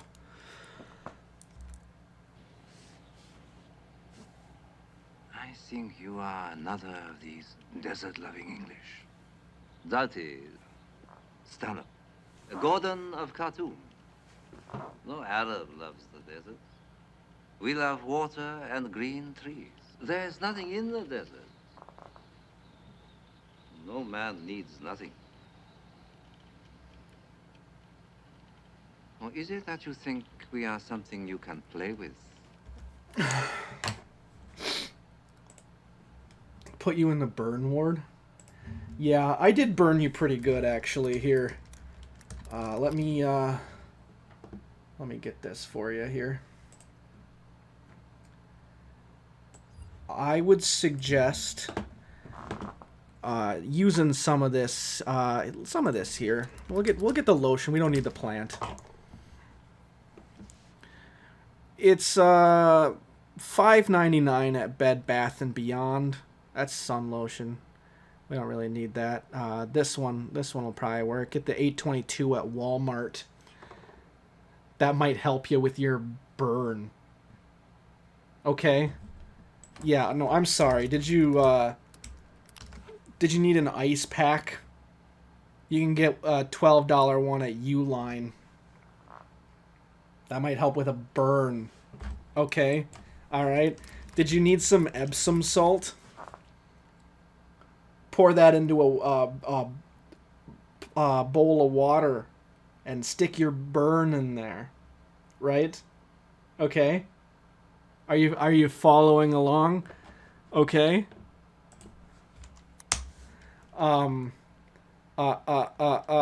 Did you need some petroleum jelly for that burn?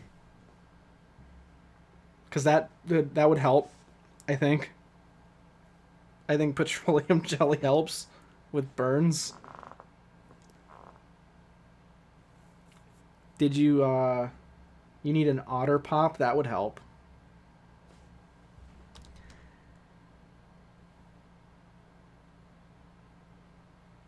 Following in the fact that you have crap healthcare. That's right. That's right, you do. And I knew this. Did you know... This is completely unrelated. Did you know that... What's his name? Chesebrow? Chesebrow is the guy that invented Vaseline. Robert Chesebrow. And he ate Vaseline every day for like 60 years. Until he believed in the product so much that he ate a spoonful of it every day until he died at the age of 96. Isn't that cool? What a cool random fact about Vaseline.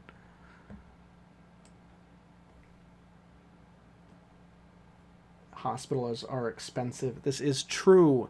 I know this very well living in Rochester, Minnesota, where the Mayo Clinic, like the best hospital on the planet pretty much, exists. I know a thing or two about expensive hospitals. There's people coming from literally across the world to come to the Mayo Clinic Hospital. I know a thing or two about expensive hospitals.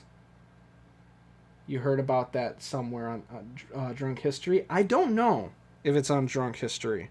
It is not on any episode of Drunk History that I have ever seen. I think I've seen the first 3 or 4 seasons. It's a good show, and I should finish it, but it is not anywhere on Drunk History that I have ever seen. I do not know where you would have heard it from. Maybe it is on a later season. And he did not eat it as a laxative. He believed it to be a cure-all. So he ate it for its medicinal purposes. And apparently it worked, because he lived until 96, which in the 1800s, he was born in 1837.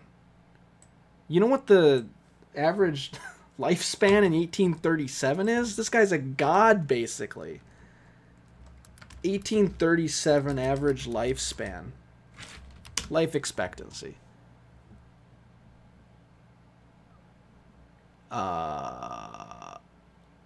48. If you're 10 years old, you might be able to live until you're 48.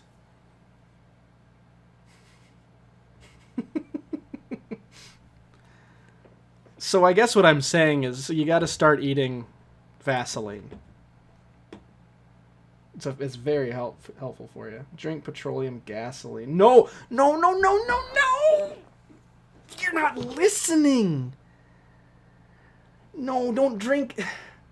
You have to drink petroleum gasoline. No! Now you've got me saying it. Don't listen to what I just said. You have to drink...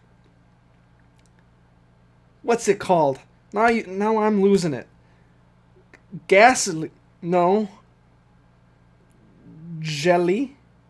You learned something new today. Vaseline. That's what it's called.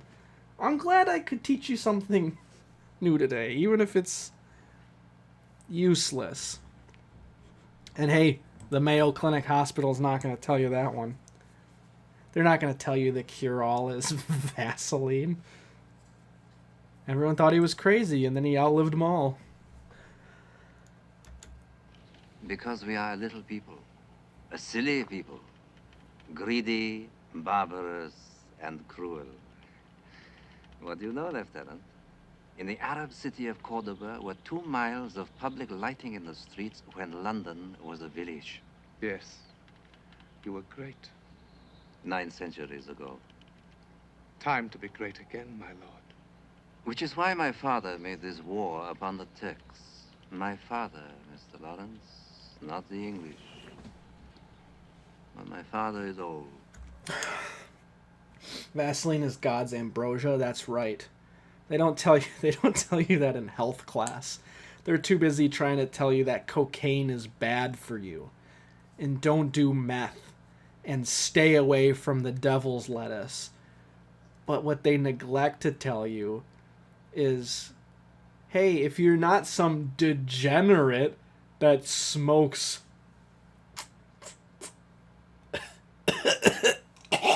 the ganj, what should you do? The answer to that is Vaseline. Apparently you have to do your own research to get to that point. Robert Chesebra is a genius. I mean, do you know what Vaseline is? It's literally the jelly from petroleum. It's oil. And he was eating it. I mean, he saved a lot of lives, though, by inventing... I'm not going to look it up. By inventing Vaseline, he saved a lot of people, because before that, it was like you get a wound, and now you just have an open wound. I hope it doesn't get infected. And then he did that, and I think he single-handedly brought up life expectancy. Because he's like, hey, you know that that oil that you guys got over there? There's like a byproduct coming off of it that you have to clean off of the cogs. What if I just took that and rubbed it on my open wounds? And it turns out he's a genius. So, Vaseline cult. I am definitely a part of the Vaseline cult, and I welcome anyone. I will talk your ear off about Vaseline if it means you can join me. I think they used maggots to eat out rot. They did a lot of weird things. I think we need to bring back bloodletting, personally. That seemed like it worked. Like, if you're paralyzed from the waist down, I heard that bloodletting your skull can fix that. But, modern experts, I mean, what did the experts know? Let's be honest. Nothing. They probably just want all the leeches for themselves, for the classist elites. Yeah, leeches. They probably want them all. Those leeches want the leeches. Those pedophilic reptiles want all those leeches for themselves. And I long for the vanished gardens of Cordoba. However, before the gardens must come the fighting. To be great again, it seems that we need the English or what no man can provide, Mr. Lawrence. Oh, now they're seriously about to kiss. Oh, man. I'm not. You say I'm a woodsman vampire? Do not go around telling people I'm a vampire. That would,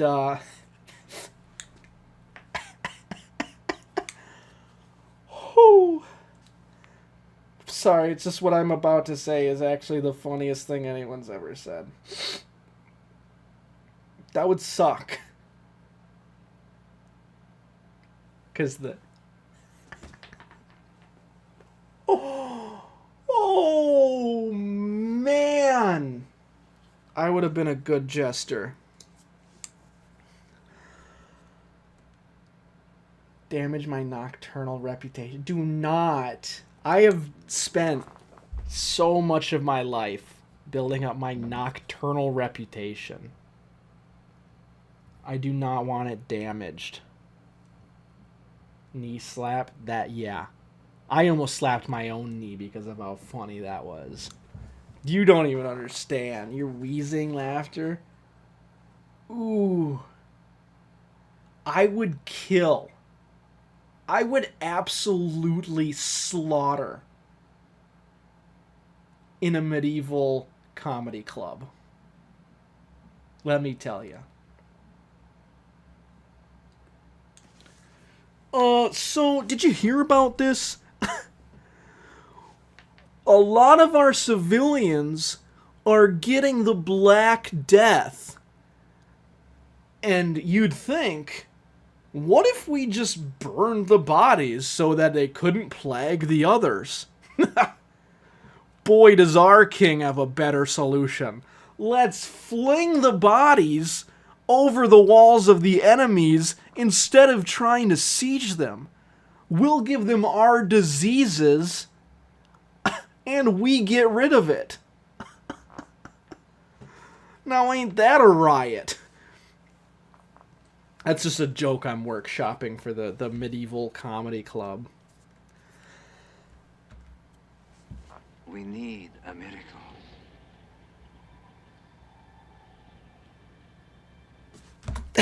It's too funny. I can't stop thinking about it.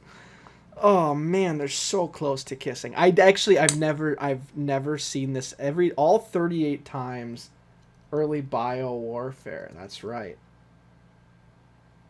And I think we should start doing that again. They found, I think, a couple years ago. So it's illegal. It's against the law to die in Svalbard. The Norway territory. That's like the Longyearbyen Svalbard is the most northern civilization on Earth where people actually live consistently. It is illegal to die there. And I believe they found a couple of years ago a body, or maybe this is the reason, I think this is the reason why it's illegal to die there, because like however many years ago, I think this was longer ago than a couple of years, they found a body that had not decomposed because it was so cold. It was essentially cryogenically frozen in the ice, that when they did tests on it had the Black Plague, an active variant of the Black Plague from like hundreds of years ago inside the body. And they said there's no way, if this got out, there's no way any of us have any immunity to this. It would wipe us out. Not completely. They would figure something out, but it would wipe out a good chunk of humanity again. So they had to drag the body out of Svalbard and burn it. Yeah. Yeah, they had to carefully, like, they had to get everyone in hazmat suits, and they had to like fly it out of Svalbard to back to like Norway or something like that, and then they had to like quarantine the area and burn the body, so they made sure that this variant of the Black Plague was gone. And then ever since then, it's been technically illegal to die there, because they don't want something like that to happen again. It's also illegal to leave Longyearbyen without a gun. You're required by law to carry a gun if you leave Longyearbyen, because polar bear attacks are too common.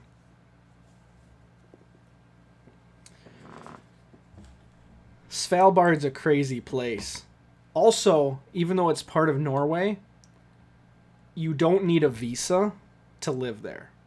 You don't need to be a citizen of Norway to live there. Anyone on the planet can live there for any reason for as long as they want. It's just very cold. And like Hawaii, everything is really expensive because it's hard to get like shipments of stuff out there.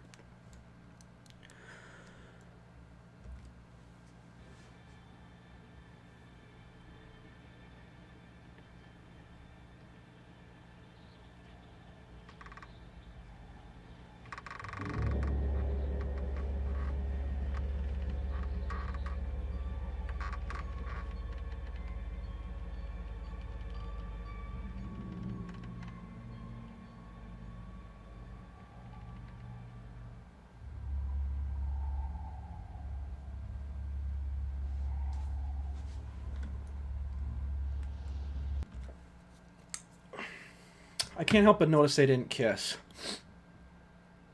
Yeah, the first 38 times I've seen this movie, I skip that scene every time. That's the first time I've ever watched that scene. And I'm a little disappointed. I've kind of been going through the movie thinking there was like a will they, won't they.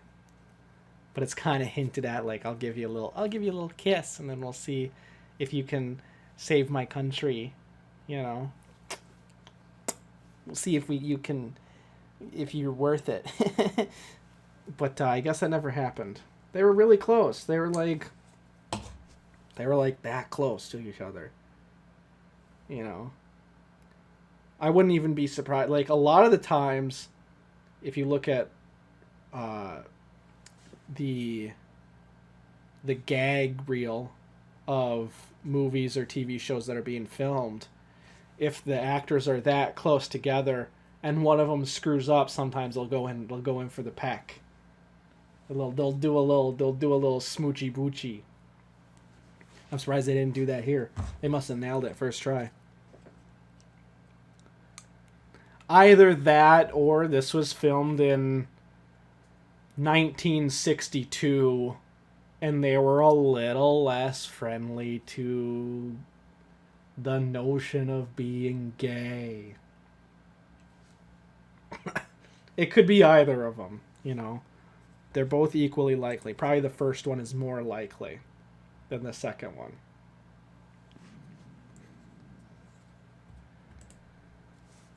Now if you're acting on a stage, if you're acting in a movie or in a TV show or something and you don't do something gay, that's embarrassing.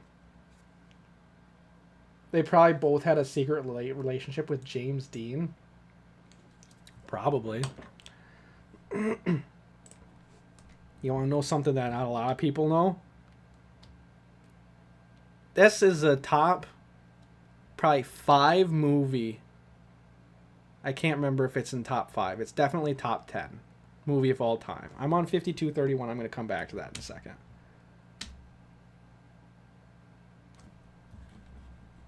The actor that plays Prince Faisal, it's hard to tell. They actually did a really good job. His name is Alec Guinness. And for this entire movie, every scene he's in, to look more like Prince Faisal, they actually have him in blackface. This is a white man in blackface. And it's one of the top 10 movies of all time. I don't even know if after saying that I can legally have this on screen. But honestly, it's done really like tastefully compared to a lot of blackface. But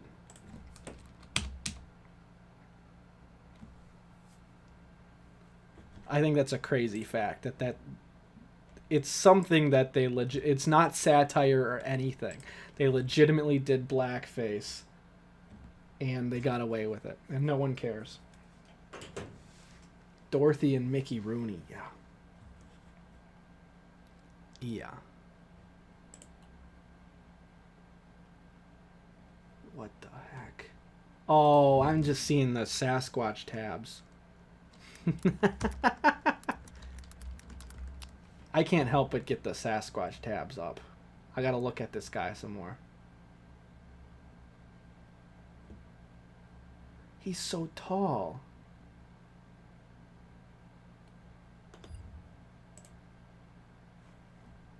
Anyway.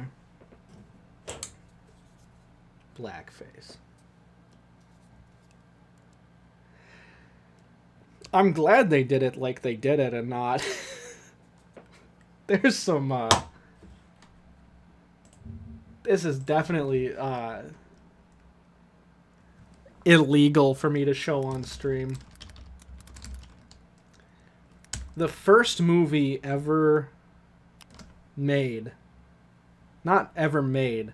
The first talkie ever made. The first movie with sound. Is called The Jazz Singer. And this is the image from the movie. I'm going to take that off the screen now, but it's the first movie to ever have sound is called The Jazz Singer, and that would not